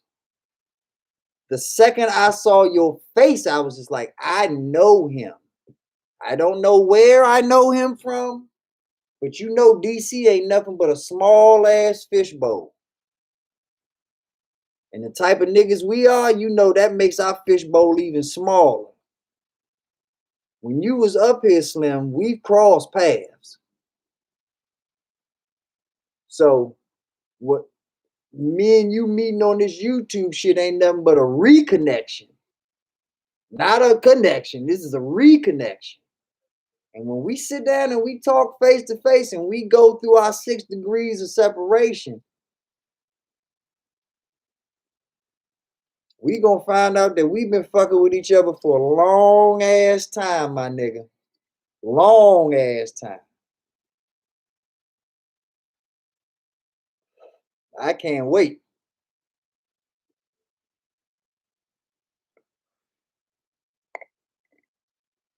You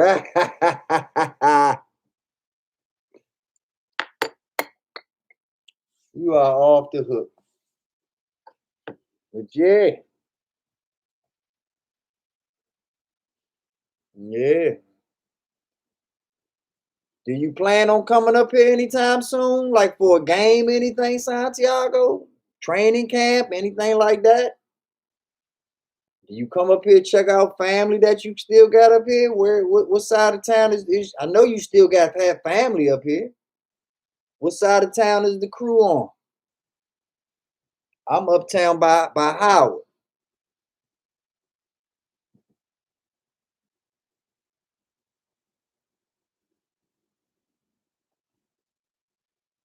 Matter of fact, me and Franklin, because Franklin said he lived right around the corner from my ass. He said he seen me in the hood.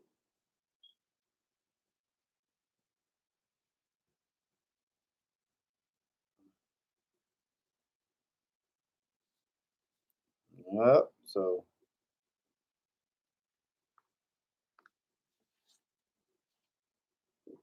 yeah, I know because we have. You remember me because we know each other. I remember you because we know each other. Ain't no ifs, ands, or buts about it. Like I said, it's just a matter of when and where. I don't know if we hoop together. I don't know where, but like I said, I know we met. I know and I don't even know if we need all 6 degrees of separation. Might be 2 or 3, or 1. But yeah, I've met you before, and just like Brooke, I've known you was a real one from Buck. I don't forget faces. I'm terrible with names, but I do not forget a face. I'm photographic when it comes to that shit.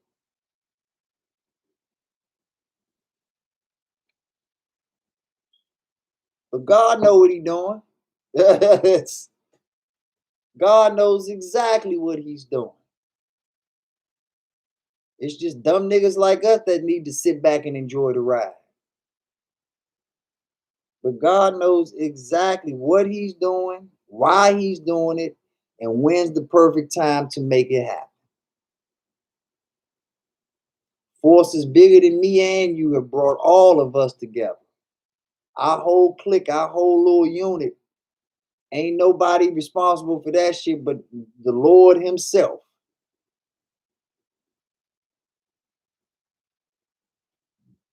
Same thing here, dog. So I know we've come across each other because you all over this city just like I am. Yeah, you all over the city just like me. Like I said, so yeah, that only those words only solidify my beliefs even more.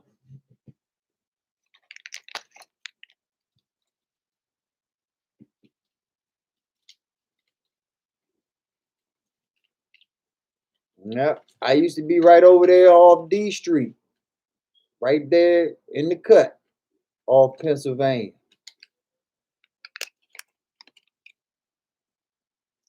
My folks owned some stores right there on the other side of Pennsylvania on Good Hope,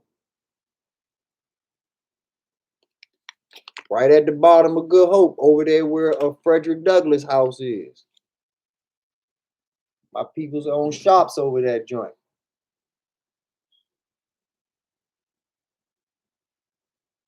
Mhm. That's right. Over there in the quarters. I went to Dunbar. So I know all about the quarters. They not the same no more. They done surge them is all man. They trying everything they can, hook or crook, to get them out of surgeon. They want the quarters bad, Slim. And these crackers is out for they sharks. They out for blood. So yeah, yeah. I went to Dunbar, so I know all about the quarters. What year did you ultimately leave DC, Santiago? When did you roll out?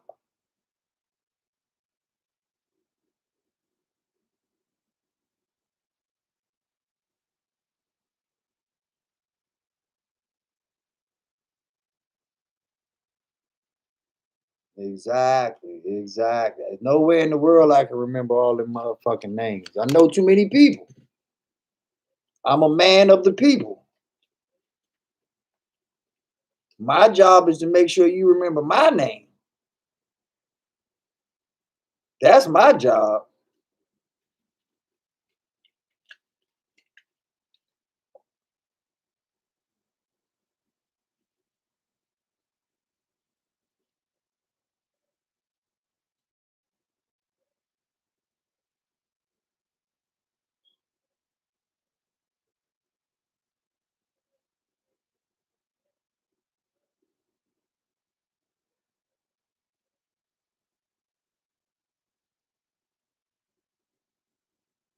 Yeah, man. I used to be all over. I used to party with everybody because I didn't like I said, I didn't claim nothing. So, I never really had no beefs with nobody because I had family here, there, and everywhere.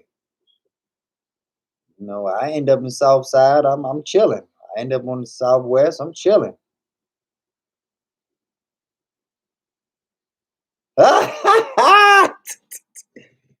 Oh, I already know. I already know, my brother. I already know.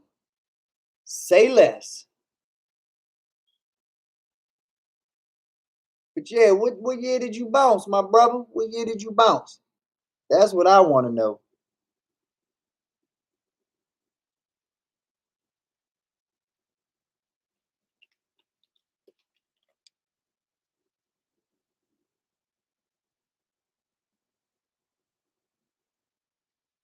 Mm.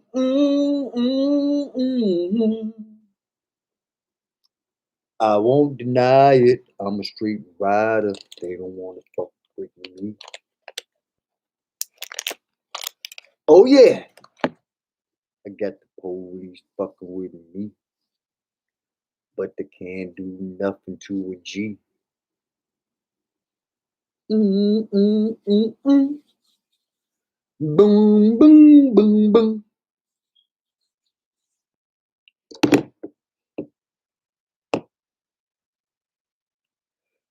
3:27 in the AM, ladies and gentlemen. Thank you for rolling with me.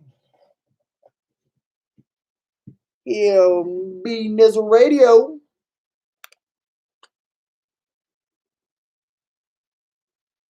home of the real niggas that say motherfuck you and your crew. The hoes. If they not giving up no more, they got to go. You either giving up some more hoe or you got to go. What's it gonna be? It's just like you said, it's about gentrification now. DC ain't Chocolate City no more. It's all salt. Yeah. In 5 more years, it's just gonna be salt, dog. Like that pepper is real light pepper. They got something called white pepper. We almost in white pepper range.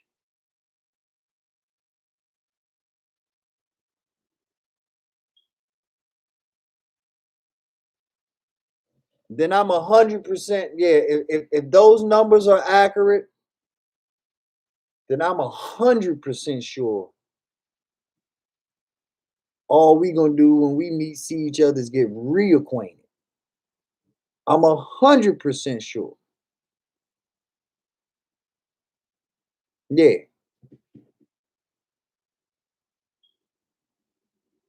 100% sure now.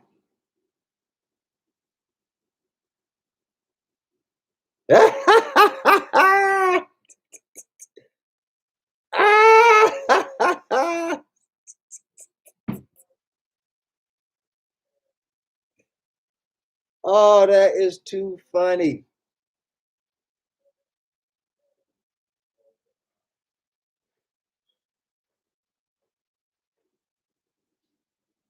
He was the head football coach?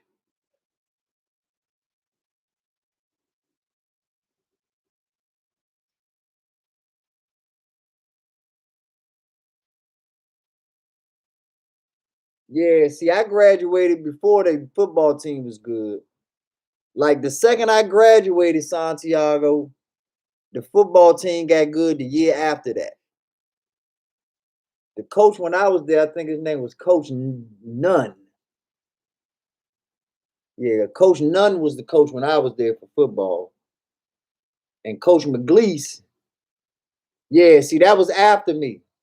See, I graduated back in 92 from Dunbar. Yeah, I graduated. I graduated like the year I left was the year that Vernon came. So yeah, we crossed paths like senior year and his freshman year. But that was it. That was it for me and him. Cause he played with the quarterback name. His name was something Young.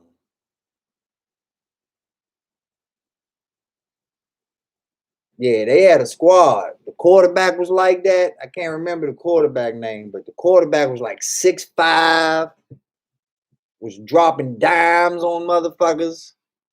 Your father know if he was the head coach. But yeah, y'all quarterback was like that year. Vernon was like that. It was a few players. Aurelius Ben. You remember Aurelius Ben? He was like that. He was like that for Dunbar. Unstoppable. And see, back in the day, you know how football was in DC. Everybody was running the ball nonstop. Your father threw that rock. Your father was earning it out on them motherfuckers back then. Like I remember that shit. I was mad as shit that they wasn't winning football games when I was there. I was like, these motherfuckers wait till I left to get good as shit at football. They was whooping everybody ass, dog. Everybody. But nah, Coach McGleese was the basketball coach, and basketball ran all that shit.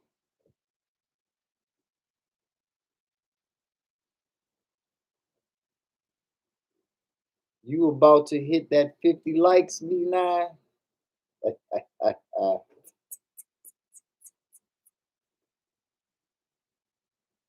Yeah, 50 likes, that's what we call it. 50 thumbs up. Yeah, I'm about to get them 50 thumbs up. I got a few more years, but yeah.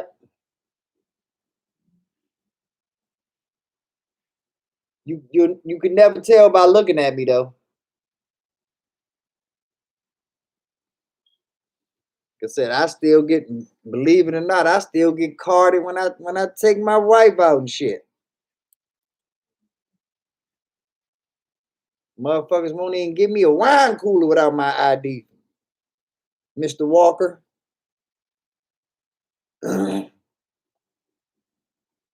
No love. No love for a nigga. But yeah, but y'all are a true God sent, man. All of y'all. Yeah, yeah, yeah. I'm learning from you, Franklin. I'm learning. They say they say the key to life is it only gets greater later. So I'm waiting on later so it can get greater. But yeah, Santiago, yeah, your father was like that. I remember him. Like I said, that's when Dunbar started earning that rock out.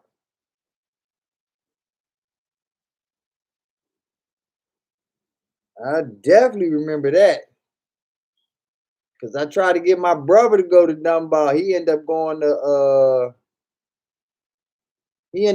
Wilson, playing for Wilson.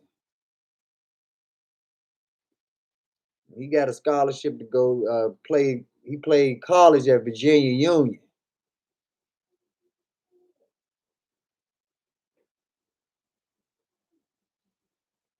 No doubt about it. And see the crazy part about it, and you know about this too, big boy.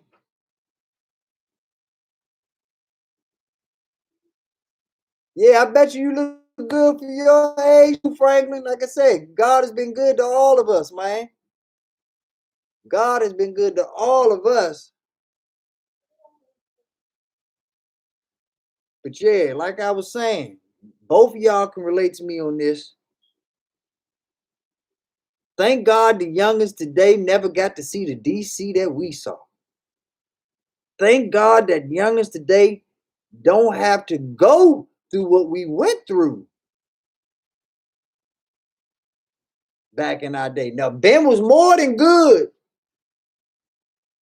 Aurelius was more than good. Them niggas was dominant. Dominant. I think it was the school though, man. At the end of the day, Illinois just wasn't it. And I mean, he did a hell of a job putting Illinois on the map. But that nigga shit was like Ohio State, somewhere like that. Like Illinois,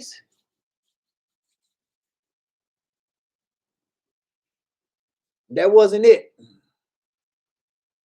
Wasn't what the people wanted.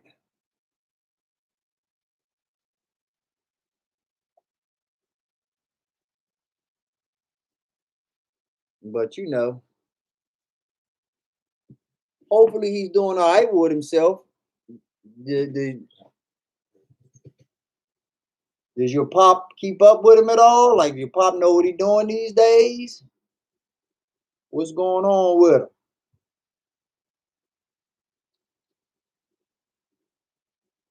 Or no contact?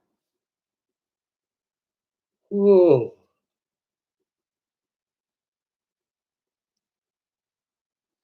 And and dog,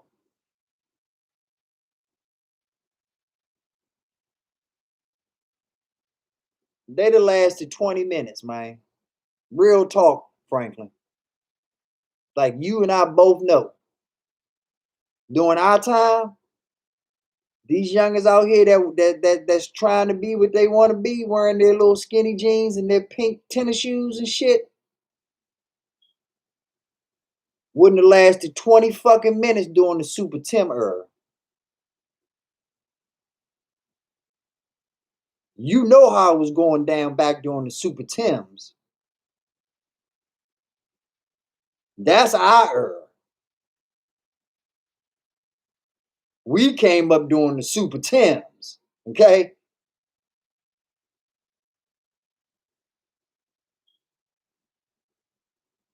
DC ain't seen nothing like us since. That's all I got to say on that.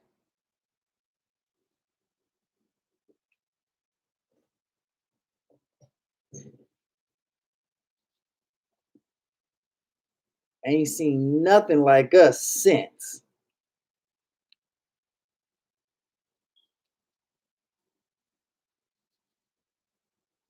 And I ain't gonna lie, I hope and pray we never see it again.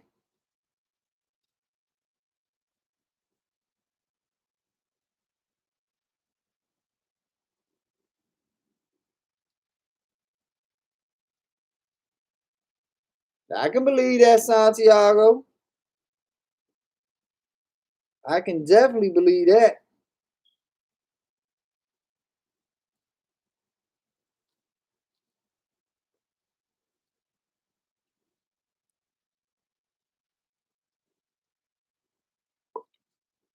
There's a lot of undercover movers and shakers in this city. There's a lot of people that's just not looking for the limelight and the spotlight, but they make shit happen on a daily basis.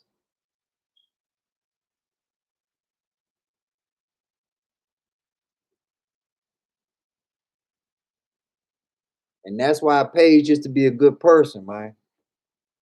Because you don't know who got it and who don't. You don't know who can help you and who can fuck you over. And in this slick ass shiesty city, they'll fuck you over and smile in your face.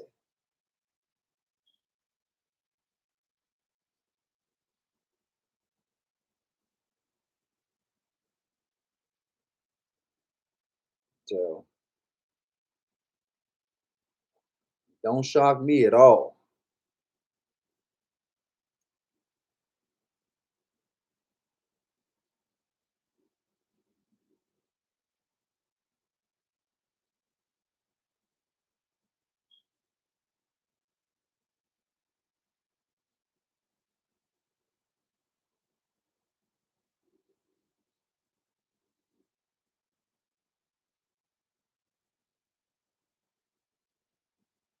No doubt. No doubt at all, Franklin. Don't think about it. Know that shit.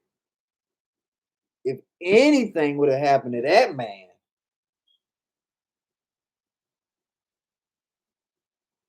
oh, and see,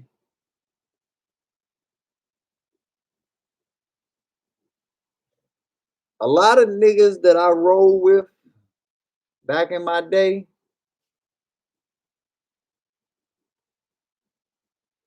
I never thought that they see the light of day again.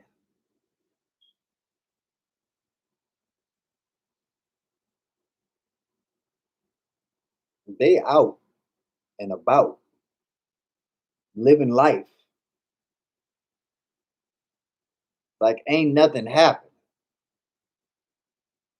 And they chilling now. They older like we are. They chilling.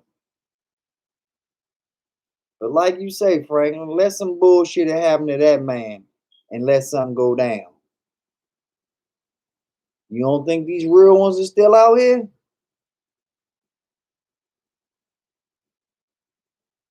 They done spent 20, 30 years Supermax. What's it to them? What's it to them after 30 years of Supermax?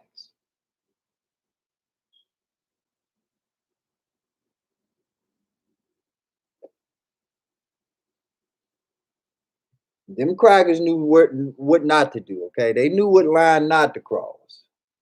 And for real, till this day, let something happen to him right now. Let something happen to that man or his wife or kids right now. It's a problem. It's a real problem. Do you know what FurCon alone in the nation would do if one little hair on that chinny chin chin is out of place?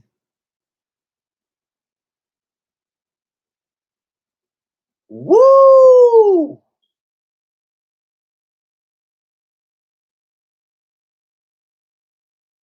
Woo!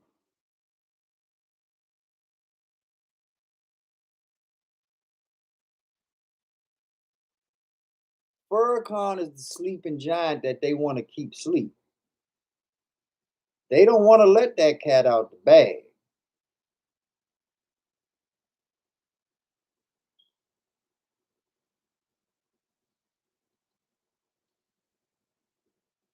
They don't want to let that cat out the bag. What's the saying? You can't put spilled milk back in the carton.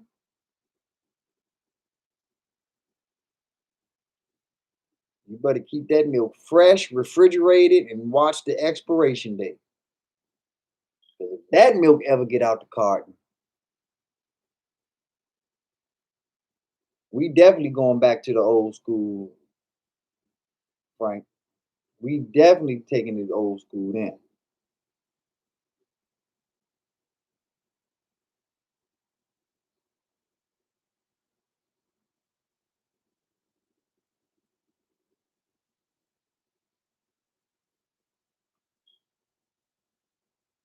Where'd you go to school at, Franklin? Where'd you go to high school at when you was in school? I know we weren't in the same era. I think you was one of them. You graduated in the '80s, right?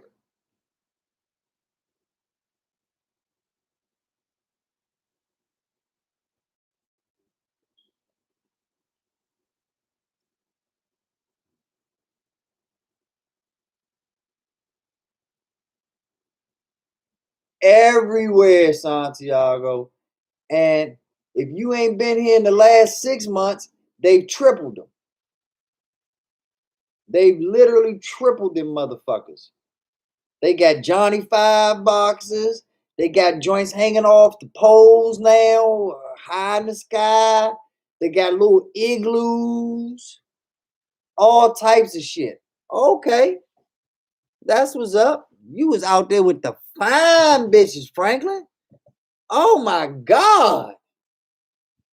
Largo and PG community. Oh my God. When I first went out that joint and saw all the bitches at Largo, oh my God.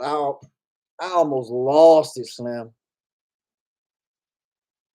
Oh, there was some fine ass women out Largo. And then, like I said, then they had the PG campus right there. Ooh. I know you gotta have about 15 children, Franklin. You got about 15 children and 19 baby mamas. Cause damn, them women was fine, fine, fine. Ooh.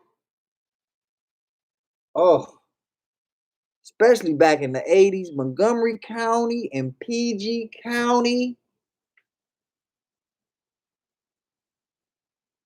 Oh, he's getting out. Yeah, he's getting out. He's definitely getting out. But see, I ain't talking that shit on the airways, but he's getting out on the setup. Yeah, he getting out on the setup. But like I said, we can talk that face to face, eye to eye. But yes, the answer to your question is yes. No doubt. People that the former acquaintances that I've come across, no doubt. Ha! Ha ha!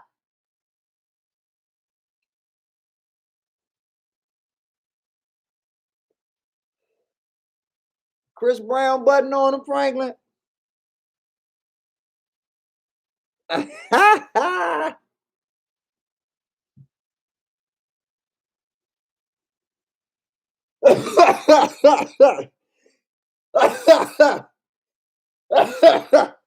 No doubt about it. Oh man. Yeah. Yeah, you can hit the button on them all day long. Especially back then. Money was flowing. Oh, them girls was feeling good about themselves. Oh, you came back during you grew up during that twin turbo age. The twin turbo.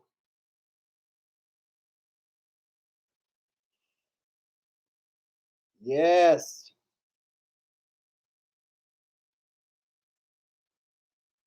I definitely remember your oh my goodness. Mm, mm, mm.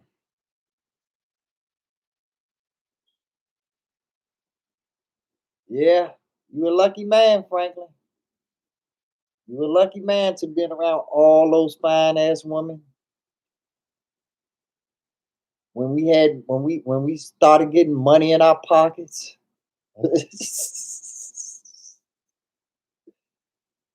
And you was out PG when it was fresh. Before it was when it was uncut. 202 was still uncut back then. Oh, I know. You know who you talking to. I know.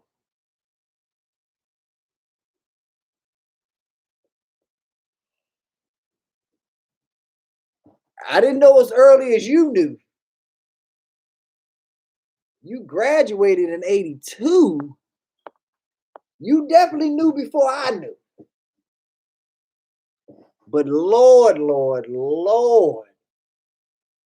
And I mean them big man. Whew, them bitches was so fine. That's where the term Merle and Bama's came from. Niggas from DC was so mad that y'all bitches was so fine. That's when they started calling motherfuckers Merle and Bama's and started all that beef shit.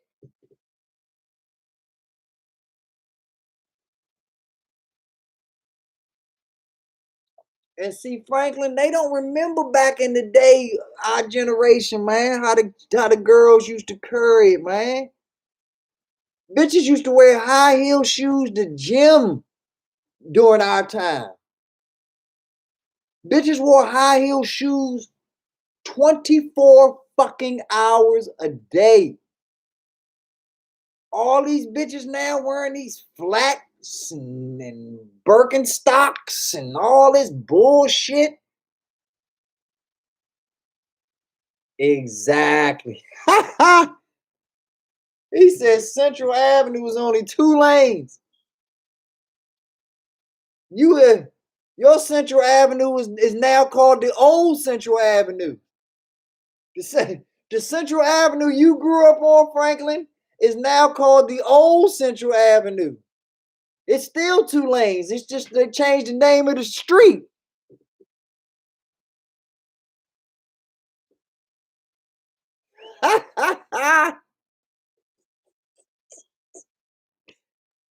Ah, that is too fucking funny. Cause yeah, remember when I tell the story about how I wanted my license so bad? I was out your neck of the woods. Cause if you remember, Franklin, You could get your license in Maryland at 15 and 9 months.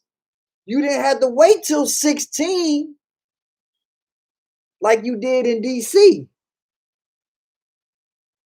Even though it was only 3 months earlier, in my mind, that was 3 months of fucking I could have been doing. I caught the fuck exactly. I caught the easy ride bus out that joint.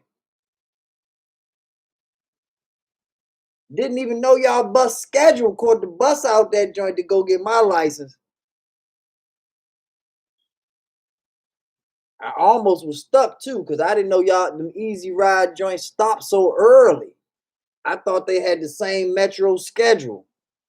If you didn't catch that easy rider bus by like 6 o'clock back then, nigga, your ass was stuck out there in Landover or Upper Marlboro. That's what we used to call it, Upper Marlboro. Your ass was stuck out there in Upper Marlboro.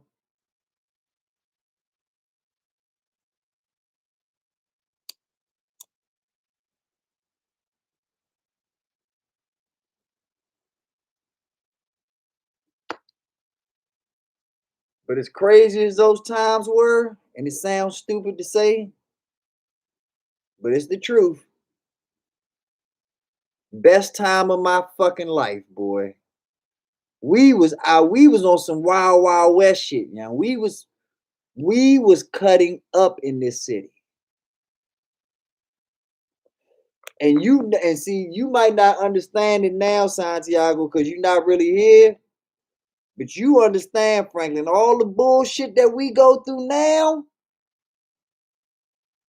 we really had it sweet back in the day, yeah. Like we really could have done whatever the fuck we wanted to back in the day.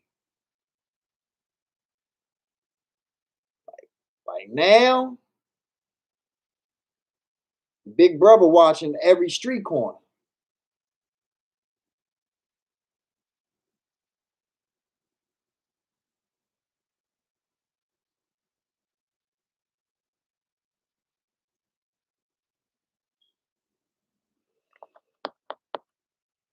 He said, "Was I able to get the party line?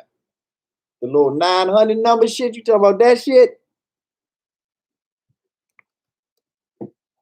Oh, you talking about the old three-way call party line where you just get all of the little bitches?"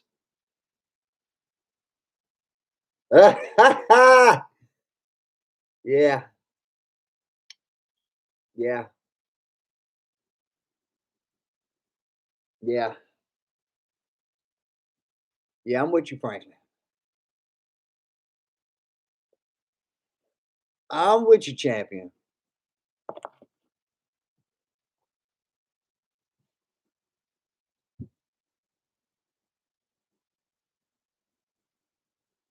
Yeah,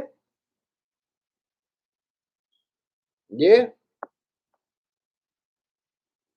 They have no idea. No idea. But we had the time of our life. Thank God we made it. Like truly, thank God we made it.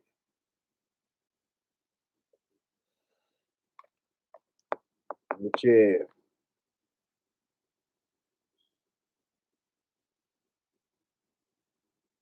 still got some boys in Atlanta till this day that they don't give a fuck. They was wilding out so hard they don't want to step a foot in DC ever. Got some boys down Miami that feel the same way. They not coming to DC ever. Hey, y'all ever check out Is channel? Y'all know about Is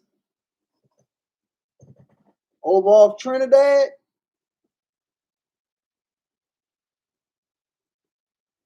That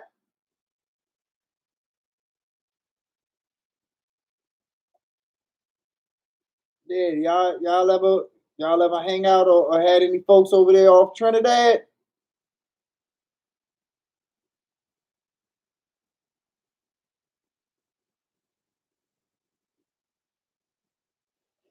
like right over there by the farmers market. Guy, you dead?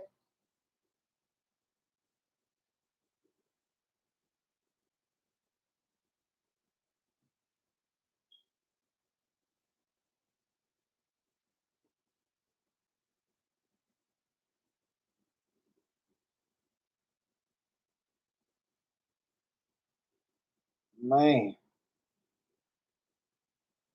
y'all got me reminiscing and shit now.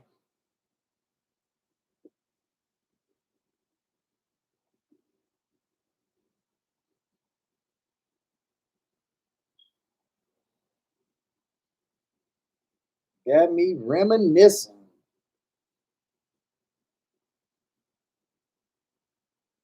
Man.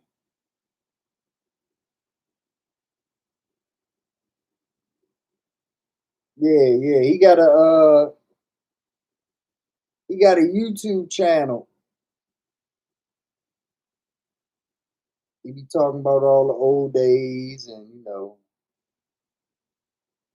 back in the day when back when Lorton was open and all that shit.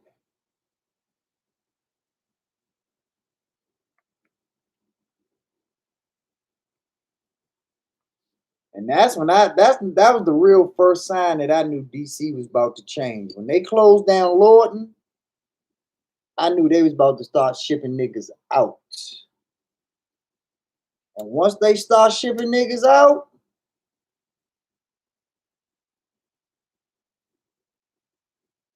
even the niggas that ain't locked up is getting shipped out.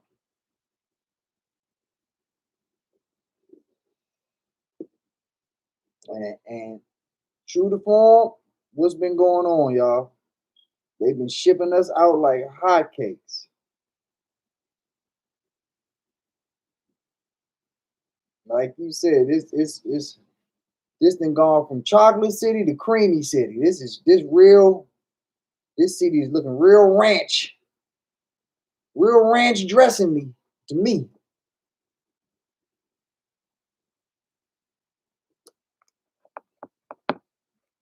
And it's only gonna get worse. It's gonna turn from ranch to just straight mayonnaise. So that's why I said what I said about that real estate and taking and keeping Nipsey Hussle's real dream alive. His dream wasn't about no rapping. His dream was about the takeover. His dream was about really having something and doing something and accomplish something and transforming what they think is ugly into fucking beauty.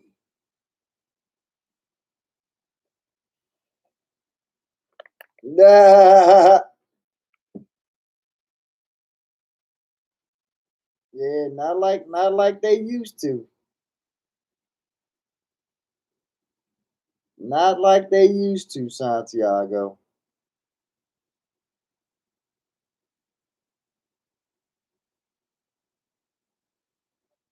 Oh, do y'all remember 14th Street back in the 80s? You want to talk about some freak line shit. 14th Street back in the 80s. I think I go back as far as 87, 88, as far as my recollection with 14th Street. 14th Street in the 80s? Woo!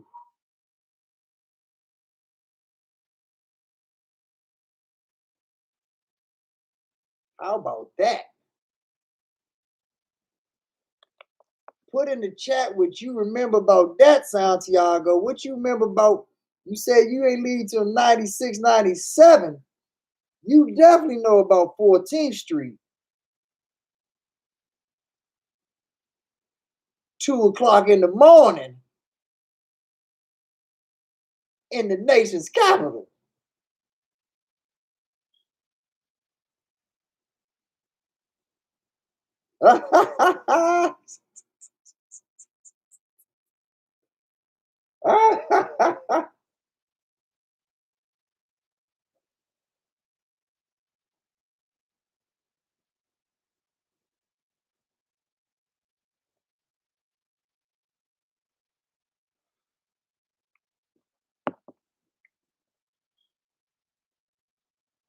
Her ass graduated in 82, Franklin. You graduated back before it was heroin. You graduated back when it was heron. Heron. See, my day was heroin. Your day was heron.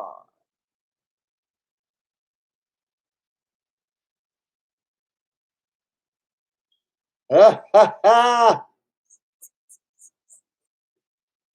Yes, indeed.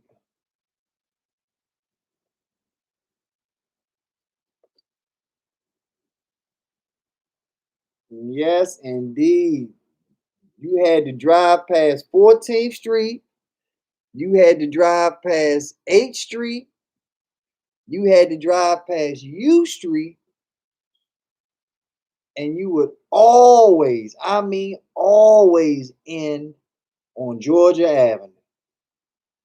Georgia Avenue back in the Georgia Avenue Day. Georgia Avenue Day.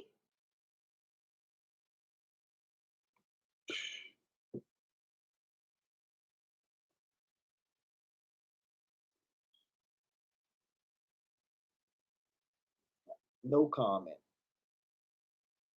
If you didn't see Georgia Avenue Day, it was DC's Freaknik. It's just we only had it for a day instead of the whole week like Atlanta. Yes, Roy Rogers. Church's Chicken.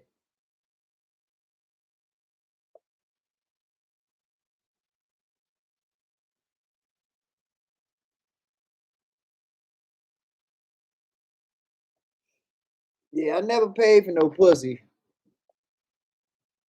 Never in my life have I paid for no pussy, but I've always enjoyed the stroll.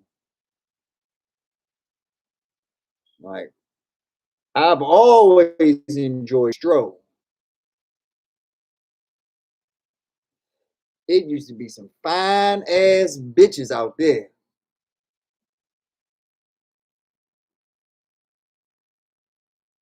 Then a long time, them bitches turned into dudes. Ugh. That's why I said I was very specific when I said 14th Street in the 80s.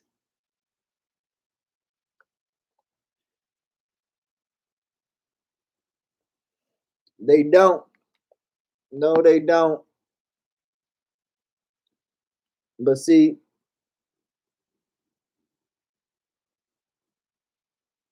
it's our fault in a lot of ways too, Santiago, because we never really was looking for the shine. You know what I'm saying? Yep, still here. We done talking stocks though, y'all fuel. We just talking shit now. We like money. We do what we do, but at the end of the day, we just here enjoying life. That's why we make a good team talking money. Because we really like to talk life. Come on in. Real niggas is welcome over here, my brother. Oh, Eastover. Yeah, I used to get my hair cut over there.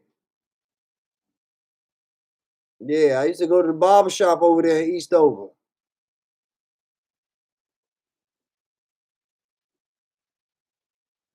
Yeah, it was some fine bitches over there in Eastover too. Woo! Yeah, Eastover had some bad bitches. And they was bad hood bitches. Woo! Woo! Ain't nothing wrong with a sexy hood bitch walk. There's nothing. There's nothing more of a turn on than a sexy walk from a hood bitch. Oh my god! Like I enjoy the Catholic school girls, the little librarians, the goody two shoes, but a real sexy hood bitch. Mm, mm, mm, mm, mm. Mm. Lord, Lord, Lord. Oh hell no, Eastover don't look the same. Hell no. I think they even closed the McDonald's over there. Wheeler Road. Yeah, it used to go down on Wheeler. Yeah, but see, so that's probably where we know each other, Santiago, because I used to be over there at the Wingates. You lived over at Eastover. I had family over at the Wingates. So we probably played basketball over at Ball Eagle and Fort Greble, all that shit. Probably played basketball on the base, all that shit. We used to go up bowling, all that shit.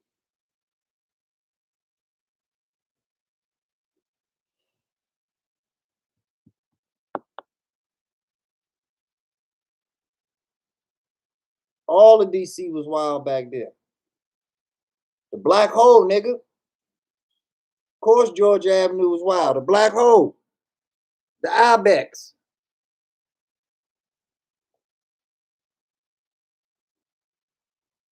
What else? What else could it be? We had no say in the matter. We had no choice. Yeah, we all stocked out, y'all fuel. We done talking that talk. We talking bitches and hoes, guns and flows, and the shit that only real niggas knows.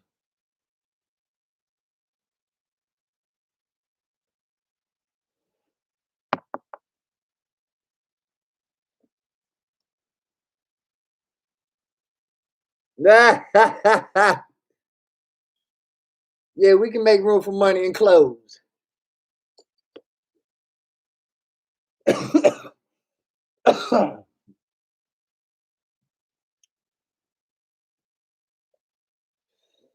Yeah, it was wild back then.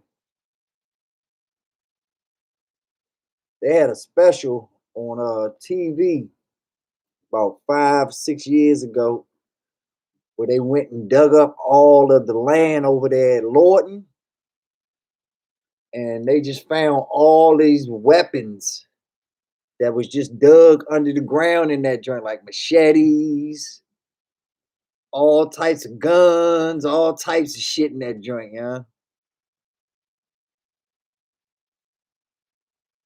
All good. Appreciate the disclaimer. We gonna talk our talk. You just make sure you live by your disclaimer.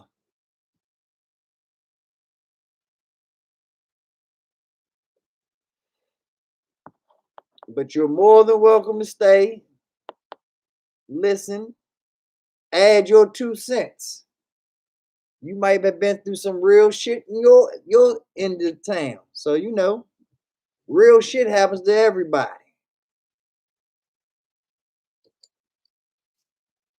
But I appreciate your honesty.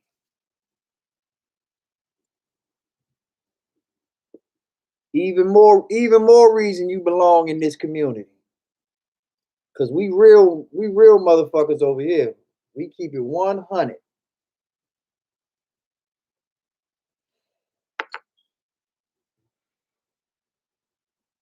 Northwest Gardens, 640, Ivy City.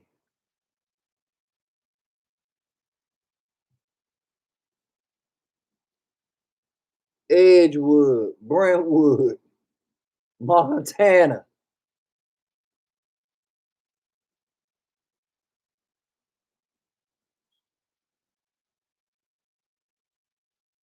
And you remember this, Santiago, because you was on You was in Eastover. They would rock your motherfucking soul over there off Danbury. On the south side, it's them side streets you gotta look out for.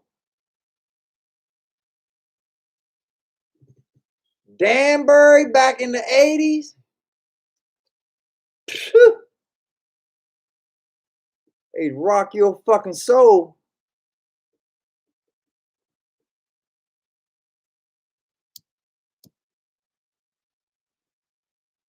Now Danbury, Eastover, all that shit, Santiago, is townhouses, dog. All of that shit is townhouses now. And y'all, and it's white people moving into them joints now too. A lot of white people moving on the south side now. Club 55. Hey, you Santiago, you know Purnell is out. And he owns a nightclub, a strip club called Stadium. At least he used to. I think he sold it now. I think they made him get out of it. But yeah, Purnell got out. And he started rocking. Yeah. And the crazy part is he did the shit with government grant money. The government gave him like $3 million.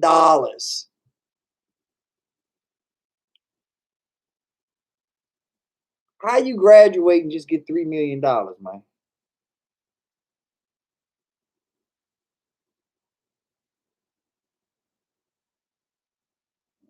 From the city. You graduate and you got $3 million government dollars just waiting for you.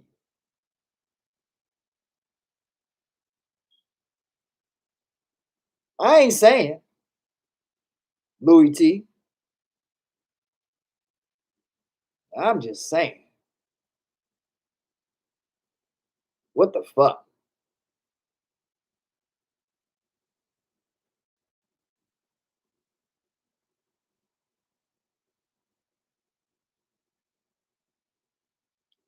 So yeah. So when next time you come to DC, Santiago, you gotta go check out Stadium. Go smack some cheeks. Go smack some cheeks. It's over there right there by Dino's. You remember Dino's?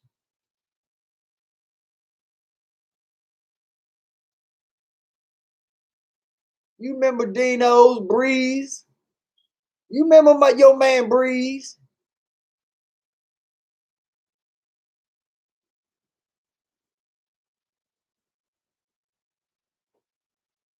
I done forgot all this shit, but you making me remember now. Like I done lived two different lives.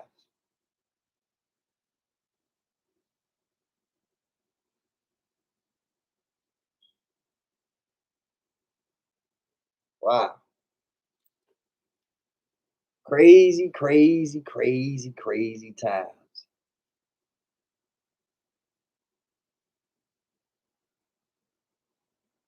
Club 55.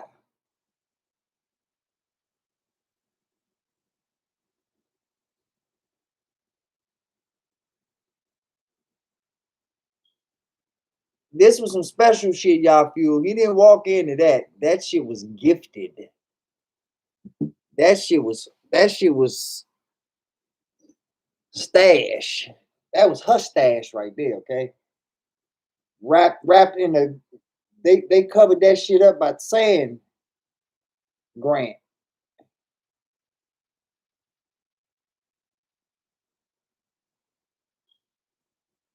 But yeah, yeah, certain that's transformer money right there. That's more than meets the eye. More than meets the eye. Transformers.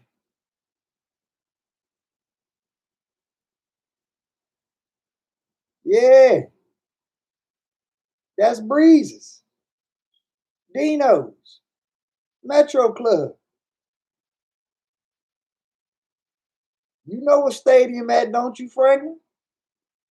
Stadium is right around the corner from Metro Club. Dino's, Breezes. Remember, every time somebody got shot, they changed the name. First it was Dino's. Then after they got shot up, then it changed to Breeze. Then after they got shot up again, it was the Metro Club. Or maybe it was the Metro Club first, then Breeze. And then after the Breeze, you know, they shut it down. But yeah. Yes. Yes, Santiago. Yes. Yes. Yeah.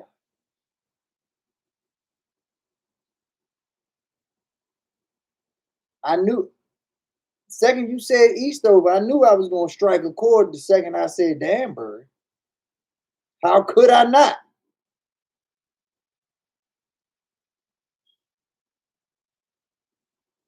And Southern Avenue.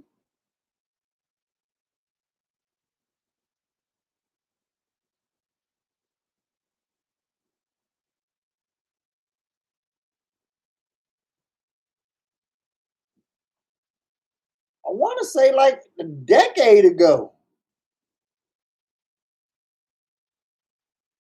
He's been out for a minute. He's been out for a minute.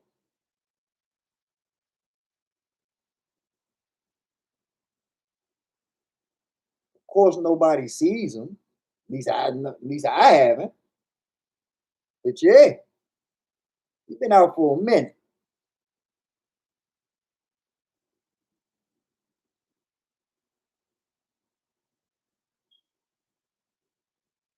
And I mean, of course, he keeping his nose clean. Somebody government give me fucking almost $4 million. My nose be clean too.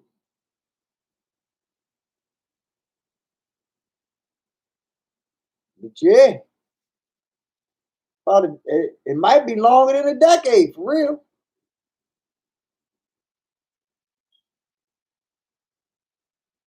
Yeah, might be longer than that. But I'm confident saying at least a decade. Oh, I saw it.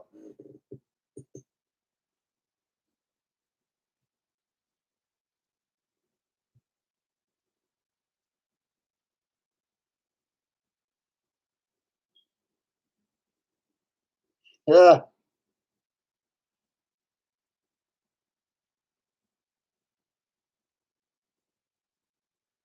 yeah, yeah. That Obama joint opened the doors for a lot of motherfuckers that I thought I would never see again. A lot of motherfuckers. A lot. I seen motherfuckers I didn't even know was still live and kicking.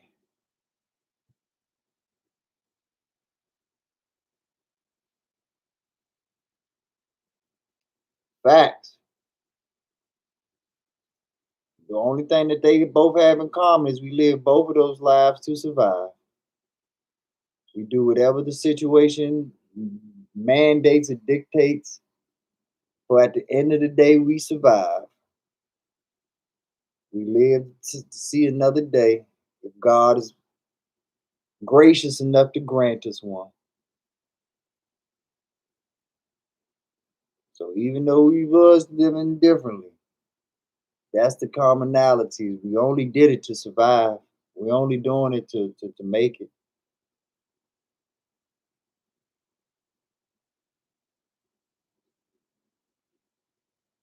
What? Come on, man.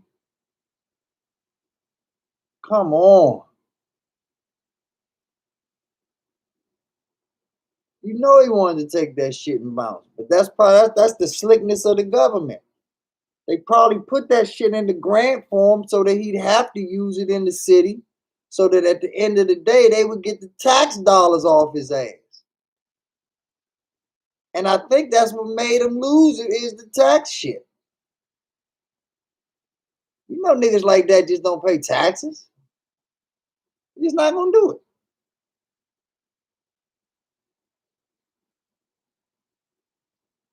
But see, that's where they slick. They don't just give you the money like on some genie shit. Nah, they give it to you in the form of a grant. And that once it's in the form of a grant, now you have to live and work under the constrictions and the constitutes of the grants bylaws and what its written intended purposes are. And if the grant is written just for DC property, then now you're bound to do business with DC. Why in the fuck would I want to do business in a place that just done locked me up for the last 20 years of my life? Like you said, if I got a bag of money and freedom, I'm getting the fuck far away from this city as possible. But that's how sick these bastards are. They say if you can have this bread, but you gonna live back right here around the same people so that we can watch your ass and hopefully get you on some different bullshit. But you get the money. That's some hoe shit. Nigga paid his dues. I should be able to do what the fuck I want, when the fuck I want, where the fuck I want.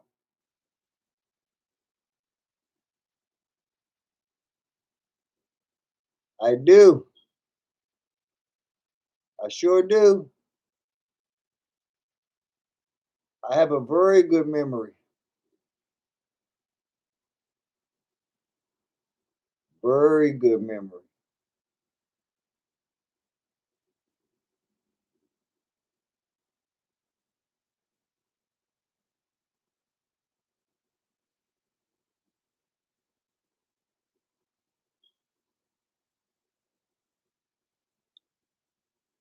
Yep, I remember. Definitely.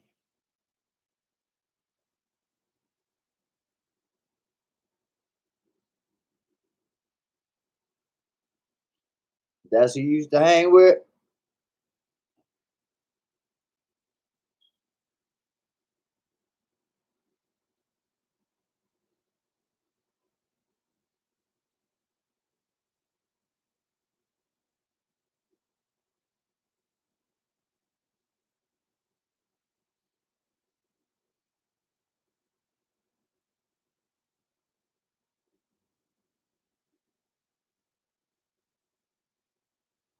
Yeah. Yeah, Purnell stays swagged out.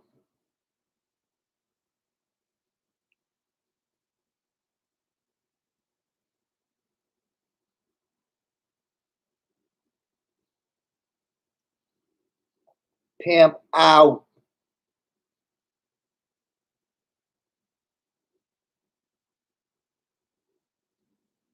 Yeah. Different era back then, though. Definitely a different era back then.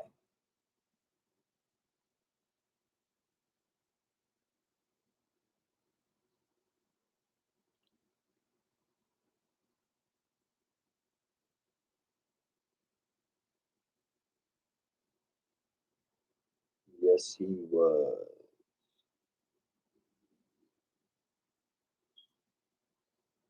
Ooh.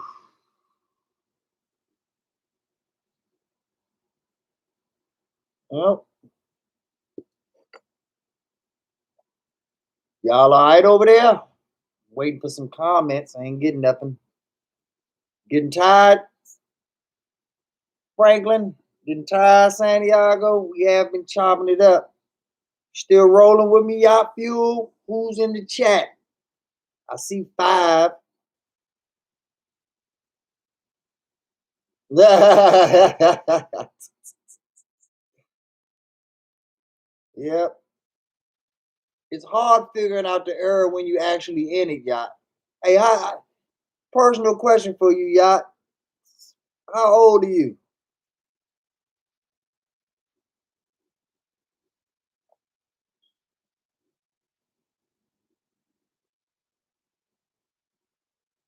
Oh, okay, yeah. And you a young guy.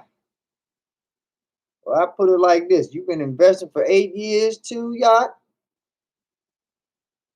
I'll give you about another 8 more years. You better be filthy fucking rich, dude. You better be filthy fucking rich by the time you 40. If you've already been investing for at least 8 years, because you say you've been with Litecoin for 8, I'll give you another 8, give you some double up with the 16. After 16 years of investing, you better been doing it hard enough and heavy enough where you rich by the time you 40. Oh no, don't hope it. Make it happen. So you part of this community now, Slim. You ain't got no choice but to, that's our whole point of our channel. You ask anybody that's been rocking with me, even though we knew, anybody that's been rocking with me from day one knows the whole point of us is to put 2 commas in our bank account. At least a minimum of 2 commas has to be in your bank account.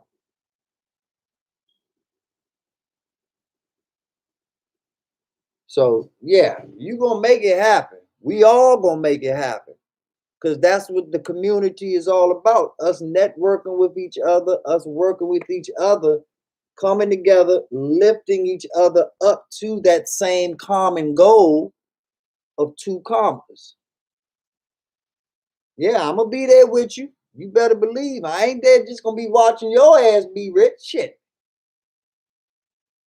Be rich right there with you. But I still gonna be older than you. That's gonna be the problem right there. I'm gonna still be an old man to you. By the time you get to 40, that means I'll be 99. Shit. So that's the problem right there.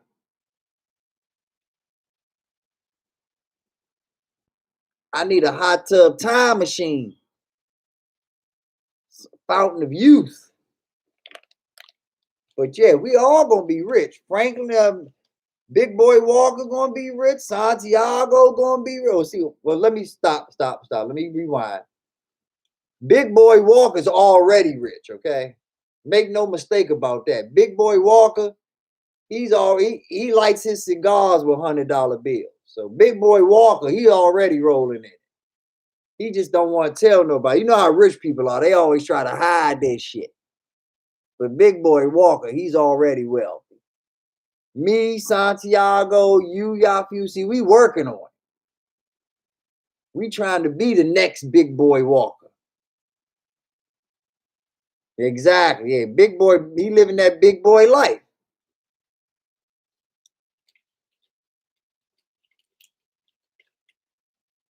We should be so lucky.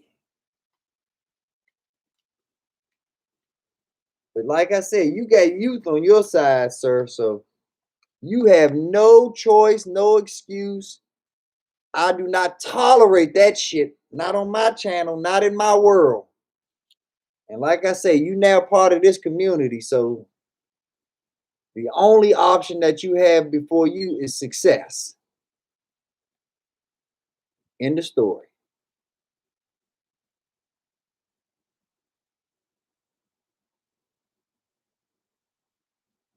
End of story.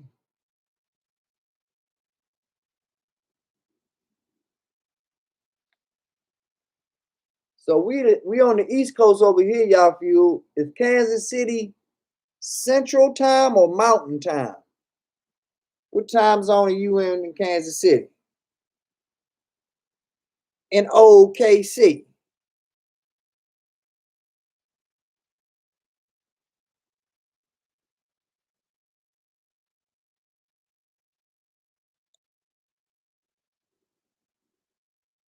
Okay, so you Central. So are you Kansas City, Missouri, or Kansas City? Uh, it's a Kansas City in Kansas too, right? It's Kansas City, Missouri, and it's Kansas City, Kansas, right? Okay, you're Missouri. All right, cool. But there is a Kansas City, Kansas, right?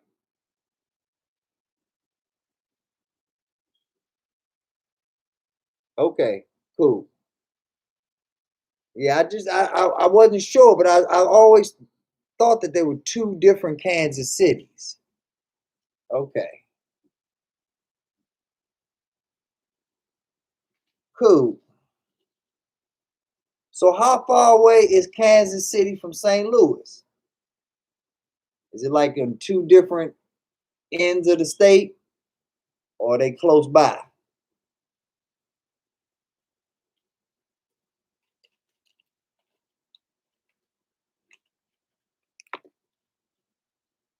About 3.5 hours away. Okay, that don't seem too bad. Not too close, but not too bad. What city's liver?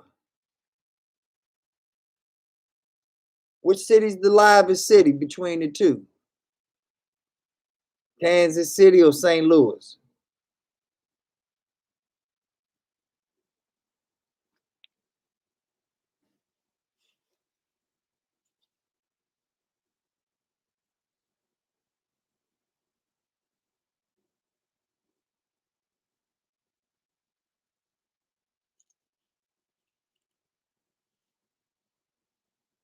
Okay.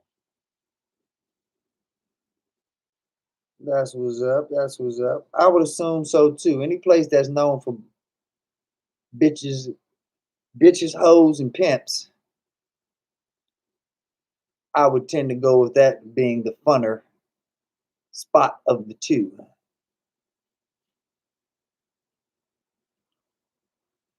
But I could have been wrong because I haven't been in the state of Missouri ever, so I don't know which one is better, Kansas City or St. Louis. I hear that like I've never been to Texas. I hear that oh, you think St. Louis is better?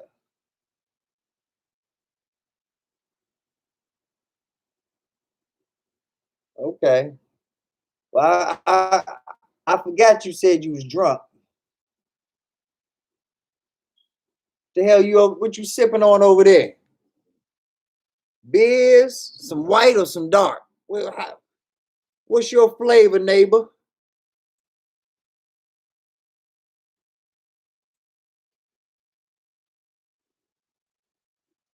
Oh, you're saying Kansas City's better. You just haven't spent much time in St. Louis. I'm with you now. I'm with you. See, I'm not drunk. I'm just dumb.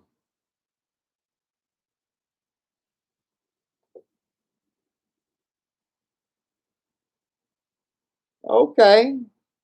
That brown.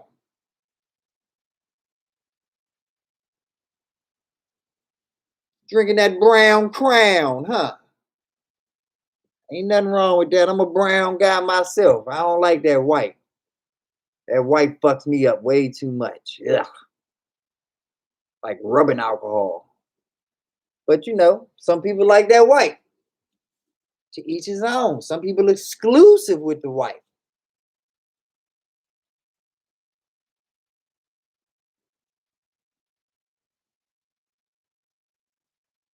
Okay, that's what's up. I ain't mad at you. Don't stop the party unless you have to. You see, I'm about to party.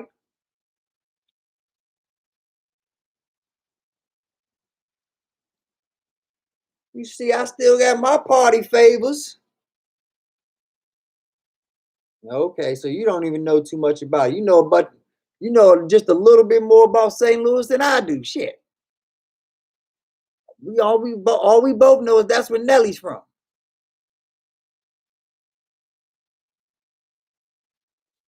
I got you.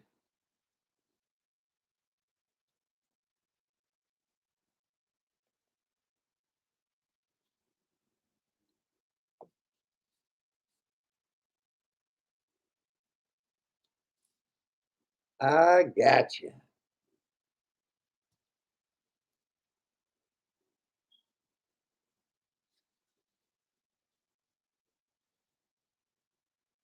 Exactly. Look like it's just me and you now, y'all few. Look like Big Boy done passed out on me. Look like Santiago done passed out on me.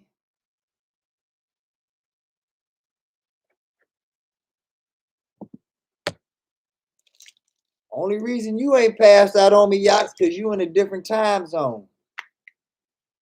An hour from now, I'll be in there just talking to my damn self. Ha! Yeah, now he's leaving. Shit.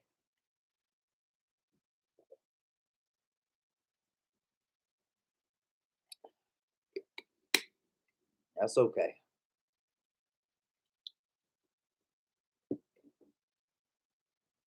I'm crazy, so I talk to myself all the time anyway. So this is nothing.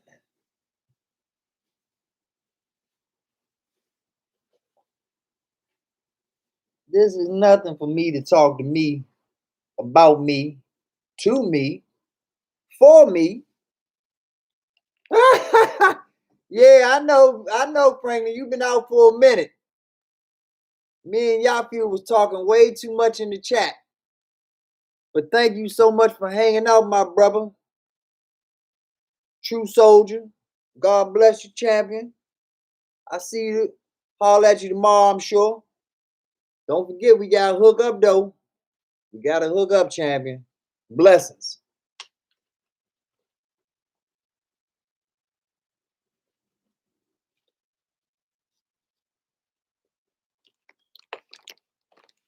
Blessings, blessings, blessings to you. All right. I'm gonna probably wind this down unless Yacht Fuel makes it back in 3 minutes. I'll be cutting this off at 6 hours. And you know I'm serious because when I start singing, I'm tired and I'm singing, so I'm tired. And no one's keeping me up with lively conversation, talking about stocks, real estate, crypto, women, money, power, prestige.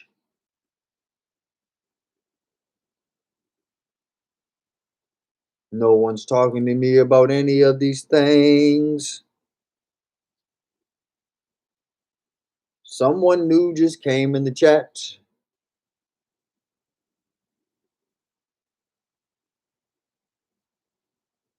You tell me, shit. You say you know where I'm at. Where you want to hook up at? We can meet up. Uh, get my email. Put your email in the chat. I'll write it down. We exchange information.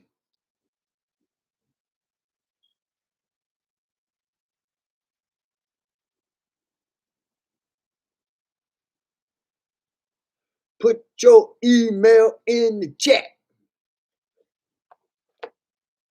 We can do it like that.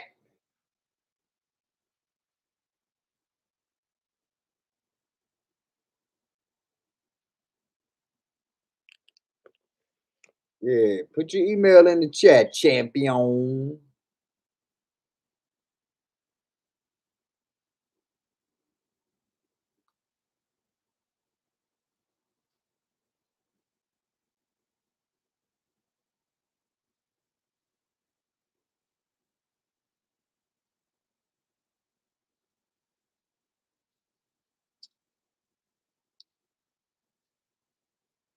I mean, if you comfortable with that, you might not want to put your email in the chat. I don't know.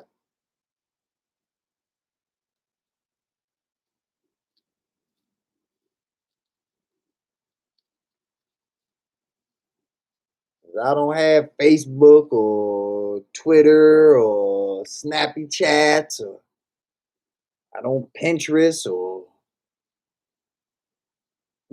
TikTok. I don't do none of that shit. I'm a caveman.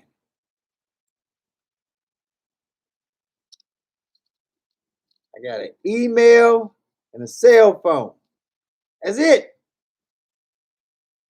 Just got on YouTube. That's it. That's what's up. Locking it in.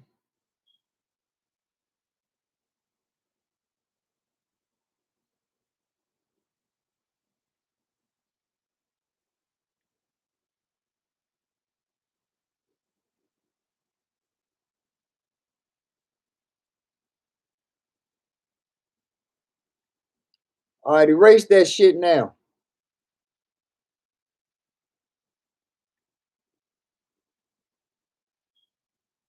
Go ahead, retract it now, Walker.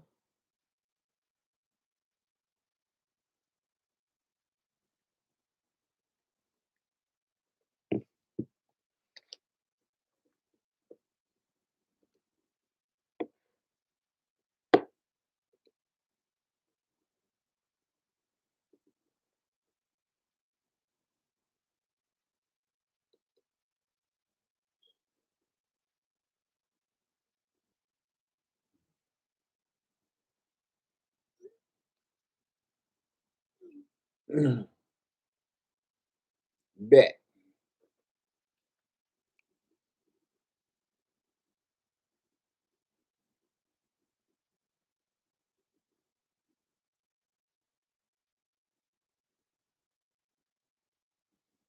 Ooh.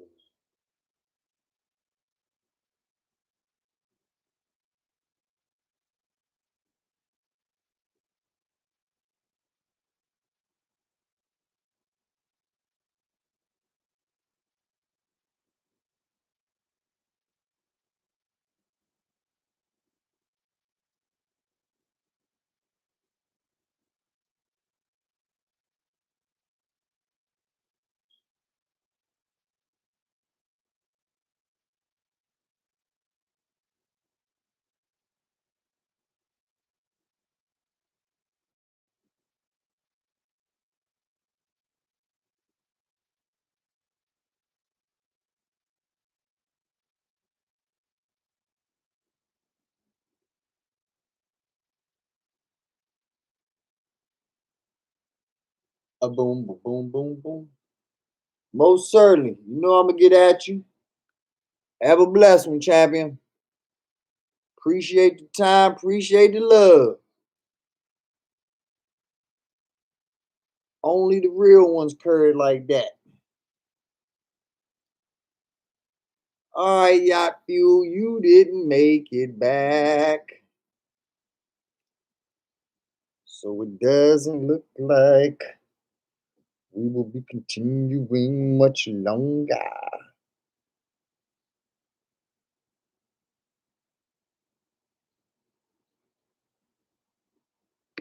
Woo! What a day, what a day, what a day.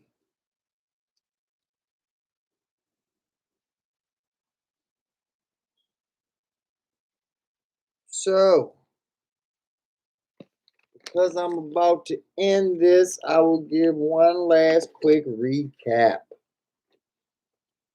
so that we can end this the same way we started it.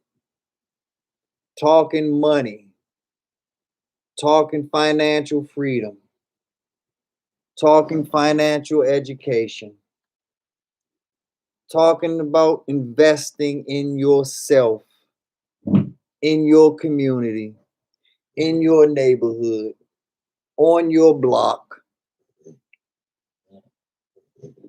turning what you believe to be unworthy or undesirable into the worthiest of worthies, into the most desirable of desires. But that comes with hard work,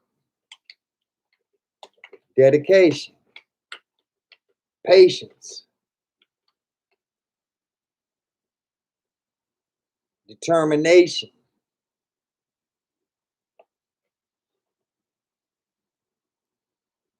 networking, communicating, effectively communicating. Let's be very specific with that. Effective communication.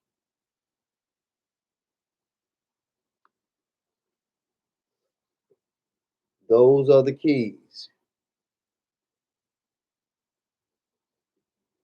That's the mentality, the philosophy that must be adhered to. After that, what do we go to? We go to the vehicles that are going to get us there. Stock, crypto,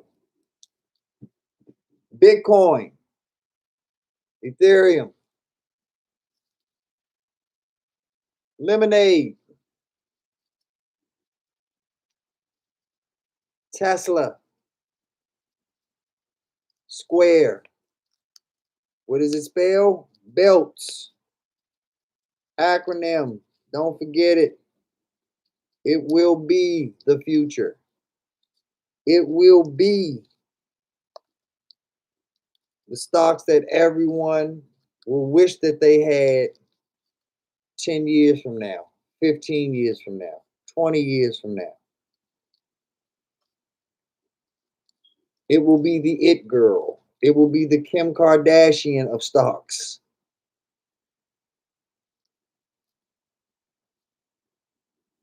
They will be having the hot girl summer 10 years from now, 15 years from now, 20 years from now. And there's more. This not the party's not exclusive just to them. That's just where we want to start off at. That's where we want to build our base, our foundation.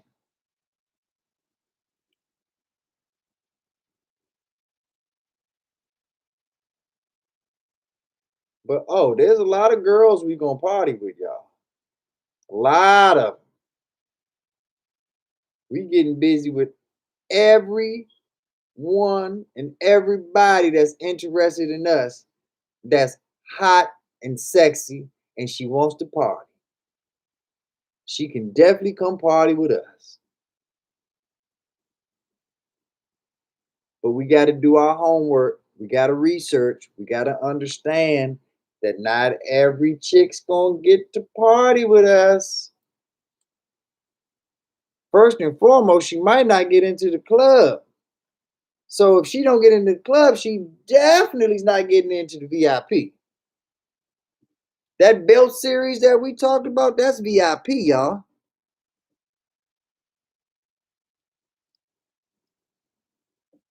Because they can come into the club whenever they want.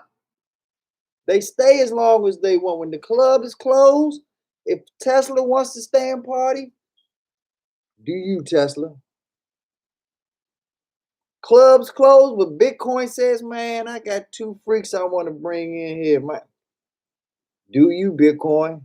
Come on in, Ethereum. Yes, Lemonade. Nope, I, Square. Do what you want to do. Everyone else, they gonna be in the club, but they gonna have restrictions. They might have a different wristband than everyone else. They might not be popping the same bottles that Bitcoin is popping up in the VIP. Santiago, bless you, champion. Always rolling with me, always fucking with me. Can't ask for more than that. Real nigga, real loyal, real smart. What else you need? Have a blessed one, champion. Conquer the world tomorrow. But yeah, this is what I'm about. This is the shit that I'm on. And this is the shit that I'm requiring that you be on. Because we've wasted too much time. These resources that are available to us now should have been available to us 20 30 years ago.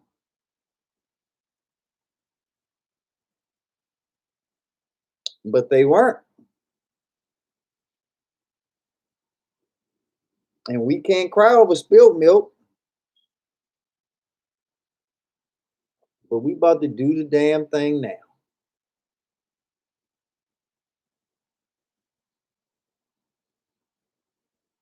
And that's all that you can ask for. I can't ask for anything else from anybody else. Give me the resources, give me the knowledge.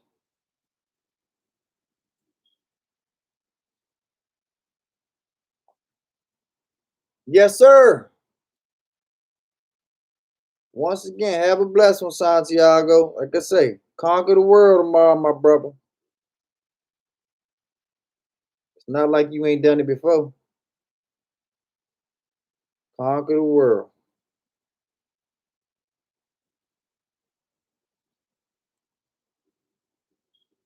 But yeah, that's the shit that I'm on. Just getting our slice of the pie, that's all. Using the common sense and the knowledge that God imparted on us for the betterment of us.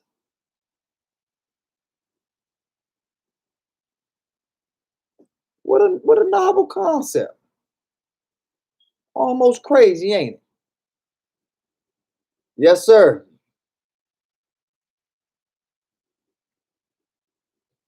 Almost crazy, isn't it?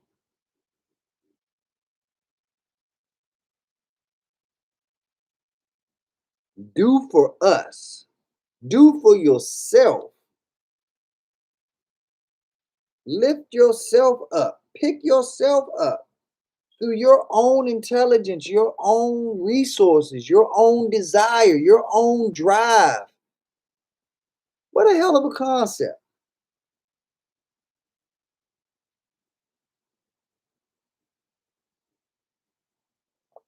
Now that's the stocks and the cryptos. The third piece, which is equally important, is the land, ladies and gentlemen. The land, real estate, real property, not Nikes, not Reeboks, not hats, not Tom Ford suits. Land.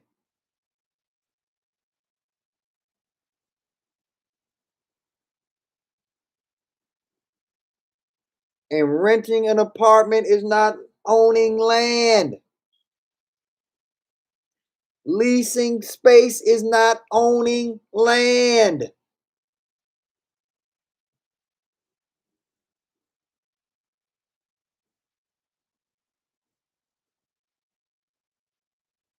Own land. Own residential land. Own commercial land. Own farmland. Own industrial land.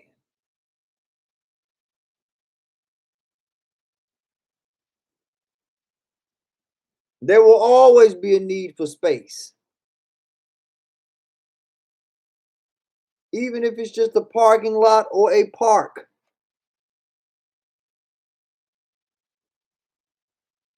Always a need for space. And if you can't find a need for space, you need to work on your creativity. The problem is not the space. The problem is not the land. The problem is you don't have a plan.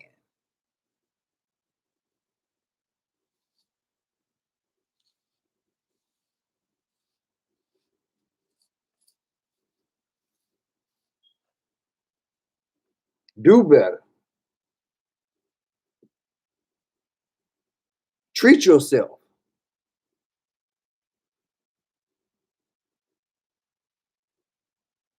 Stop acting like you don't know what the fuck's going on. You know what's going on.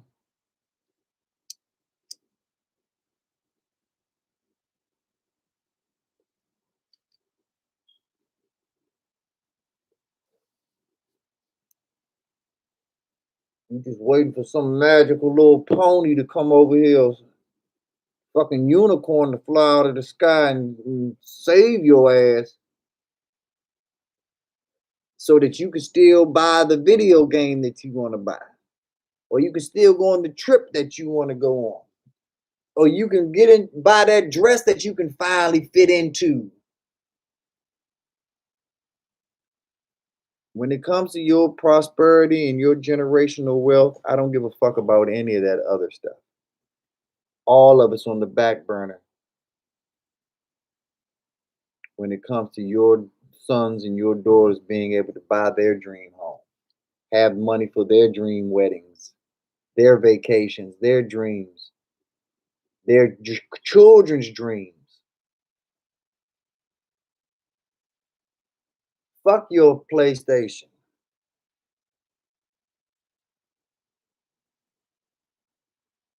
Fuck your new rims.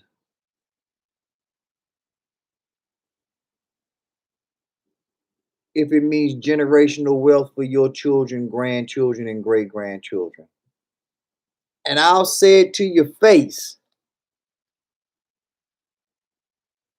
Fuck all that bullshit if it means the longevity of prosperity towards your family crest.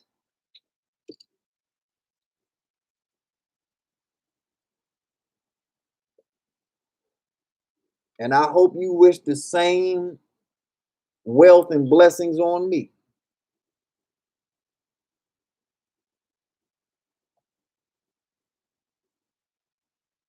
Because if my mind ain't right and focused on that, I don't deserve it.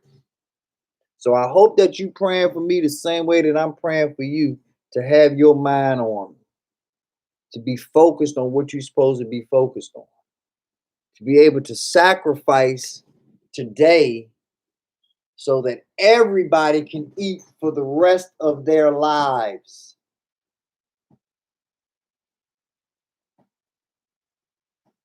Isn't that worth it? Isn't it worth it to tighten up the belt just a little bit and let the stomach growl just a little bit to know that for the rest of your life, your child's life, your grandchild's life, your great grandchild's life, that you're eating the freshest meats, freshest fruits, freshest vegetables, purest of waters? Isn't it worth it to just eat that peanut butter and jelly tonight and not order Outback?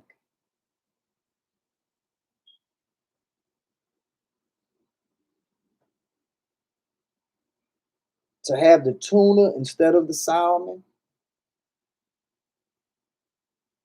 just for a little while? Do you love yourself that much to make that sacrifice? Do you love your kids that much just to make that sacrifice? Are you truly in love with your family name?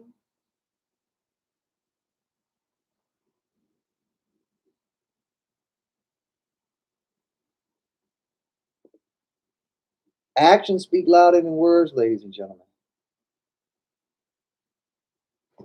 Actions speak way louder than words.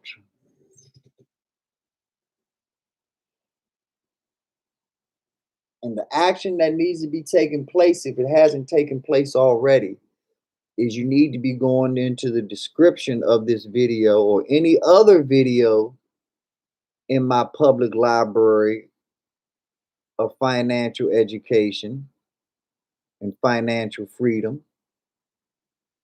and pull up the Weeble link. Click on it. If it don't click, type the mother in and make it happen.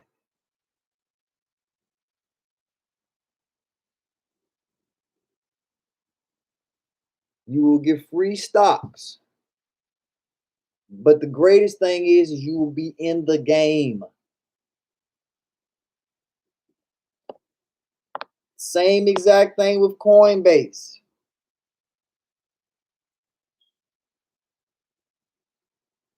free Bitcoin,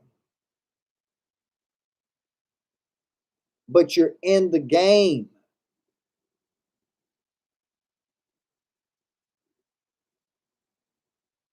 And once you're in the game, you have the potential to make gains.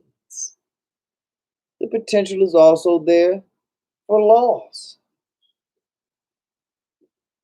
But that's why it's paramount before you pull the trigger on any deal. You have done your due diligence and research to a point where you are 100% comfortable in losing that money.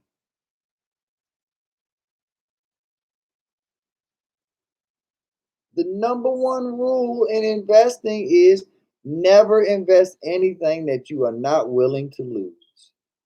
But do your research to a point where you know that that loss, or the chance or probability of loss, is slim to none. And yes, there are companies and coins out there that cannot and will not fail under any circumstance,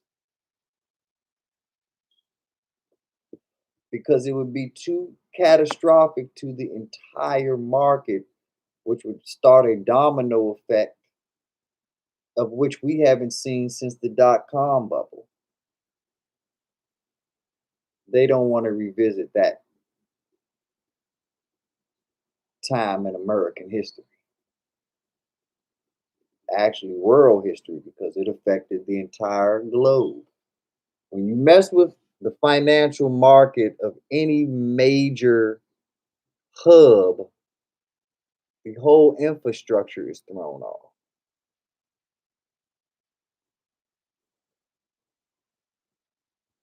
We threw off the whole infrastructure. They don't want us to go through that again. That's why they're watching China as hard as they are, because they don't want China to try to do something slick and mess up the market. That's why they had Roaring Kitty show up at Congress, because they didn't want Reddit and other social media outlets manipulating the market, allowing the little man to truly have a come up.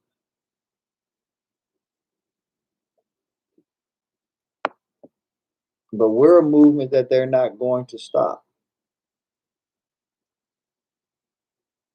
because we have the determination and the drive in the same breath as the Reddit groups and the Wall Street bet groups. We're all in the same fight. We're all in the same struggle. We're all trying to get to the same goal: prosperity, generational wealth, the knowledge and understanding of this financial market to a point where even if we go bankrupt and tomorrow, we'll be rich again next month.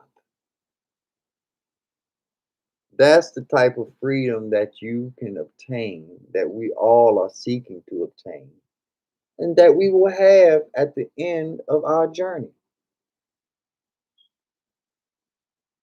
It's going to be a long, tumultuous, comical, jocular,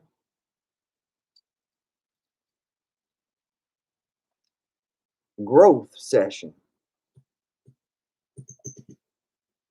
where we're going to dedicate years upon decades to our philosophy and the discipline of long term investing through the stock market, through cryptocurrencies, and through real estate. There are over 7,000 stocks, there are over 4,000 coins and tokens. You're not going to get them all. You're not going to have everything. And if you do, you're not going to have the quantity that you really wish you'd had if it's successful. And you're going to feel like you overbought if it's a failure.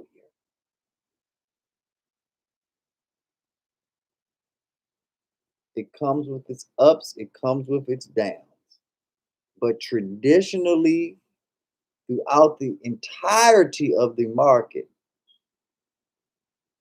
if you give it the time necessary to grow, flourish, and properly mature, that is exactly what it will do.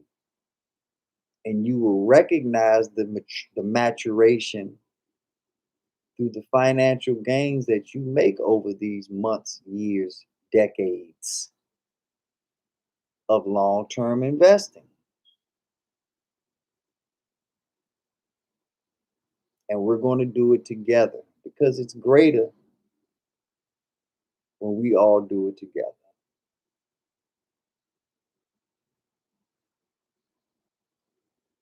This is what Snoop and the dog pound was talking about when they said it ain't no fun if the homies can't have none. These stocks and these cryptos, we can all share this. There's enough for everybody. And we all need to be involved because it's really not any fun unless all of us get some.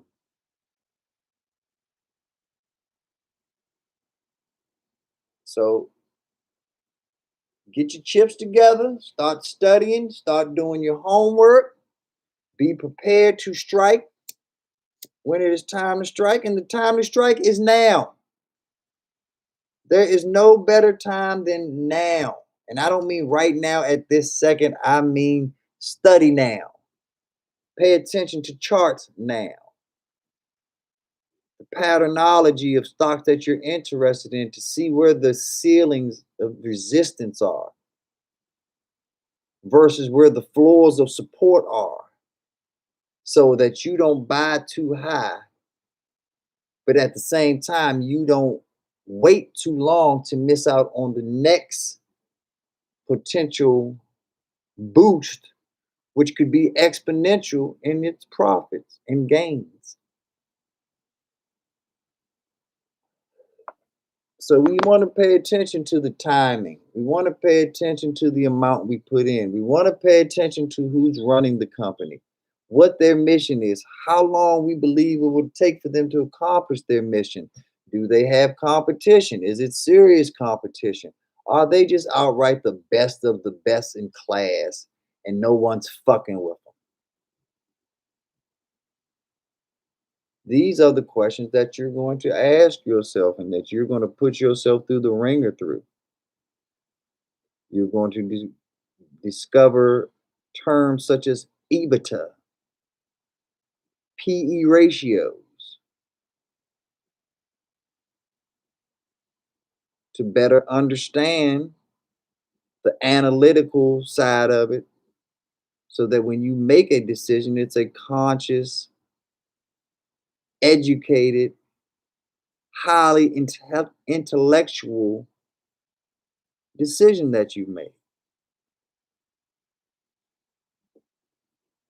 So that no matter what happens, you can live with the results because you've done the homework, you've done the research, you've paid the cost to be the boss. So go lead your motherfucking self. Lead you. Everybody else is out here trying to lead everybody else. Girls want to tell other girls what guys want. Guys want to tell other guys what girls want. Lead yourself. Lead yourself straight to the belt series. Bitcoin, Ethereum, Lemonade, Tesla, Square. That's where you need to be. Head down, nose in those books, studying the research, studying the companies, going to their website. Who's the CEO? What are their projections for the next 6 months, the next year, the next quarter? What were their earnings for the past quarters? These are the important questions that we need to ask ourselves. And we need to keep asking and searching until we find the solution and the answer that satisfies us to a point where we say, hell yeah, 10 toes in. It's an honor to put this money up and watch it double, triple, quadruple, hopefully 10x itself, hopefully 1000x itself. An honor and a pleasure.